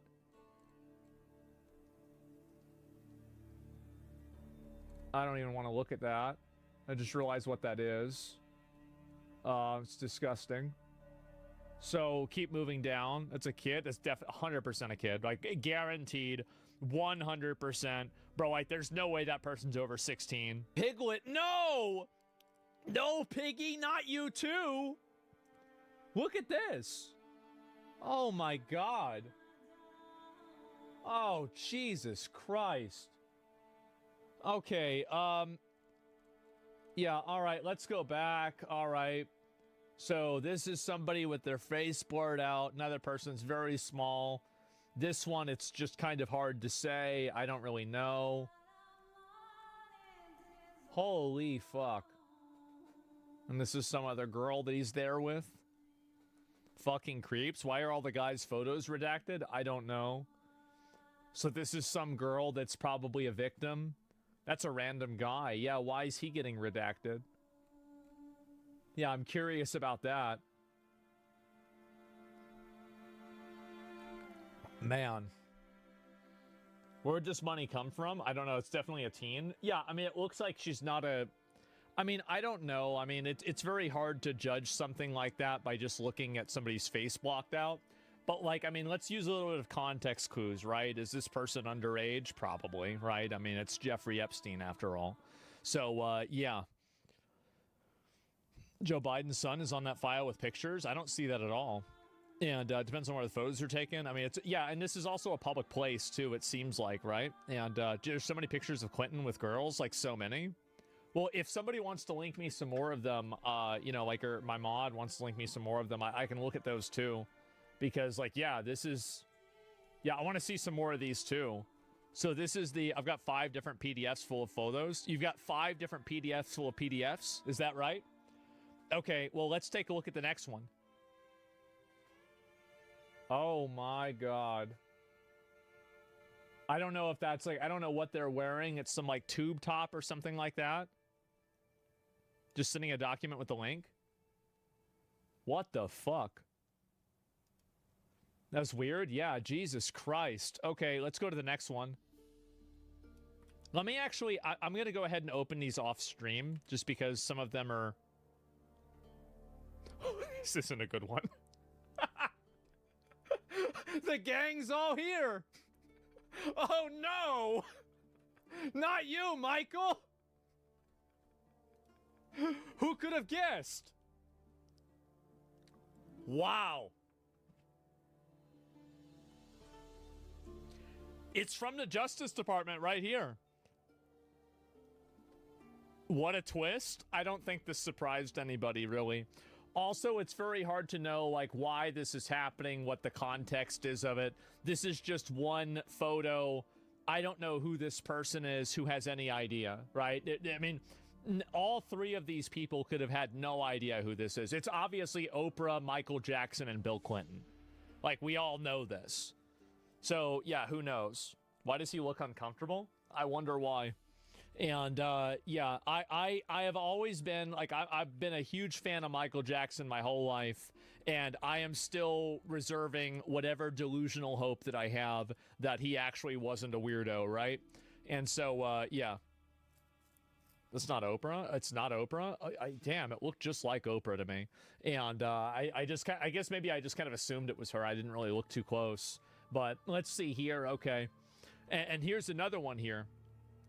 No, it's 100% Oprah. What the fuck? I mean, I assumed it was, but like, I don't know. Maybe it's not. I mean, who the fuck? Diana Ross, I guess. So, yeah. Wow. Crazy photo to have. What a fucking reveal. Here's another good one. Yeah, we'll go through these, okay? Don't worry about it. So we've got this one here. This is, I guess, her with two dumb. Oh, wow. Ah, that's great. Yeah, thanks a lot for including this one. This is really useful. Amazing. Okay, well, next. And so this is obviously one of the victims right there. They're, you know, riding around on horses. Man.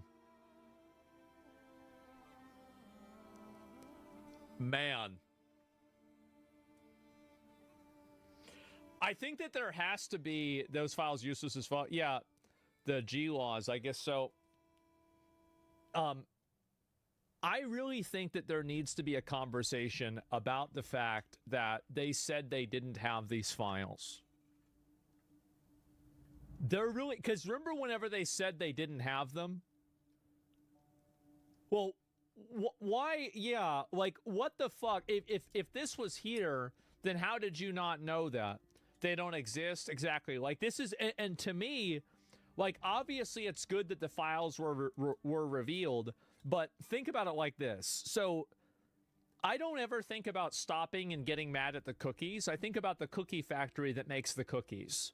And yes, obviously it's good that some of this information is now out and it's made public, but the problem is that the person that, you know, basically hid this information from the public is still in a position of power. They're still, like, I mean, you don't know what you don't know. So there's no way for us to be certain about what's still being reserved, what's being withheld, what's not being shown. Like, and so this is the problem that I have, is that the trust is broken and people don't know, like, why is it that you said you didn't have anything and there were no files, but now there's a law and there's a bunch of files. There's 300,000 pages of files. That's crazy. They said there were no more suspects? What are those redacted names then? Well, it's not even about that. Was there more information that everybody should have known about? Yes. Did they have that information? Yes. Did they say that there wasn't any information? Yes. They lied. It's that simple. Whether you think that it's conclusive, it proves anything, it was not about that. It's about whether it existed at all, and it clearly does. So that's, they should get fired. It should be fired. Like, at the least. Like, at the very, very, very, very least.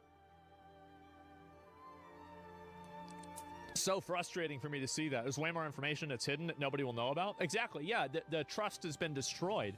Cash actually said they have no credible evidence for persecutions. They said they were going to release the files. Did they release the files? No. They said everything that was revealed was child sexual abuse material. Is all of this child sexual abuse material? No. Okay, so they lied. I don't know what, it's that simple. Like, it's literally that simple.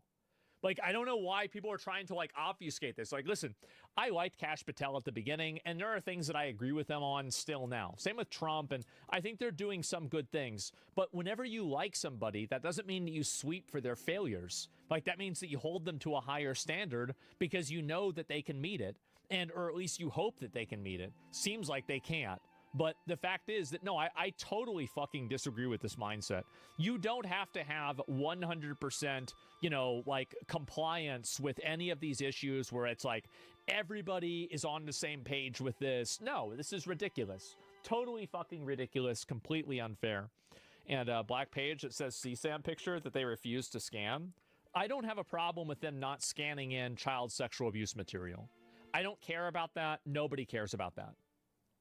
That's not, nobody's asking for that. If they are, they're probably somewhere on the list themselves. That's not really what's being discussed. Yeah, obviously that's not it. If anything, you need to be more critical. If you like something, yeah, exactly. Show the Gemini results. I will in a minute. Let me go through these photos and then I'll look at it here. Open photo 170. Am I going to be able to get to 170 here? Let me see if I can. There's been so many of these files. Yeah, I haven't gone to 170 yet. So somebody can find that for me in a bit. But anyway, so this is a pretty crazy photo. Next. There's no way, that's not Bobby Kotick, is it? There's no way it's Bobby Kotick. It's just three guys. And I guess maybe this is the island? This must be it is? I don't think it's Bobby Kotick, is it? There's no way. It's probably just another guy with curly hair. So, I don't know. Let me go back, look at the next one.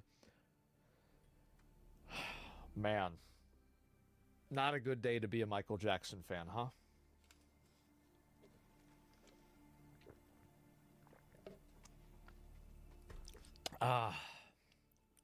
I mean, again, it's not...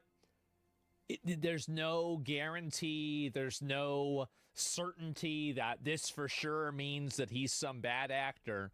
But man, it's kind of weird that you've got photos next to a pedophile, right? I mean, damn. And so I don't know what to say. It's just clearly fake. Say it's fake. Yeah, I mean, like, there's points on a graph, and they draw a line that's not favorable.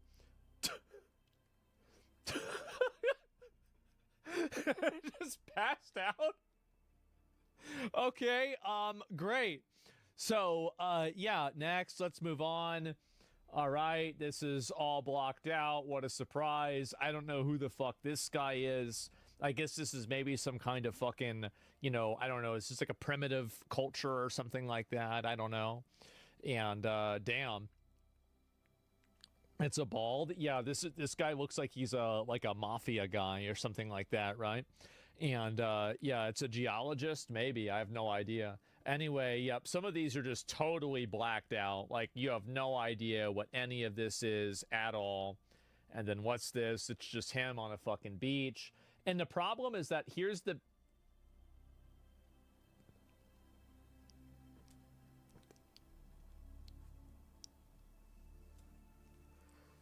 Oh, God. Oh, boy. Oh, man. How about that? Jesus, what the fuck? Yes, draw me like one of your French girls. Yeah, exactly. And so I see something like this, and it's like, okay, the problem that I have with these blacked out photos is that I don't completely trust them that, you know, they're doing, I don't know. I mean, like, who's to say that, like, these are the actual photos and it's not, you know, like somebody that would be more incriminating, you know what I mean? Like, I'm not saying that, like, they're a lie, but I'm also, like, I don't think anybody should trust this 100%. It would be naive to do so. Oh my God. Wow. With Winnie the Pooh. I can't believe he was in on this, guys. That's horrible. Oh no. Xi Jinping, yeah, what is this? Holy fucking shit. And let's scroll down. We'll see if I can go through these. Oh, my God. All right, so we have this one, and there are some other files, too. Let me go to the next one as well. And Let me make sure I've got it here. That way you guys can see it. And I'm going to look it up myself real quick. Make sure nothing else is problematic. These are all like small images.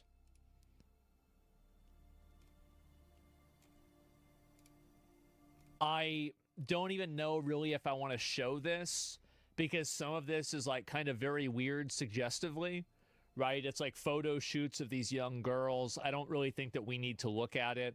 I mean, I can just, it's not like there's anything bad with it, right? But like, it's just stuff like this. I don't really think that we need to go over everything. But yeah, that's it. And so don't show it. No, I mean, again, right? See scam, not scanned, 54 thumbnails. And this is the, again, you know, see, this just stands for child sexual abuse material. So, yeah, just keep that in mind. Refresh the page. There's a lot of Bill Clintons added. Wait, what?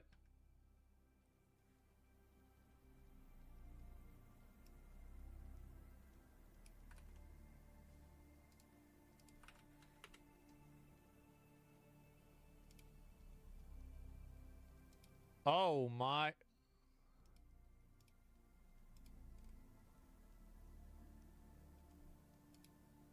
Jesus Christ.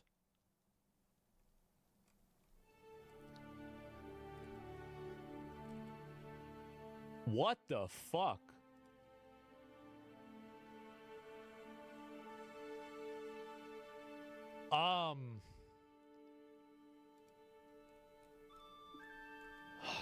Wow. Let me see if I can find one that's not disturbing, like that disturbing, but it's enough to like show people. Okay, here's one right here. Jesus. Jesus. Yeah, this is probably one of the least unsettling ones out of the list here. There's this. And some of these are just absolutely sick. Like the first few of them are just disgusting.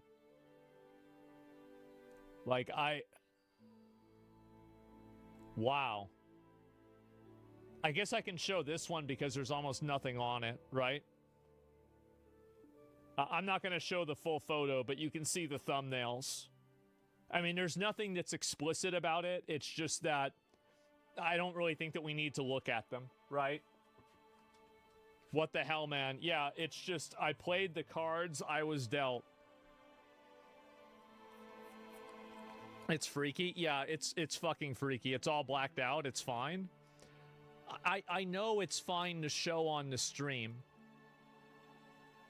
I know that's fine. Like, it's not about whether it's fine to show on the stream. It's about whether I really want to show it on the stream. I think some of it's really just kind of weird. So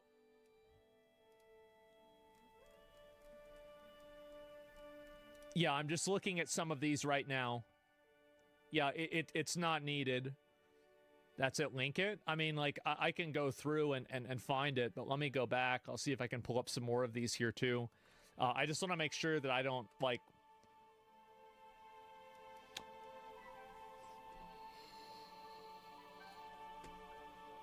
Man. Not a good day to be Bill, huh? Oh my... I'm gonna be real. There's more to this than I had expected. There is. Like, I actually expected it to be a lot less incriminating. I thought it was going to be everything blacked out, everything stopped. Like, this is already more of a reveal than I had previously expected. I thought it was not going to be anywhere near this. So, Bill deserves to rot. I mean, I don't listen, they should figure out who's actually who committed the crimes. I mean, you can't just look at a photo with a person with somebody else and then just, go A to Z. But, it's not really A to Z. It's more like X to Z. So, Hey friends, it's me again, the healthiest unk in the Milky Way. Want to see something cool? This was my resting heart rate last night. You're probably saying, damn unk, how do I get my resting heart rate that low? Let's discuss. Whip-pan! This is normally the part of the video where I yell and try to talk some f***ing sense into you. Not today, friends. Just look at what all that yelling did to my resting heart rate. Wow, 77 beats per minute. Outrageous. Slow pan. Lowering your resting heart rate before bed is the single most effective thing you can do for your health. When your resting heart rate is low, you sleep well. When you sleep well, you're more likely to exercise and eat well. When you exercise and eat well, you're more likely to do other positive things for your health. Now, let me teach you how to lower your resting heart rate. Cut the caffeine. Stop intake around midday. Eat your final meal of the day at least 4 hours before bed. Yum, yum, yum, yum, yum, yum, yum, yum, yum. Turn off all screens at least 1 hour before bed. Read a book. Go for a walk. Meditate. Use warm light. Avoid blue light because it raises your cortisol and resting heart rate. Finally, no fights after 5 p.m. Save those for the morning when you're well rested. There you have it, friends. Try this out and let me know how you do in the comments. Now go lower your f***ing heart rate! Hey friends, it's me again, the healthiest unk in the Milky Way. Want to see something cool? This was my resting heart rate last night. You're probably saying, damn unk, how do I get my resting heart rate that low? Let's discuss. Whip-pan! This is normally the part of the video where I yell and try to talk some f***ing sense into you. Not today, friends. Just look at what all that yelling did to my resting heart rate.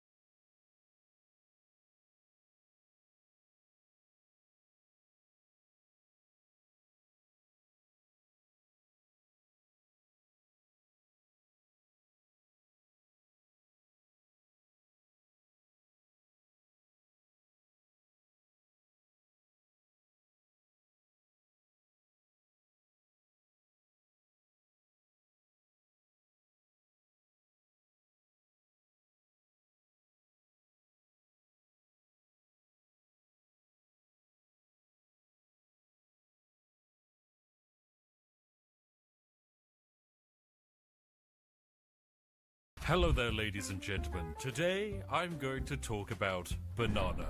Now, if you haven't heard of banana, not don't banana. worry. It's totally normal not to have ever heard about a game that is currently the 5th highest played game on Steam at this moment. Wait, what is it now?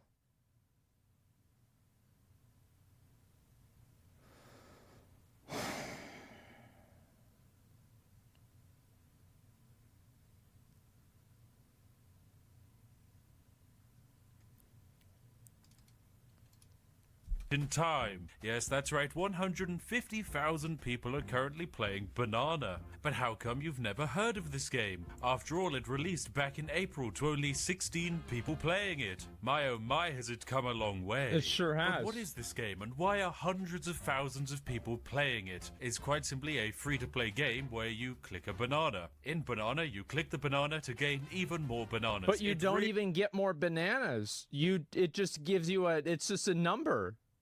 You don't even...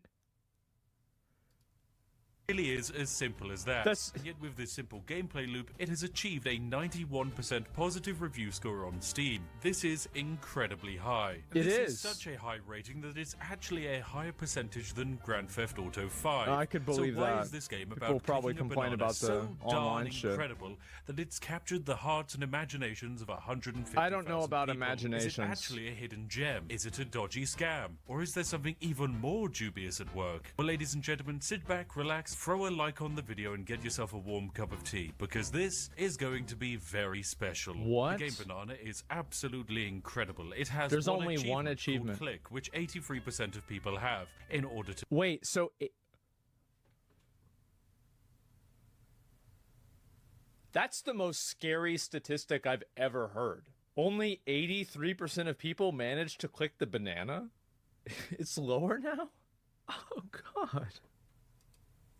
Gain this achievement, all you have to do is launch the game, which launches like so. Of course, it's made with Unity, everyone's favorite free game software, and then once it's launched, you can quite simply click the banana. And just like he that, got the you achievement. have yourself a banana. Now, I have an auto clicker, so I can click this quite a lot, and I end up with, oh my goodness, have you seen that? 100 bananas. Wow. Truly amazing. Now, this game Banana does have a few additionals. I can press this button here called Shop, and this opens up a shop. In this shop, I can buy banana items. Incredible.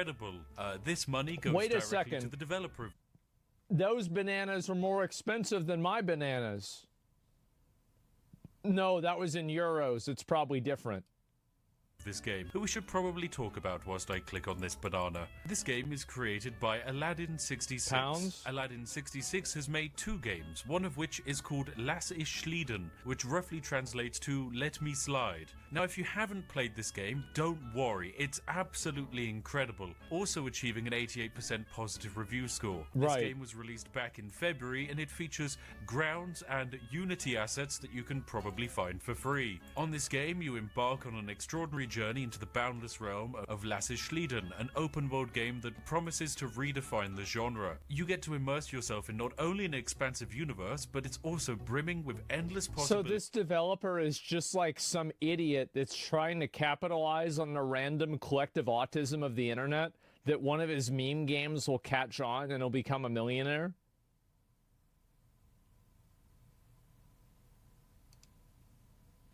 And exhilarating quests. Now that's a good sales pitch. This guy should work for Bethesda. But the special thing about this game is, yes, it is using stock assets. Yes, it looks like it was whipped up in about 20 minutes. But what it does have is a lot of effort and dedication. And that effort and dedication went into the 100 achievements that this game has. All of these achievements are incredibly easy to get. Pressing the B key will award you with 4 separate achievements. Now that's pretty incredible, isn't it? So yes, people can buy this game for 89p and get hundreds of achievements very easily flooded onto their accounts so it's to make $1? you look like a pro gamer on Steam, and that's definitely one way to sell a game, but it doesn't make much money. Not until you see that you can sell items for this game. That's right, you can buy this thing that I'm sure he has. That's a meme, and that's the I think that's a pine cone.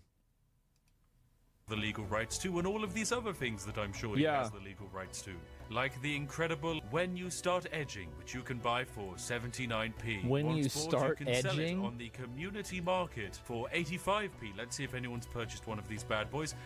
Nope, no one has ever purchased one of these in the entire history of Steam. Okay, well, evidently Lass ich Schlieden didn't do quite so well. But Banana has done incredibly well, which you can buy for 20p and you can sell on the community market, starting at 26p. How very curious. I find this whole situation rather interesting. Why is this item that I can buy for just 19p on Steam selling on the community market for 26p? I mean, look, it is actually getting sold. There's one sold, Not very yeah. often, but it is getting sold. I can buy it right now and sell it for 23p. This is ever so slightly madness. But Banana Mania is here to stay, because as you might have noticed, this entire game exists for one sole purpose, and that is making money. You see, on Steam, when an item is bought and sold on the marketplace, or an item is bought directly for the game they get a transaction fee cut, right? Developer makes that money. In our case, the wonderful Aladdin66, a visionary game designer who promises to provide more than any other game developer ever has. Bonus trees. DLC for main extra effort of this trees. game did not go into its incredible gameplay loop because it's already perfect. There's a banana and you click on it and a number goes up. Truly amazing. No, the effort of this game actually went to the most important section. The store. The Steam Marketplace. And you'll be able to find... Okay, so now I'm starting to see. So there's there's 71 results for different bananas? What? The banana market is immense. There are nearly 8 full $17 banana to 250 pages of deep banana lore. Some of things are definitely slightly legally dubious. This but is the wrong. idea is very simple. As you play the game, Steam has an automatic drop system, similar to like when you play CSGO and after a couple matches you get yourself a free crate, maybe a very cheap skin. This item drops in game, and it is the most common item. It drops so often, in fact, that there are over 700,000 bananas currently listed on the Steam marketplace. Nobody wants this that. Is insane. But above the regular banana comes some slightly more advanced bananas, Icy. like the Icy Nana. The Icy Nana is special because it doesn't drop anymore. Wow. So logically, by it not dropping So anymore, then it would eventually become more expensive because, oh my god, or that it's a actually legacy increases the item. value of Yeah. the product, because there's scarcity. However, no one has managed to sell an Icy Banana for more than 3 pence on the Steam market, which is very curious indeed. It also I need to hold up. I need to send a message to my games publishing company. I just had an idea. All right, we're good. This is the question, why are people buying the bananas? And the reasoning is very simple. Now, the following concept might sound rather confusing to anyone who has a brain cell, but the reason people are buying these bananas is called FOMO. Basically, all of the items in this game are pure market speculation. The idea is that these bananas have varying levels of rarity, and the rarer a banana is, the less likely it is to be added into the supply. And items that aren't very often added into the supply are... Holy shit, how the fuck do I get there? Oh my fucking god. Okay, price. I'm going to aggregate by price. So you have banana. How deep does this rabbit hole go? MLG banana?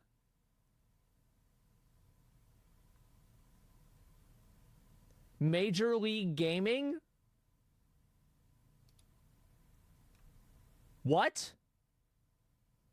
DVD banana?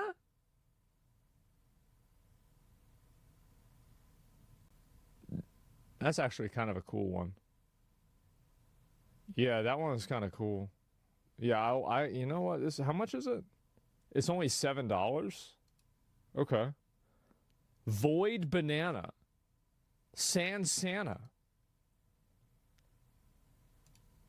Is this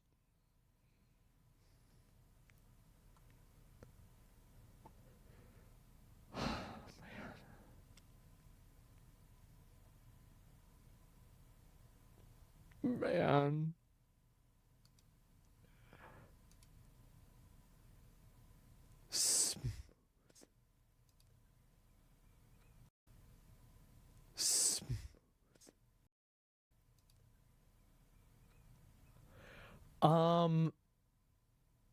Cyber Nana.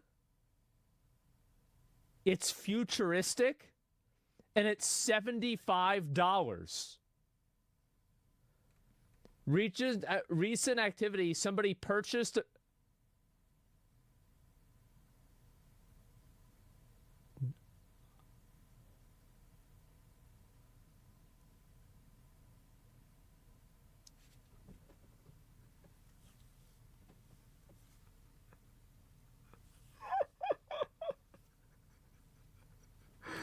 Should I buy one? I don't know, guys. Maybe I should buy one before it goes up too much. I missed my opportunity. Test banana. There's an error. And it's being sold for $95. One in, oh my God, 100,000 drop chance. And this is the diamond banana, valued at $84. And then you have shiny banana. There's an error. And this is the big one, cryptic banana.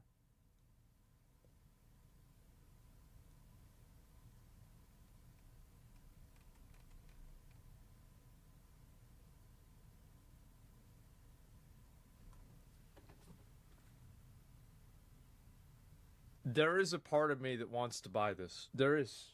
Why? Because it would be funny.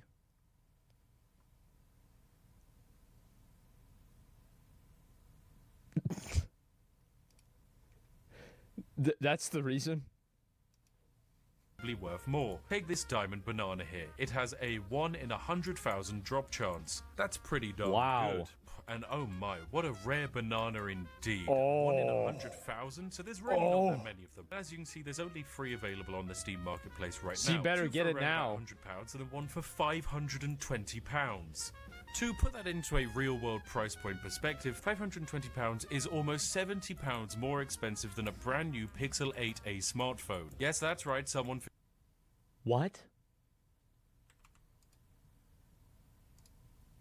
To put that into a real-world price point perspective, £520 is almost £70 more expensive than a brand new Pixel 8a smartphone. Yes, that's right, someone thinks they can sell this banana for £500. Is there a real-world value to this diamond banana? No. Yes, technically. The entire real-world value to this banana is speculation. The only reason you would buy this banana is because you believe that the price of the banana will go up in future and someone will... I don't completely believe that. I think that some people are buying this stuff as a meme. You know how people bought Furbies and pet rocks? Banana. This creates a very special bag holding situation, whereby if I were to buy this banana, I am hoping that someone else will come along and pick up my banana or my bag and buy it off of me for a higher price. Therefore, I have passed on the bag. Of course, if this person were to open up the bag, they will see inside that all they have is a useless diamond banana. However, the only reason they have to buy the bag off of me is because they believe they can pass the bag on to someone else for an even higher price. Right. If this all sounds familiar, it's because it's basically what caused the entire cryptocurrency. It's the greater fool theory. Over COVID. Now all of this price nonsense gets a little bit crazy when you start going to the top end of this game. You have the Cryptic Nana. This is a very special banana because it has deliberately implied scarcity. The Cryptic Nana was only given out during the Cryptic Nana event and there are only 25 in existence. Wow. When you look at that, 4 of them are available on the marketplace. A few of them have sold for very low levels, around about £20 when the game first came out. But So now somebody could have bought this for $9 and now it's worth $1,000? Holy shit. steadily started climbing up until people recently have started buying them for 300 fucking pounds.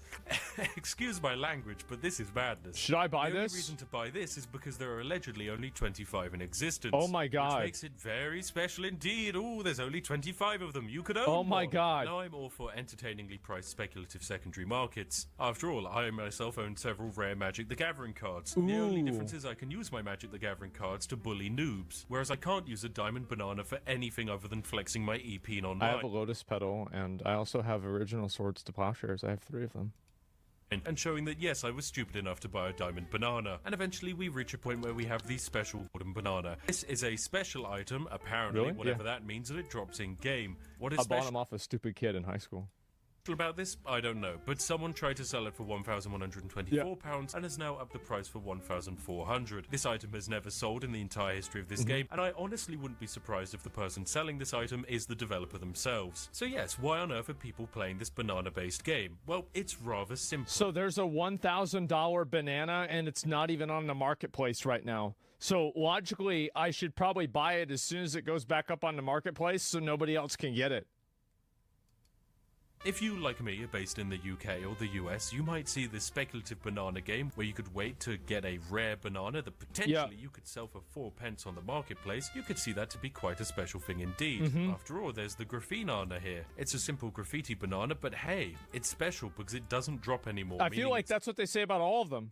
Got a finite supply. That means that, well, people want to buy it, and there are 1,300 people willing to pay 3 pence to buy this bloody banana. Now, here's the thing. When you sell something for 3p on the Steam market, They get a Steam, of course, kickback. takes a cut, and I would make 1 pence from selling this for 3p. Right. Now, 1p might not seem like much because, hey, in the UK, we have a strong pound, or at least we do for the next 10 minutes, and so 1 pence isn't exactly a lot of purchasing power. Right. But if perchance you're located in one of the many other countries What if you in the sell, world like, a we lot of once them at upon the a same time? invaded, then there's a good chance that making 1 pence off the Steam marketplace is actually worth something, and potentially goes quite a long way to buying a new game. And for the person buying this skin for 3p, well, they're banking off the fact that because this item doesn't drop anymore, it will steadily... Wait, so you have South American banana clickers that are trying to do this because their economies are really bad?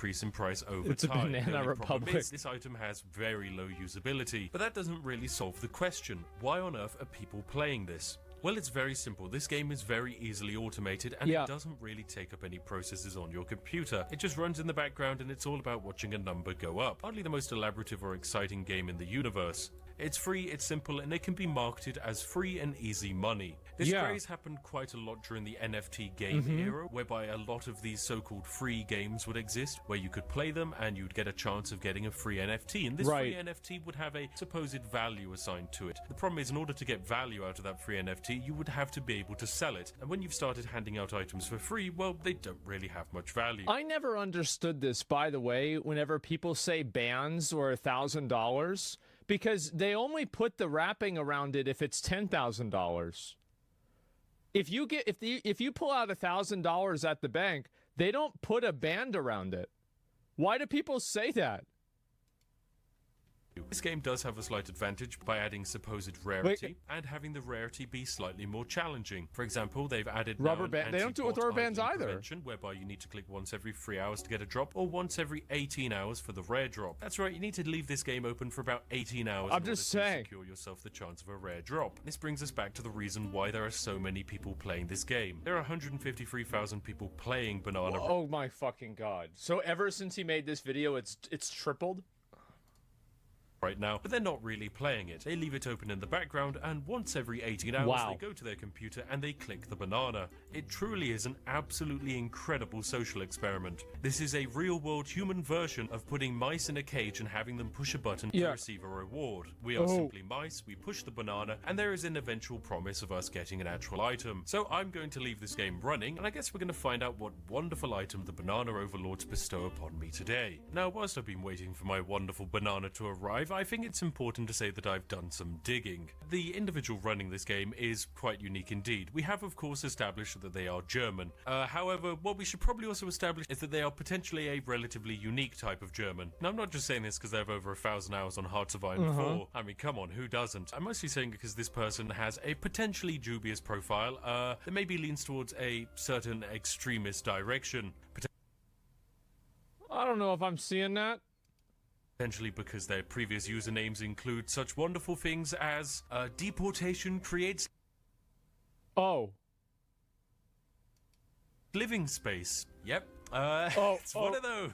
So yes, whilst you can play the banana game and you can sell the bananas on the Steam marketplace, which does make Steam quite a lot of money, it will also make this developer quite a lot of money, which is potentially good because hey, they'll be able to buy more Hearts of Iron 4 DLC, and Lord knows that Paradox Interactive needs all the DLC money they can get. Now, of course, as I was saying, the main reason you hypothetically buy the bananas off of the Steam marketplace is because you believe it will change the appearance of your banana. Now, the problem is the banana changing functionality doesn't exist in the game yet. No, this is actually relatively early access, you see. Wait, so you're telling me that you can buy this banana, the item that's available, and then it doesn't change the way the banana looks in the game?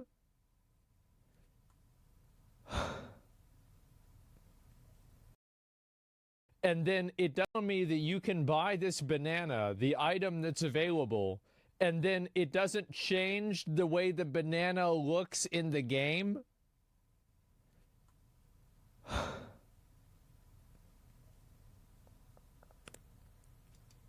It doesn't say so on Steam. What this basically means is currently when you buy an item off of this game store or off the marketplace, it just sits in your Steam inventory. It has absolutely no use. It can't even be used in-game. The dev has... And all of this is true. But at 4 a.m., a banana was sold for $378. At 1 a.m., another one was sold. At 4 a.m. a few days ago, another one was sold for $504.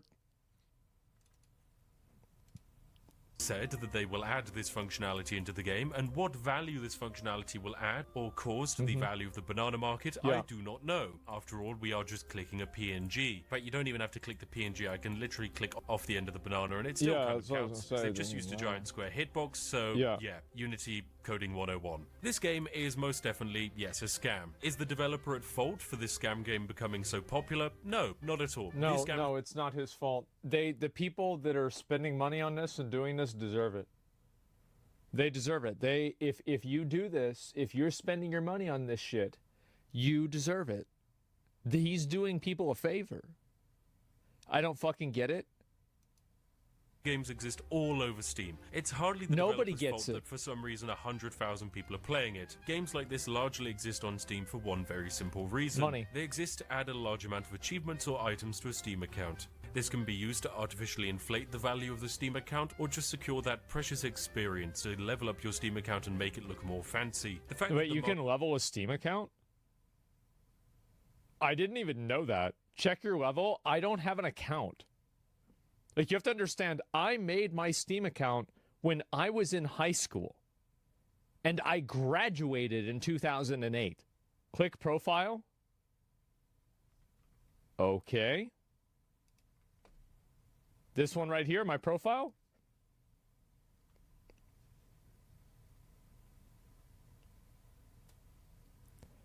I actually don't.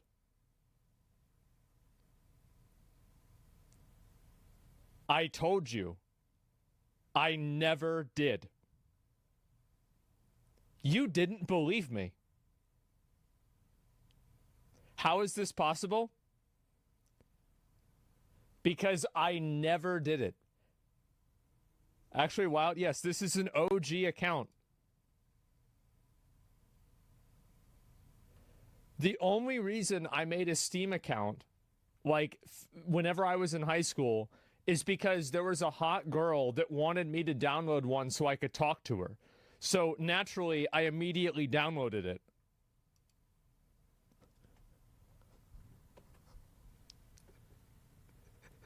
That's the reason I had Steam back then.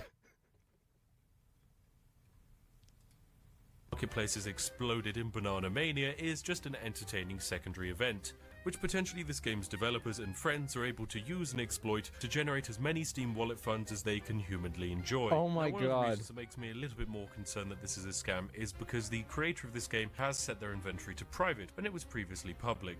This is a little bit of a problem because it means that it is impossible to see how many bananas hitting the marketplace are actually from them, meaning it's very hard to tell just how much Steam Wallet value they're able to make off of this game. Smart. There we go. Yep, exactly. We didn't believe you? We should have listened? Yeah, do not quote the ancient text to me. I was there when they were written. Okay? Like, I don't think people understand, like, yeah, I had a Steam account like 20 years ago. Something like that. Almost 20 years. Yeah, I was there. Well, welcome back, ladies and gentlemen. It is the following day, and I've left the banana game running overnight, generating Almost 20 years wealth old, beyond yeah. your wildest imaginations. That's right, with the drop system set up, I was guaranteed Okay, what did he get? to make a huge amount of money. What did he get? Without further ado, ladies and gentlemen, I can reveal that after He around probably about got the 10 yellow hours one, of right? gameplay, I have generated some bananas. Also, this game doesn't have a save feature, which means whenever you open and close the game, it completely resets the number, which kind of defeats the purpose of this game, but oh well. There is no purpose anyway, of the yes, game, so it can't be defeated. These majestic bananas are all commons. Yep, here they are. We have 2 music nanas, a neo nana, and a panda nana. Wow, very exciting, ladies and gentlemen. Now,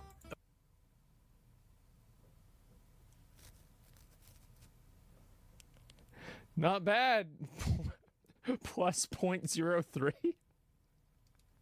of course, luckily, this game's incredibly large Chinese player base is buying up the panda bananas at quite an impressive rate. The only problem is still 94,000 of them on the Steam marketplace. So even though a lot of them are selling per day, they are getting listed at a much higher rate than they're getting purchased for. And the same goes for every other banana in this game, because of course that's just how it works. Oh now, my I can try God. and sell this Neo Nana of mine. The only problem is the people who've listed their Neo Nana ahead of me, so I have to wait for 5,550 of these bananas to be sold sold before mine even gets onto the market, and literally as I'm talking, 7 more have been added. No one is buying these bananas anymore. Oh, and look, way more have just been added as well. I think people are starting to work out that there's probably no reason to buy the bananas, and so the supply of them is massively increasing. It would appear that the amount of bananas that have dropped down to 3 pence has massively increased. No, because the other bananas have gone up in price. See, he's acting like it's falling off. It's not, it's falling on. Like, if you look at the expensive bananas, the prices of the expensive bananas are going up. Like, yeah, you're going to have the cheap bananas going down because you're making more of them. Yeah, he's coping, bro. Like, he thinks that it's over. It's not over. It's thanks, Biden, for this banana economy. Yeah. Actually, yes, I think potentially I can't believe he would do that. Precipice of some kind of economic situation. But who knows, ladies and gentlemen? This is a game all about being randomly dropped bananas and hoping that you can speculate on a market. The only problem is you have absolutely no control over the supply. The only people who will buy your bananas are people getting scammed into buying them, or if you're following the same exploit as my wonderful cucumber adventure, glorious bots who try and trade off of the Steam marketplace. But I mean, this game is so well developed that it's accidentally ended up with duplicate bananas. Look, you can have the pandanana here or the pandanana there. What a surprise. Yeah, they don't even have that fixed. Make sense? No, it doesn't. But is the creator of the game saying that we're monkeys? I reckon this game will probably stick around for a few more weeks. Until eventually... Is the creator of the game saying that we're monkeys?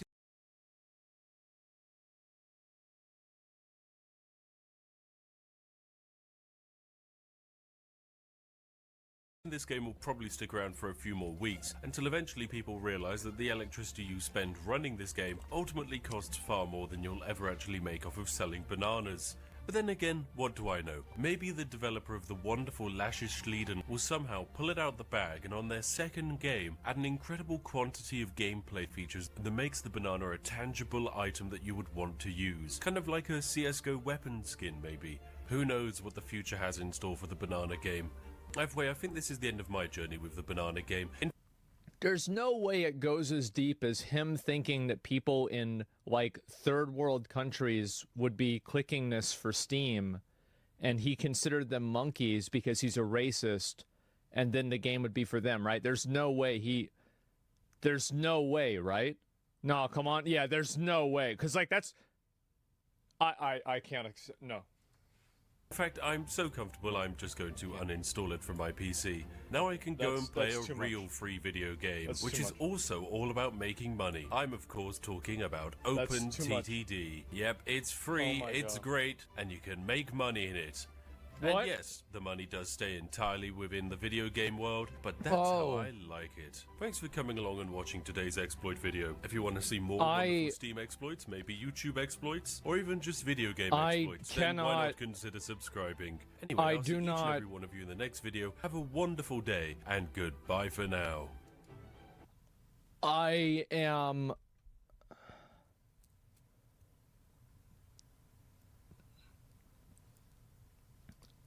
I am amazed. This is unbelievable. Let me link you guys this video.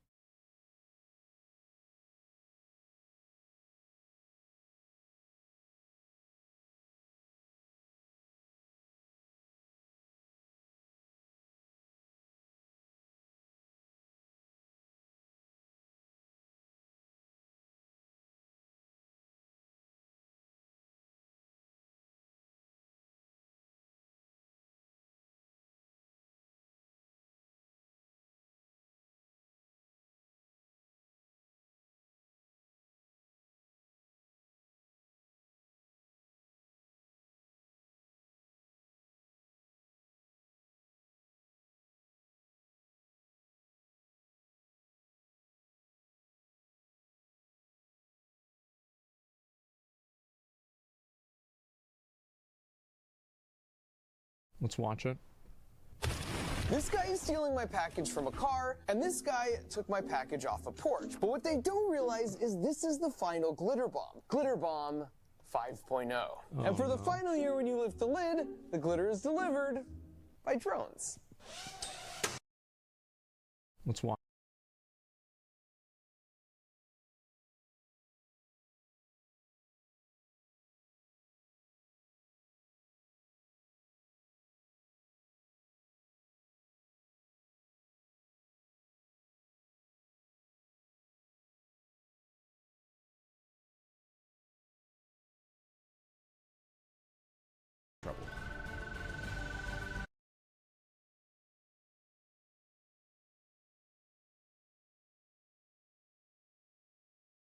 I'm eating the biggest daily meal plan in NFL history, and this is breakfast.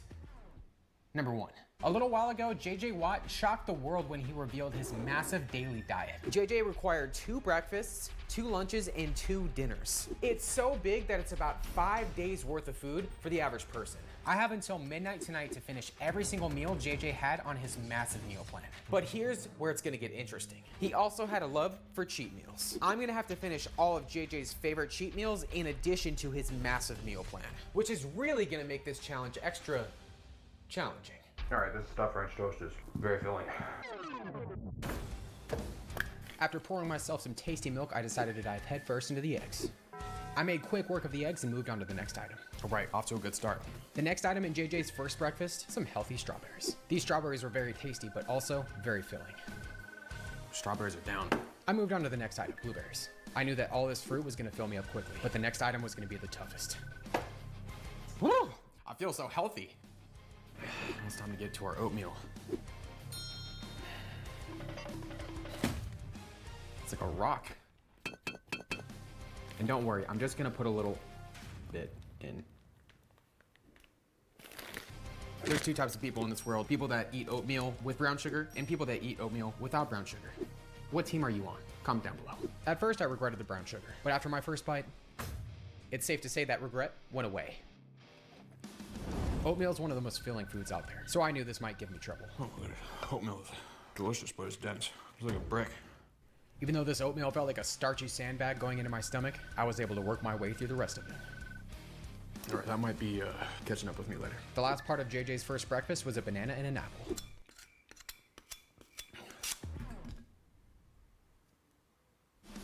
Fun fact about bananas, the most effective way of peeling them is actually from the bottom. What can I say? I know my bananas very well. All right, everybody, JJ's first breakfast is complete. Now it's time to start breakfast number 2. The first part of JJ's second breakfast was 2 slices of wheat toast with peanut butter and banana, along with one more tasty addition. All right, we have banana and peanut butter toast with some glorious honey. It's been a while since I've had a peanut butter banana honey sandwich. I moved on to the next item, which was 2 slices of wheat toast with jelly. This was pretty basic, but hey, you can't go wrong with toast and jelly. Toast is down. The last part of JJ's second breakfast was 4 eggs. Oh, dang it. I like this shirt. So it's about 1:30 in the afternoon right now, which means I have about 10.5 hours left in this challenge. Since I combined breakfast 1 and breakfast 2, I decided that my strategy was gonna be to do the same for both of JJ's lunches and his dinners. But with all the dense, healthy food JJ ate for breakfast, I was pretty worried about the rest of the day. Thankfully, the next meal on my list was the furthest thing from healthy. All right, everybody, it's time to take this challenge up a few notches. I'm gonna assume since JJ was able to take down 2 breakfasts, 2 lunches, and 2 dinners, that he has some experience in the art of eating. But now it's time to find out if he has experience in another art. The art of eating cheat meals. Apparently JJ is a big fan of brunch, and when he eats brunch, he really likes stuffed French toast. I also really like stuffed French toast. Oh yes. Oh yes. I knew this French toast was gonna be good, but this French toast was a flavor explosion like no other. I've eaten a lot of French toast in my life, but for some reason this tasted extra amazing. But as I got back to work on the rest of the French toast, I started feeling the effects of that giant bowl of oatmeal I ate earlier. All right, this stuffed French toast is very filling. But with only a few slices left, I got back to work on the remaining French toast. Despite how full I was, this French toast was delicious. The item up next, I wasn't so sure about. All right, well that giant plate of French toast is down. Now it's time for something that I'm really not sure I'm gonna like. This will be my first time trying a potato pancake. Oh, that was weird. With the help of some maple syrup, I was able to work my way through this very bland tasting potato pancake. And a few minutes later, this first cheat meal was complete. I gotta say, that French toast was absolutely magical. I was feeling pretty good after meals 1 and 2, but those meals were the easiest meals of the entire day. The next meals on my list were lunches 1 and 2. Both of them had the most filling foods you can eat during a massive food challenge. Oh, this is not gonna be good. First up, side of broccoli. Shout out to all the vegans watching this. This one's for you. This is about where things started to go downhill. Oh, goodness. Oh. With the help of some ranch dressing, I was able to make this broccoli more tolerable. Question for It's hard to say what's more filling during food challenges. Broccoli or what I had to eat next. All right, our broccoli is down. We're just not gonna talk about that. Next up on the list, 3 chicken breasts. Chicken breast time. Now, apparently JJ liked to wrap his chicken breasts in bacon, so that's what I decided to do. I think I've ever actually had chicken wrapped bacon before. I don't ever think I've had chicken wrapped in bacon before. Not bad. I was actually vibing pretty well with this combo, but JJ's sauce choice I wasn't such a fan of. I know I'm gonna get a lot of upset people out there, but the one thing in this world that I really despise is Italian dressing. And unfortunately, JJ had it as a side with this lunch. I was fully expecting to not like the Italian dressing going into this meal, and I didn't, so I combined it with some ranch.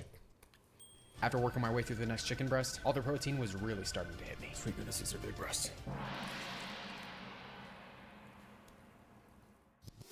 What they are, these things are huge. I was able to get down the rest of the chicken and then move on to the carbs next. Everyone, I'm starting to get meat sweats, and that's not good. The final part of JJ's first lunch was whole wheat pasta. Looks like we got some pasta, but I can't just eat plain pasta. So I brought some deliciousness to the party. I love Alfredo sauce. Pasta with Alfredo sauce is one of my favorite things ever, so this tasted magical.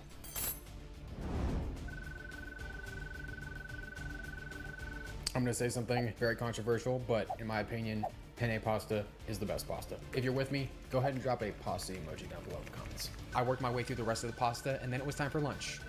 Number 2. Right. Lunch number 1 is down. The first part of JJ's second lunch, steamed carrots, which I wasn't the biggest fan of. The ranch dressing was able to mask the taste of the carrots, but the next thing on JJ's list, there was nothing in this world that was gonna mask the taste of that. It tastes like baby food. Oh my sweet goodness.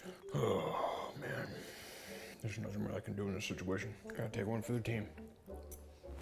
All I can say is that this dish was foul, and I never plan on eating it ever again.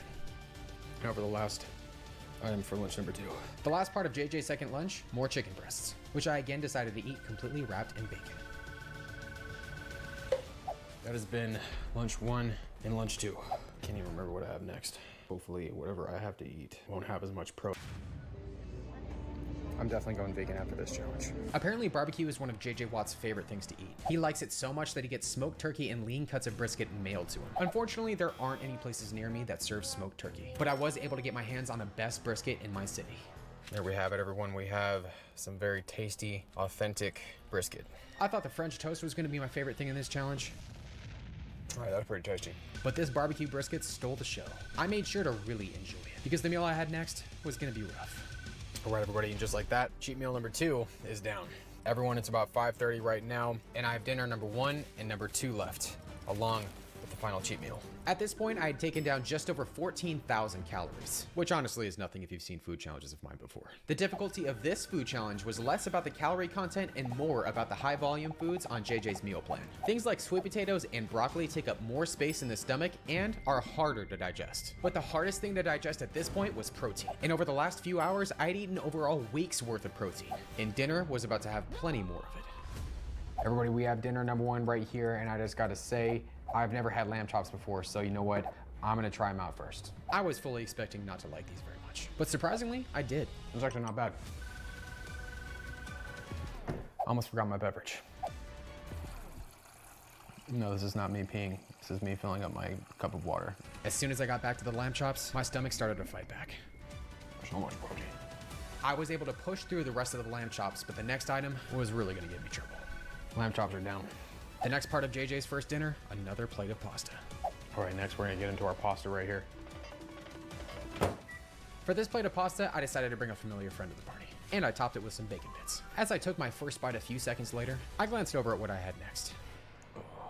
Let's just say I wasn't very excited. All right, that Alfredo sauce is catching up with me. At this point, I was running out of stomach space quickly. Pasta's down. And I had to finish off dinner 1 with some asparagus, which was only gonna fill my stomach up even more. Finally, we have our ever so tasty asparagus. I know this is gonna suck.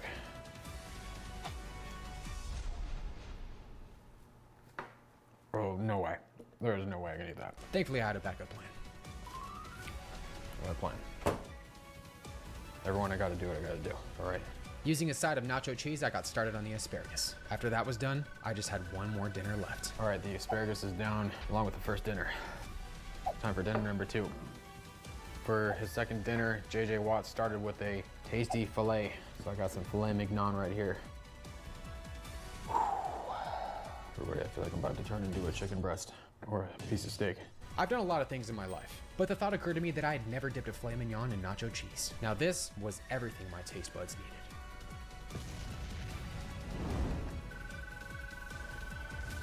My mouth just cannot take any more meat. That's what she said! This would be a very buttery bite. Go big or go home.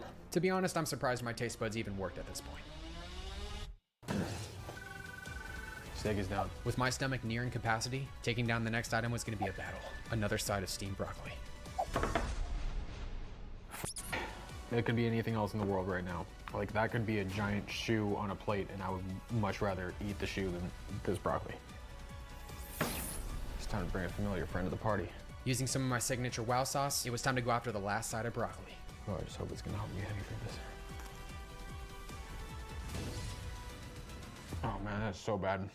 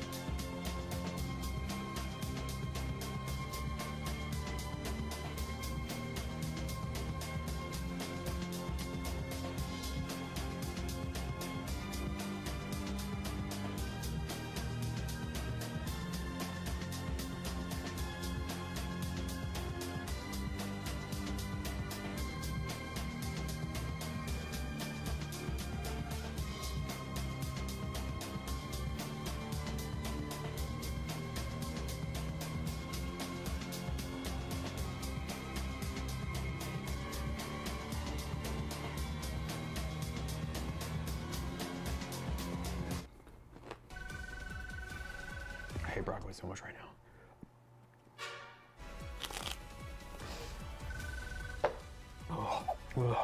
Oh my goodness, I regret that so much. I'd made it to the final item. The last part of JJ's second dinner was another plate of whole wheat pasta. More pasta. Right now, I am stuffed to the brim. Oh, it's like I have a newborn child in there. The only problem now is figuring out how I was actually gonna eat the pasta. I can't eat Alfredo sauce again though. I gotta have something better. Oh, I don't have any marinara sauce. Dang it. I know I'm gonna get a lot of heat for this, but you know what, everybody? Thank you, dishwasher. Desperate times call for desperate measures.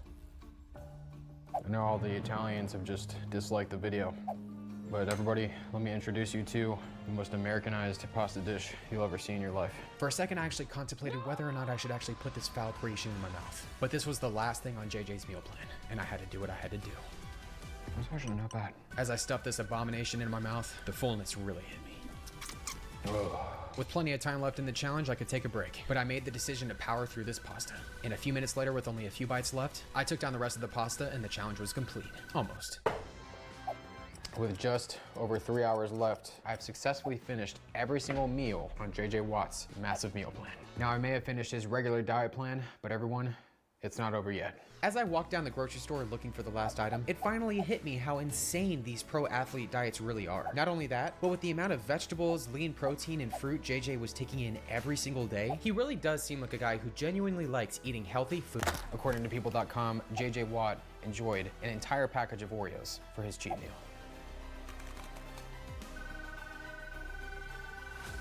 Finish the whole package or no? And just like that, everybody, that has been the highest calorie meal plan in NFL history. Don't forget to subscribe and go watch another really fun food challenge that I did.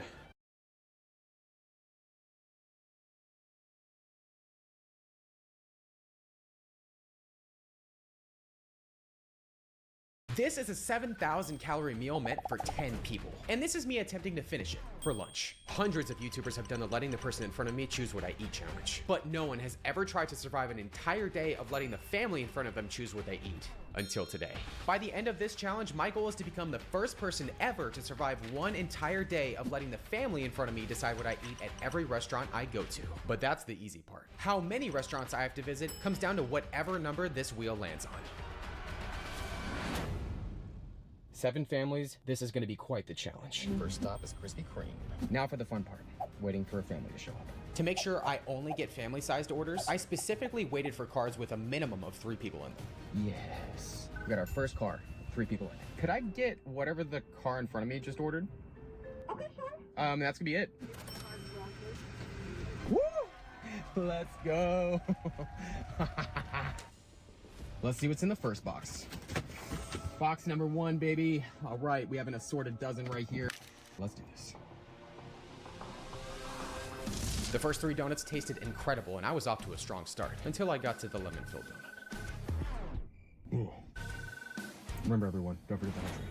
After some hydration, I went for a donut I figured I would like, the powdered strawberry filled. After taking down the powdered strawberry filled, I worked my way through a few more donuts. After realizing how long it took me to eat all of these donuts, I decided that I needed a new strategy. And that strategy might surprise you. All right, our first dozen is down. Woo! We have a dozen glazed donuts. Now I'm gonna eat these in a very strange way, but I just saw this on social media and I have to try it for myself. Go big or go home.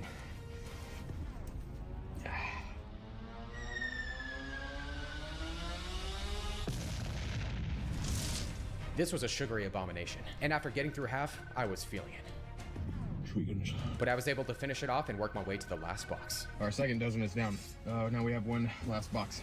All right, here we go. So now we have 4 strawberry ice sprinkle donuts. I'm gonna eat these like a civilized human being. I got started a bit later than I wanted to, but it is 12:50 right now, which means that I have just over 11 hours to visit 6 more fast food restaurants. All right, we're here at McDonald's. I was expecting to be waiting for a while, but after only a minute or 2, I had an SUV show up right next to me. Yes. I'm counting 4 people. Can I get whatever the person in front of me just ordered? Do I have to tell you or no? No, you can keep it a surprise.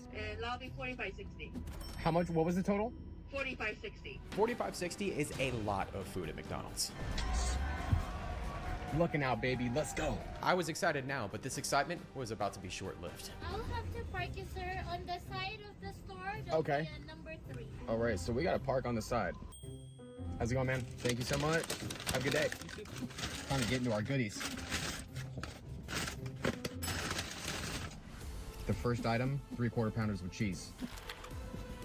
I was actually excited about the quarter pounders until I saw a pickle sticking out. Oh. But a challenge is a challenge, and excited about the quarter pounders until I saw a pickle sticking out. Oh. But a challenge is a challenge, and I had to eat them anyways. Quarter pounder number 1 is down. That was sensational. Besides the pickle, of course. Included in this order were 3 small Cokes. I finished off the first one with the second quarter pounder, and got to the second one with the third quarter pounder. Ooh! You can never go wrong with a Big Mac.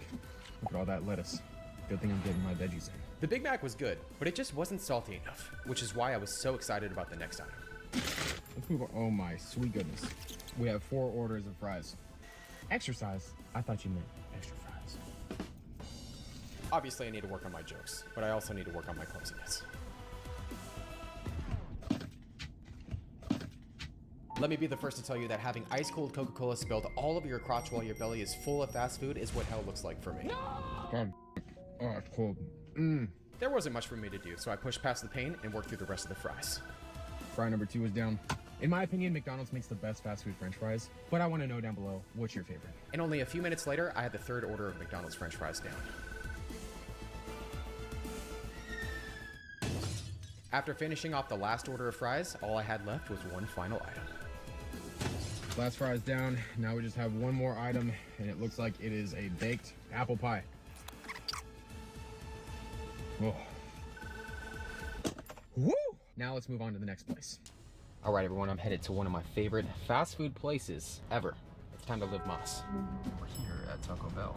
And now we wait. I may have gotten lucky at Krispy Kreme and McDonald's, but that certainly wasn't happening at Taco Bell. All right, next card. Okay, never mind. That's just one person. It was surprising to me, but after waiting for over 25 minutes, I finally had what I was looking for. Yes. All right, we got 4 people in this truck right here. But the biggest surprise was what happened next. Hi, welcome to Taco Bell. What can I get started for you? Can I order whatever the car in front of me just ordered?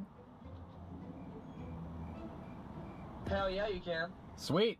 That'll be it. I'll see you soon, buddy. Thanks. Did he just really say hell yeah? Hell yeah, you can. The employee didn't tell me the total, but with the last 2 orders being as big as they were, I had high expectations. Thank you very much.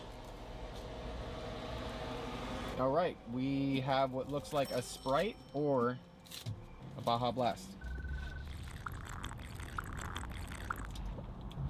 So this is the opposite of a lot of food, but the place I want to go to next, I'm very certain we're gonna get a lot of food there.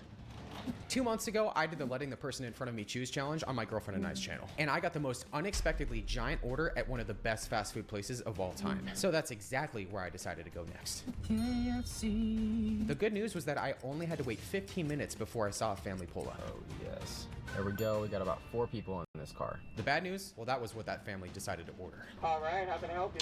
I have a bit of a weird request. Can I get whatever the person in front of me ordered?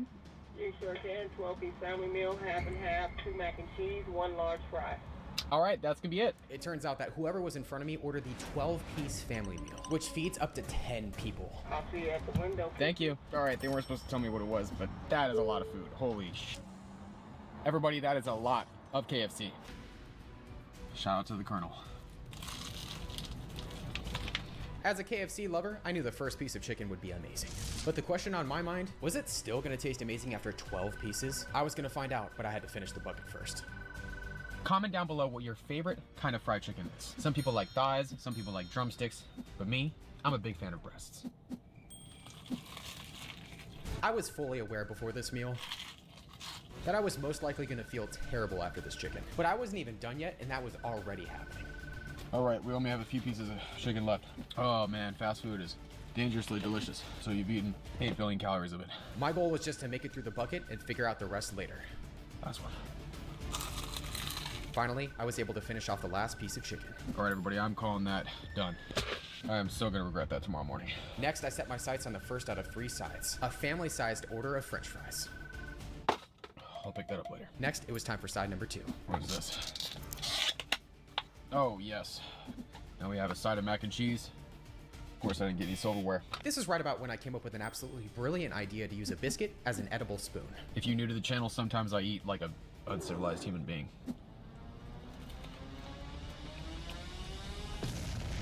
This was good, until the stomachache hit me moments later. Oh man, oh, this is not good. The only option for me was to try and finish as much as I possibly could. Yeah, seriously, who needs a spoon when you can just use a biscuit? I was just happy to have made it to the last side, or what I thought was the last side. All right, our mac and cheese and our biscuits are down. After checking the bag, I noticed that the extra box was actually an additional item to go along with the massive family meal. This next one right here, I don't know what it is, but ooh, that smells like something very spicy. This was an order of KFC's spicy wings. Spiciness in the middle of the food challenge like this is the last thing I need. But to my surprise, they actually weren't that spicy. Alright, that's actually not bad. Until I got to the second one. Oh, never mind, that's really bad. Woo! I had taken down as much as I could. Oh, my mouth is on fire. But enough was enough. All right, everybody, here's the deal. I have like 6 wings left, and then I have one last container of mac and cheese. But since my mouth is on fire, I'm gonna go ahead and call it here. I was the happiest guy ever only a few hours before, but now my stomach was a wreck. My goal from the start of this challenge was to become the first person to ever complete a challenge like this. And with only 3 places left, quitting wasn't an option. But unfortunately, what was waiting for me next was only gonna make this challenge even harder to complete. And we're here at Carl's Jr. Now it's time to wait. That vehicle has 3 people in it. I'm not gonna lie, everybody, I am fast fooded out right now. I was actually wondering if I could get whatever the car in front of me ordered. That would be 16.98 at the window. All right, thank you so much. Whoa. At this point, all I could think about were the spicy wings that were waiting for me at the next meal. Good thing about Carl's Jr., there's like no spicy things on the menu. Oh, but there are. Thank you so much. At first glance, I had no idea what these were, and then I read the receipt.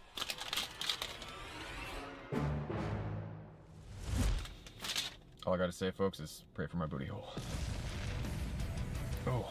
Each jalapeno popper I put into my mouth just made my stomach ache even worse. But surprisingly, I was able to finish off both orders and move on to the next item. All right, jalapeno poppers are down. Oh, and this is most definitely gonna be saved for after the rest of this KFC, because I'm gonna need it after all this mac and cheese and spicy chicken.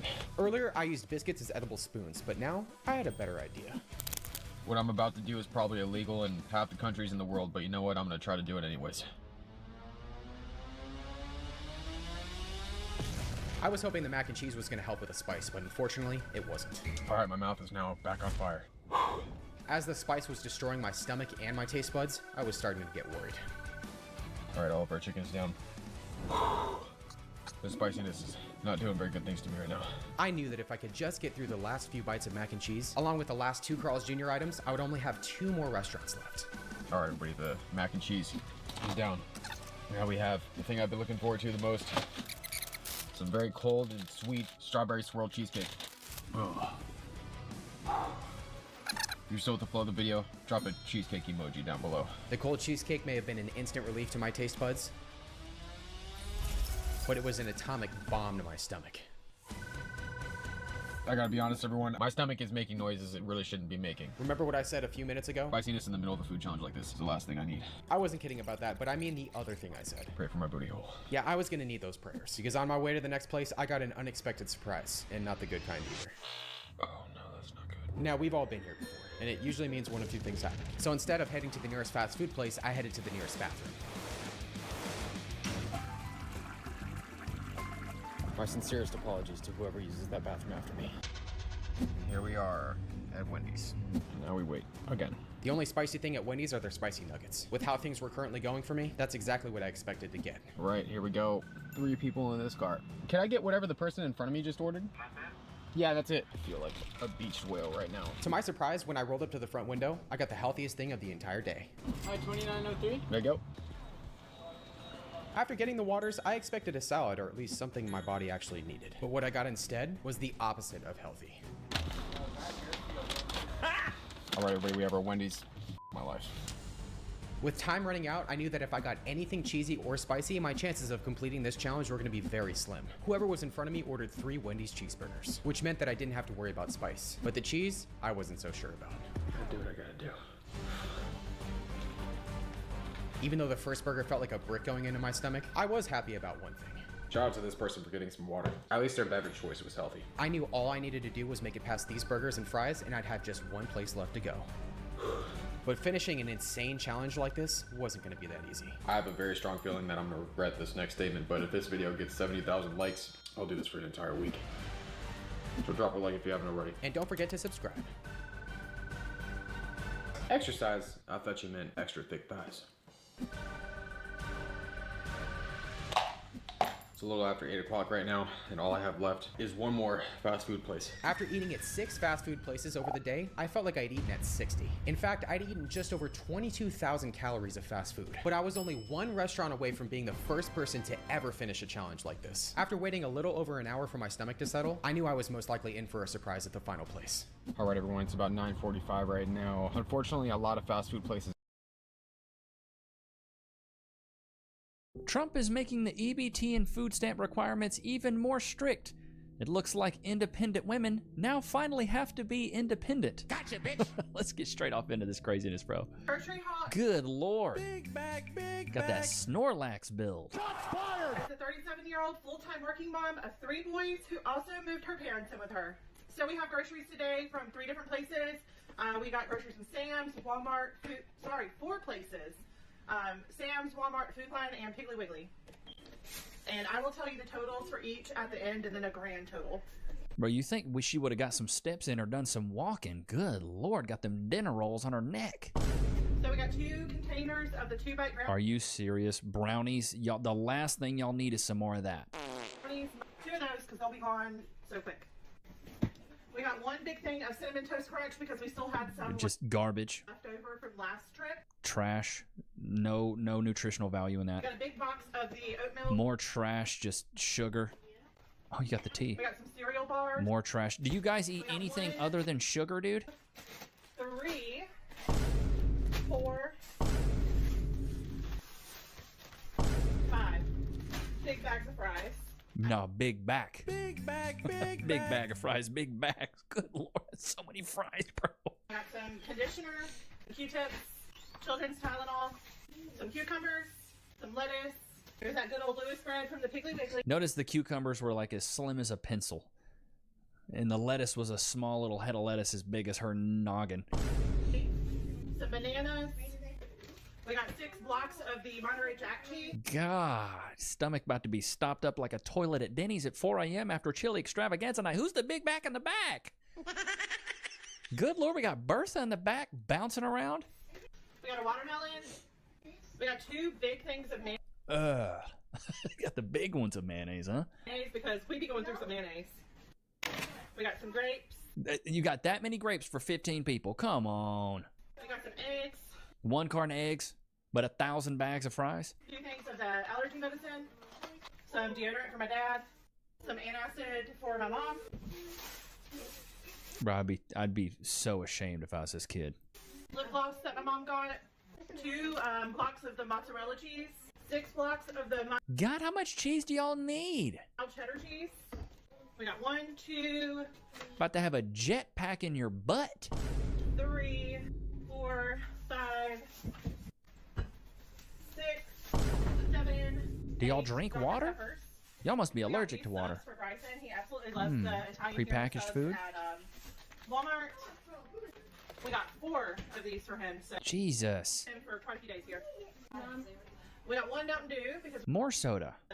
and Brantley is literally the only one that drinks them.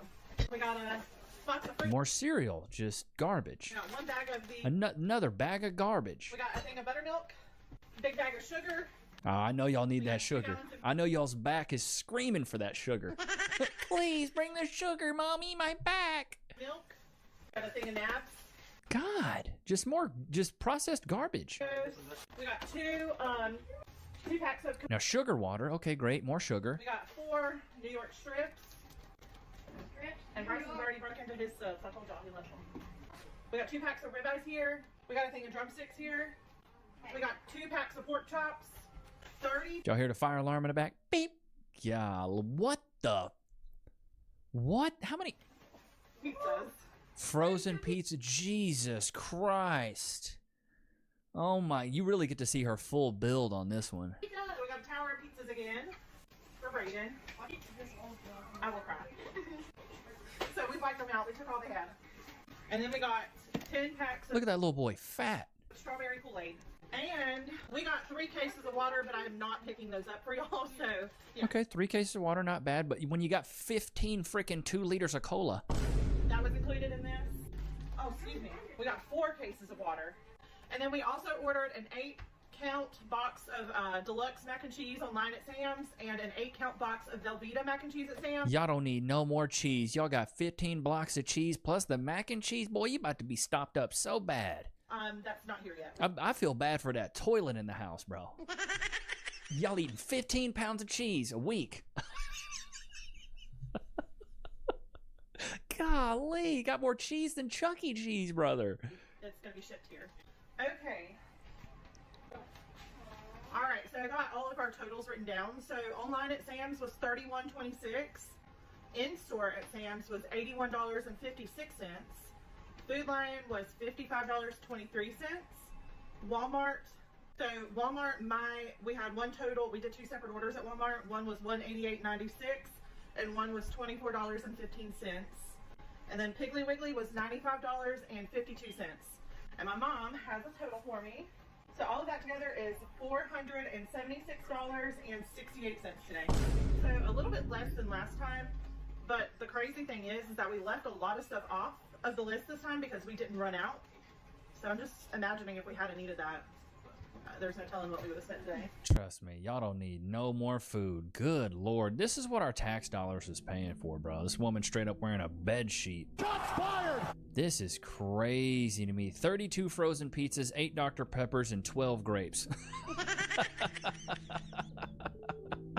Dude, some of the stuff on Twitter. What the heck do you do with all that mayo? One container will last me a lifetime and probably be left over for my kids, even my future grandkids. Like, what the fart is going on? Why do you need that much freaking mayo, dude?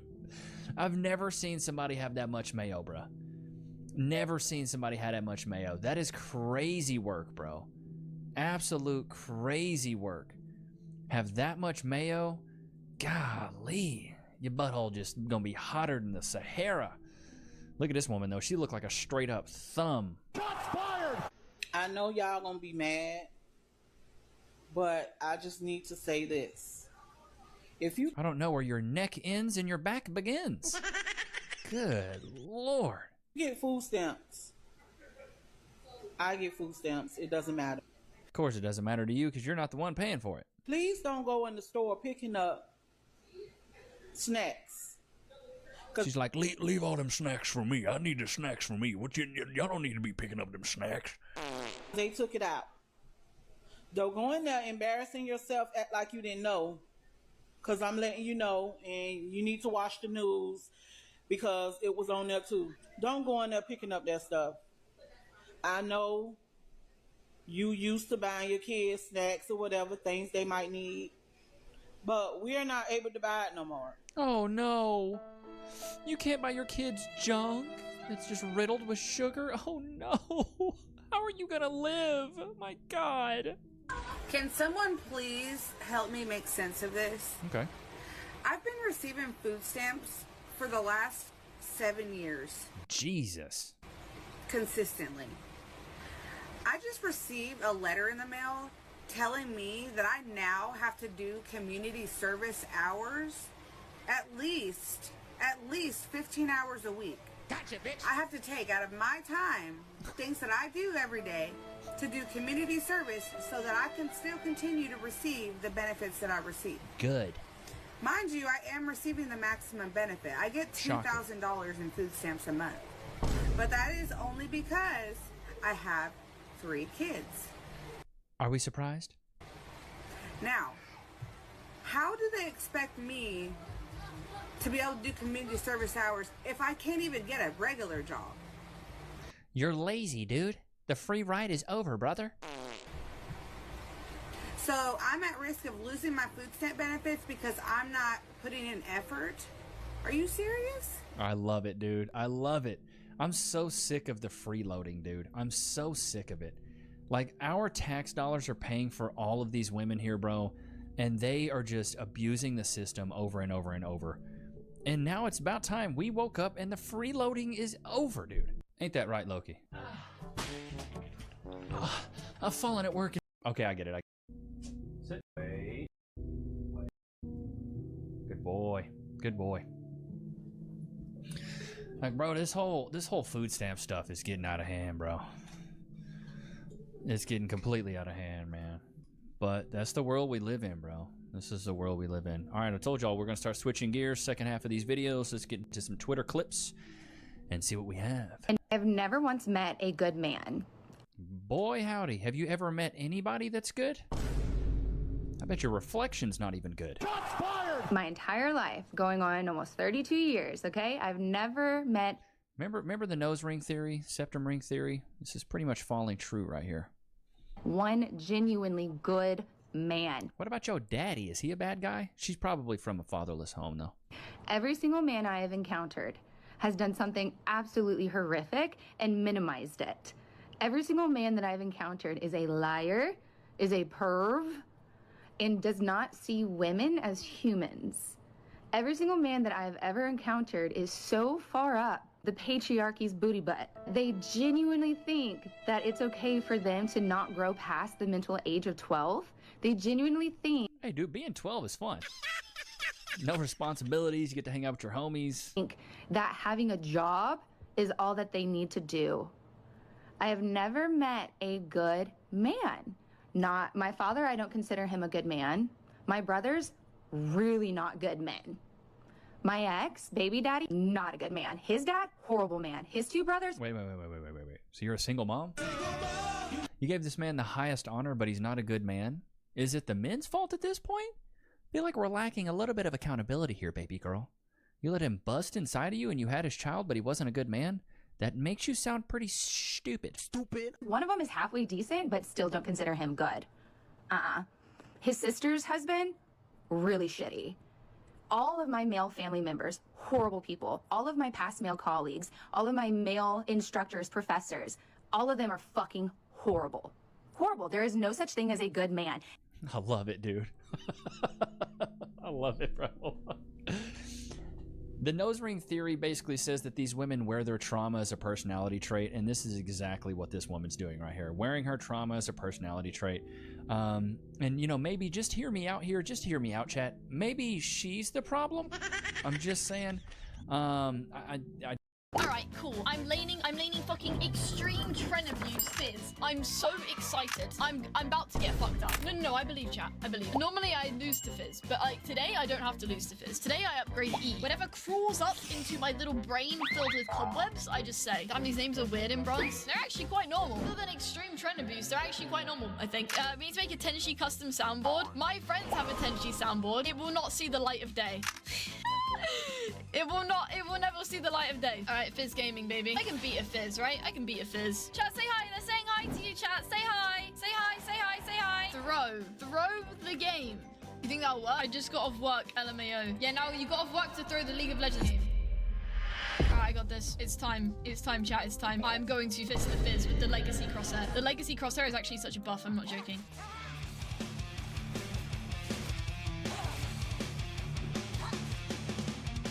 Once he does his fucking uppies, then I go crazy, bro. I missed.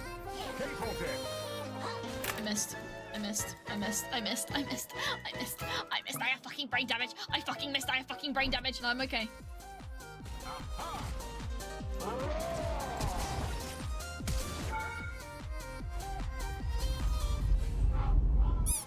Oh!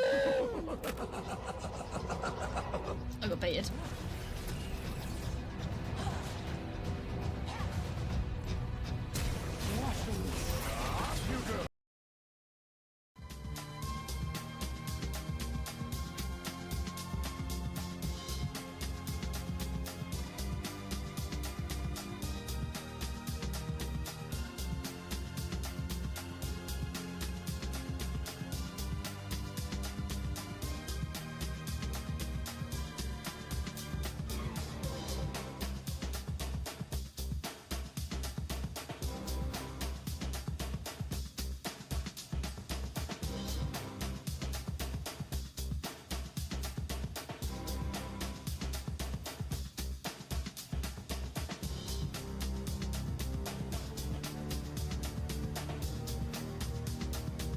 I just always say this, you know, we find the problem, we see the nose ring theory, we see this, and it's, you know, this is her personality, this is who she is as a person, so she wants to wear her trauma like a badge of honor. You go for it, honey. You go for it. I just need somebody else to tell me that they're living paycheck to paycheck and putting themselves into credit card debt out of necessity, not because of fun.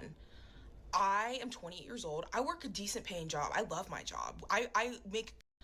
I am 28 years old. I work a decent paying job. I love my job. I make good income.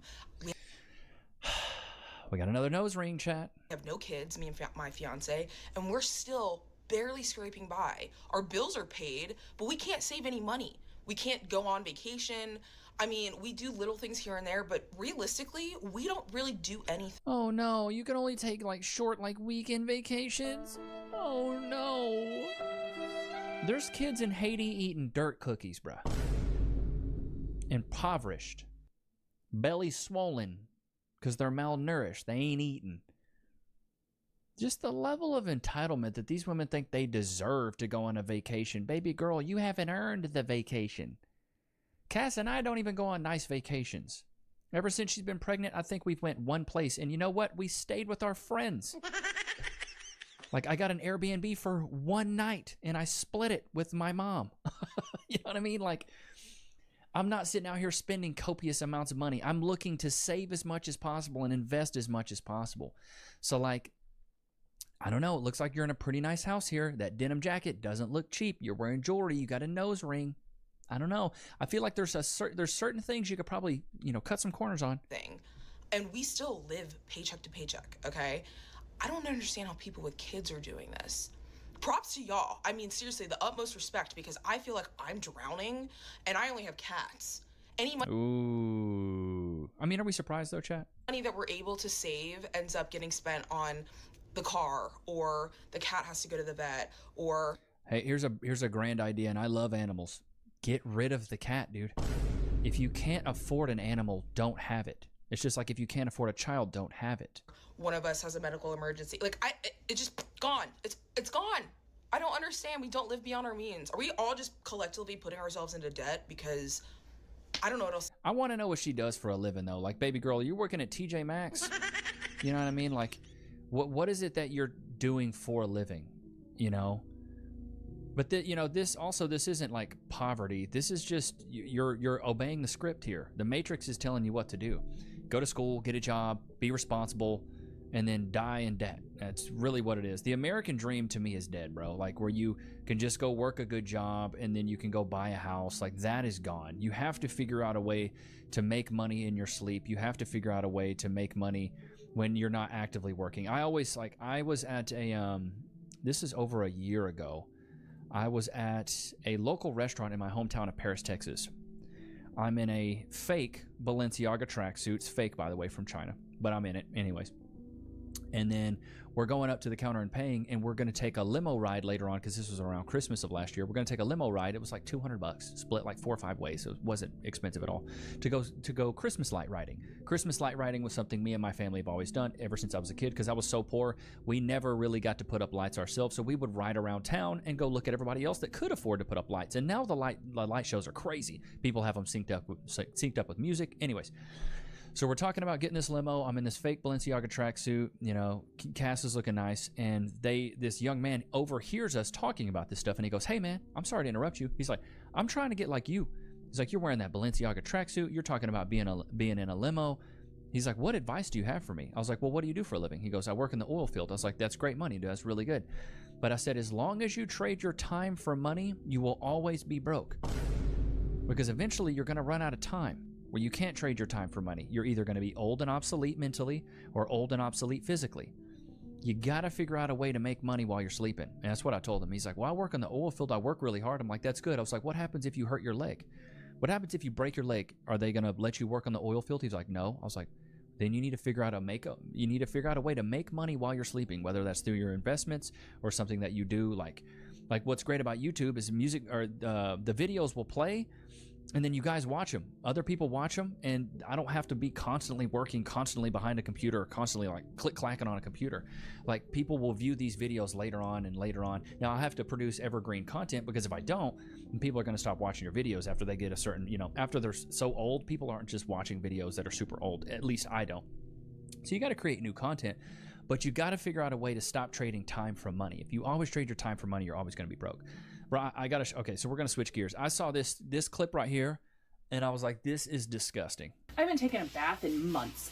That is sick. While missing one of your front teeth is diabolical freaking work, dude. You haven't taken a bath in over a month? Have you been to the dentist in the past month? Gotcha, bitch. I just can't imagine sitting in my own human stew. These are scrubs. They are bath sponges. These are infused with soap and shampoo. We call that a hoe bath where I'm from. You taking a hoe bath? This is what you do if you're like in a hurry. This is not what you do on the daily. Get your butt in the shower and scrub your bunions, brother. You get them damp. They get soapy. That's all I did. And then you wash. These are amazing for camping, for elder care. They're sponge baths. Yeah, that's what it should be used for, not your big ass. They're like for everything. We have a bunch of different flavors. They are very, very Bro, I bet her Fremunda cheese smells like dumpster juice, brother.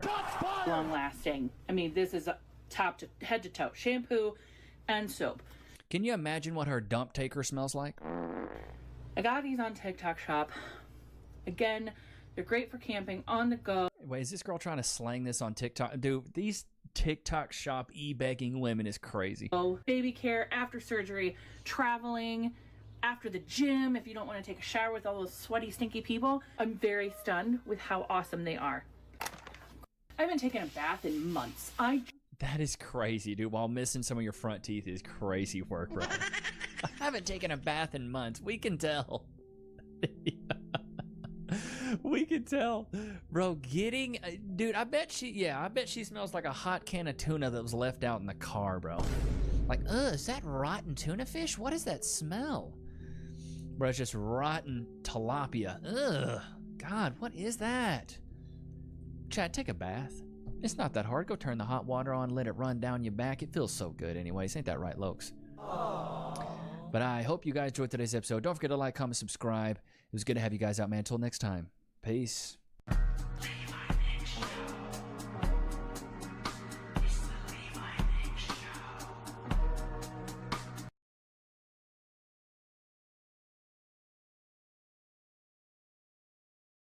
Are closed right now, so I'm hoping I can get to one of the last ones that's open near me. Chick-fil-A time. With it being so close to closing time, I was expecting to have to go somewhere else. But fortunately for me, I got lucky. Oh, yes. All right, I saw 3 people in there. I'm taking it. As I drove up to make my order, all I could think about was how big this meal was going to be. I was actually just wondering if I could get whatever the person in front of me just got. And you don't have to tell me what it is. Okay. I just really hope this is not going to be a big order. Have you ever said something out loud and then it just happens? Well, sometimes for me, the opposite actually happens. Because the family in front of me ordered 1 small lemonade. Even though this was the final stop, I always like to leave off on a good note when it comes to my food challenges. And this just wasn't it. There was just one last thing left to do. But everyone, I'm going to make you a deal. I'm going to flip this coin. And if it lands on tails, Chick-fil-A really is the last stop and this challenge is over. But if it lands on heads, I'm gonna go to one more fast food spot.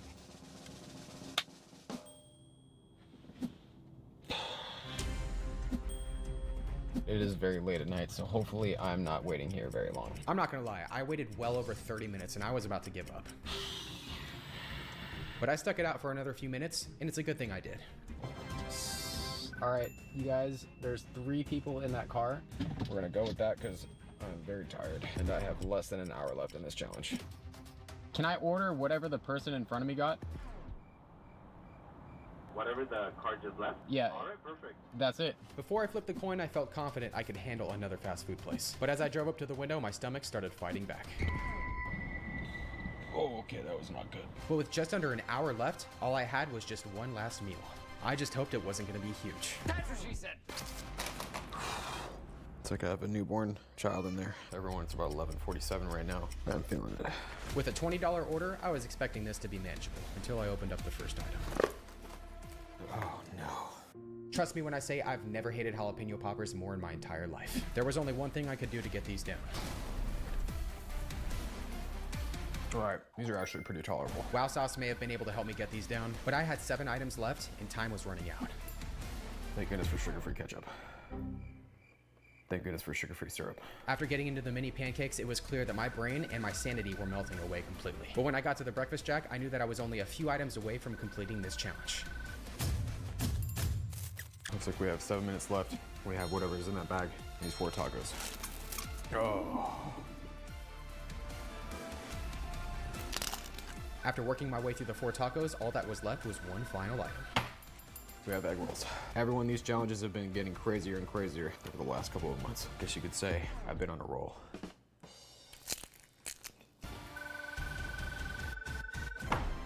Just like that, everybody, at 11:59, I've survived an entire day of letting the family in front of me choose what I eat. Oh my goodness. Subscribe and give the video a like if you haven't already. If you'd like to see further fast food carnage, it's not gonna be for a little while, but you know what? We're gonna leave it at that. But anyways, everyone, I love you all very much. Thank you for watching another video.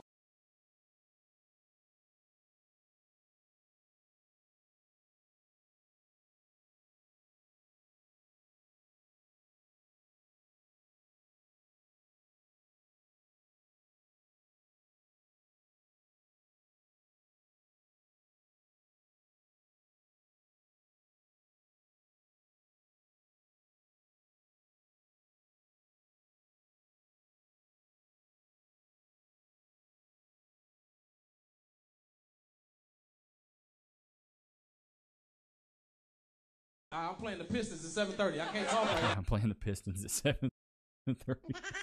Okay, so I honestly thought that, like, you know, boob jobs, the way that they made boobs bigger was they would get, like, the equivalent to, like, a bike pump.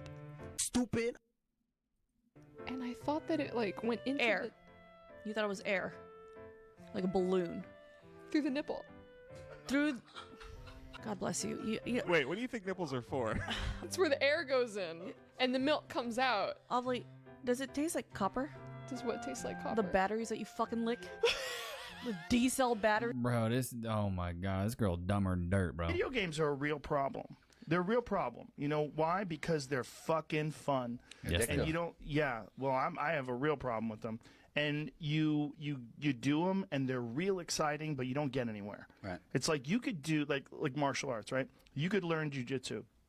You get obsessed by jujitsu, and then 3 years later, you're like an elite jujitsu athlete. You're entering in competitions. You're a purple belt. You're moving up. Yeah, you're doing well. Right. You're thinking like, I might be able to open my own school one day. You got confidence. Yeah, if I have 100 students and those 100 students are paying me X amount of dollars per month, I can make a living. Holy shit, I can have this would be amazing. And then you see your jiu-jitsu school, and your jiu-jitsu instructor has all these students and drives a Mercedes, and he's got a nice family, and like, that's the future. This way, you're doing something exciting and fun, and you don't. Or you could just be playing fucking video games. 3 years later, you could be that same kid just playing video games, waiting. Dude, I don't know. With how things have progressed these days, and chat, let me know what you think about this. I think these days of like, let's say I have a son, he really wants to play video games. I would say go for it. Play as much games as you want. Hopefully we can enter you in the esports arena. Didn't the kid that won the Fortnite thing won like $1 million, bro? You can make money nowadays. Look at all the Twitch streamers. Look at all the YouTube streamers. Look at Dr. Disrespect. I bet he's live right now. Playing. He's got 15, 17,000 people watching. He's playing video games. You can monetize on pretty much any hobby.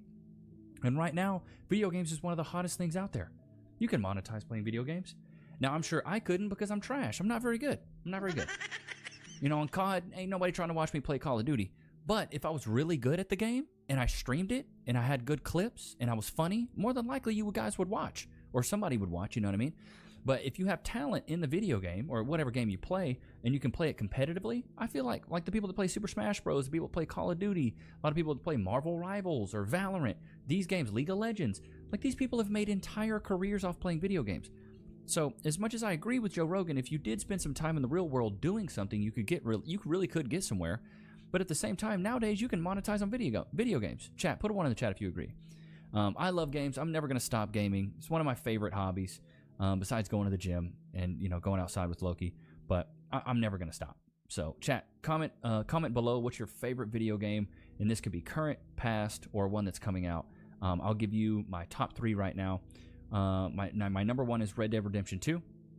My number 2 is Days Gone. And then number 3 would be the Last of Us series. I absolutely love those.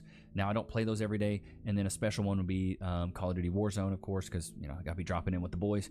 And then one more would probably be Assassin's Creed Valhalla. I loved the Valhalla one until I got to a certain point that I was like, I absolutely cannot stand this game anymore. It made me do these stupid quests I didn't like. But let me know in the comments what your favorite video game was. But Loki, did you have a good time? Did you have a good time? Loki, all the way on your place. He always has to have an arm on there.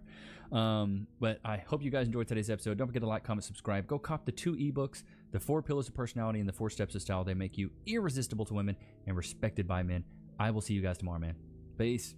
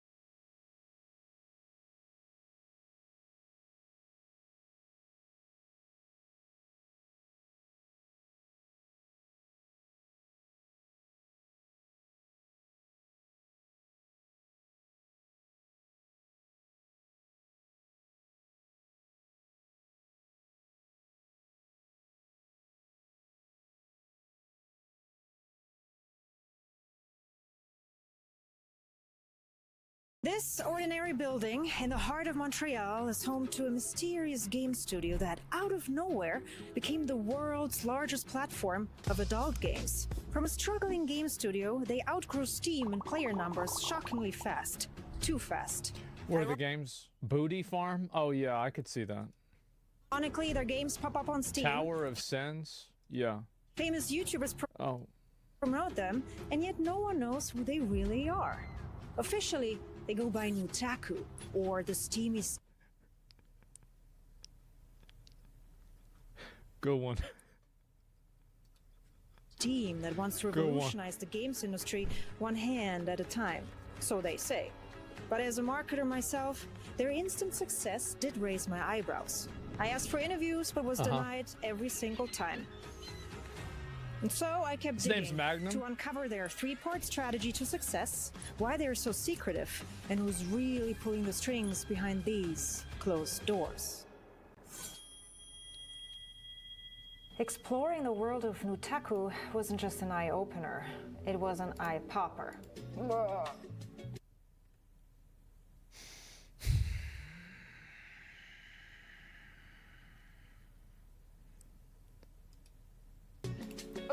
Ooh. The things I saw, I wish. You want to know what's really fucked up about this? This girl probably, like, she got to be at least 25, probably 30, right? She has no business not knowing things that are worse than furries. You know that she's probably seen 2 Girls, 1 Cup, or she knows about it. You gonna act like furries are that big of a problem? I guarantee y'all that if you go on this website, there are games that she couldn't even show a screenshot of. Like, she couldn't even show a fucking... Like, you can't even give an example. Could unsee them. But hey, I learned a ton about their strategies that you really want to stick around for. Because before their rapid growth, they too were just another little small struggling game studio trying to survive in an industry where less than 1% of games find success. True. You know what I'm talking about. And so, as Super Hippo Studios, they released a couple of titles. Is that the SSB, the BBW game? One of their tower defense games managed to be on the App Store's front page, but it lost Yeah, it must be it. Plants vs. Zombies 2, No, it's not. which launched just the same week. It's tough for any new game studio to stand out these days, and many give up, and they too were about to throw in the towel. But then out of the blue, they decided to shift to an industry that's not any less Yeah, this is a really popular thing. Like there are like I'll get ads for these porn games all the time on like YouTube, and it'll always be like the most degenerate shit. It's never like, I'm trying to see if I can find a picture of one that I can show you guys. It's never like a normal porn game where it's like, hey, you're gonna take out this hot blonde girl. It's like, yeah, your wife is a fox and she's pregnant and you have to raise the son, and then you have to make more babies with your fox wife, or you can cheat on her with a dinosaur. It's like, what are you talking about? Like, why can't, what the fuck? I know this one. Yeah, you saw the same one too, right? Targeted ads? Yeah, because I watch weird shit like this. challenging, but definitely less crowded. Adult games. Lucrative, untapped potential, and in dire need of quality gameplay. Yeah, I remember like we used to try and play these porn games on Newgrounds back in like 2001. They were always garbage. They were always so fucking bad. So yeah, absolutely. And so Super The Hippo Flash Studios games, yeah. were branded as Nutaku to capitalize on this untapped market. A no-brainer, as we all know, sells. In fact, adult games have been around since the 70s, Yep. with the likes of Leisure Suit Larry and soft porn adventures Oh, on yeah. DOS. But then Nintendo in the 90s made gaming all about kids. How could they? Yep. And so Nintendo in the 90s made gaming all about kids. How could they? Yep. And so sex and violence in games sparked overreactions, and the ratings board was introduced. With the kiss of Yeah, death the adult only, yeah. label, adults only. Any game with this label just sells less copies. And Well, just it's like that, also because like back then gaming was mostly for kids, whereas like now it's like for basically anybody, right? And like you had like much more controlled distribution back then, because like you didn't have marketplaces and like people that were able to go to market without the use of a publisher. So like now everybody can fucking play games and anybody can publish a game. Like if you're stupid and you want to make a game, you can do it. Back in the day, it wasn't a possibility. How do you know that that's true? Well, I played a lot of the stupid games. Western adult games went quiet. They did, but there's still, Now there's game like makers Eastern try to games like sneak this. in love by tiptoeing around that label. Good Alien one. romance options, Yeah. CJ in a secret minigame, Right. skippable scenes in The Witcher, and Cyberpunk. Yeah. No idea how they managed to dodge the adults-only label with a mere 17+ Yeah, rating. they had some crazy ass Kotaku, shit. however, has a leg up. No tiptoeing required. With Mhm. over 500 games, both free-to-play and paid, they This one seems pretty good. even attracted a fast-growing female audience that Yeah. proudly brags about their pet Now, I've been caught masturbating by their pets. That's crazy. interruptions. That's not your everyday game stat. That really makes me worried, you know, because like it's like there were some of these furry games, and then you get caught by your pet. I'm not saying anything, right? I'm not saying anything. Is it? But hey, they're so profitable Yeah, now, they even help struggling game developers who Right. didn't make it in the traditional games True. market. They take their games that didn't make it on Steam and adultify them. That's No, a they have huge plenty of this games on Steam. Like you go look up. Let me just search Fudanari. Oh, they have plenty of this games on Steam. Like you go look up. Let me just search Fudanari. Wait, did they get rid of them? No, this is a bug. It's a bug. Yeah. So, like, they have a lot of these on Steam right now. Yeah, they got a bunch. They probably have more versions of Fudanari games than Souls-like games. part of their core business. Crush, for instance, developed by Sad Panda, didn't really take off on Steam. So Yeah. Nutaku funded some, let's say, enhancements, Yep. and the game is now a hit on Nutaku. Their company wonder motto why. clearly states that they don't gamify porn, but adultify great games. Yep. A trend that's been taken up That's on been a big problem that, like, what do you call it? Like, I feel like Genshin did the same thing. Because, like, a lot of gacha games before Genshin were just fucking garbage. They were just trash games that were bad. Nobody wants to play them. But, like, Genshin was a really good game and people played it. Like, you have to have it be a good game that's, like, fun to play and not just porn.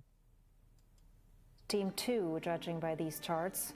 And so it seems that Nutaku's company mission is working. Slap giant tits on a bad game and then you have a great game. True. Democratizing a Bad game and then you have a great game. True. democratizing adult games one hand at a time. But that's not easy when there's a big stigma around adult games. They're considered cheap, low-quality porn with bad to no gameplay. Even They are. Like, that's the reason why. It's because usually they are. Mr. Nintendo chimed in with a Oh. pointed critique about their bad game design. And when Fall No, this. Did he really say this? Like, he did not fucking say this shit, did he? There's no way. It's a meme. There's no fucking way he went and said this shit. I don't believe it. game design. And when Fall Guys ran a campaign inviting No fucking way.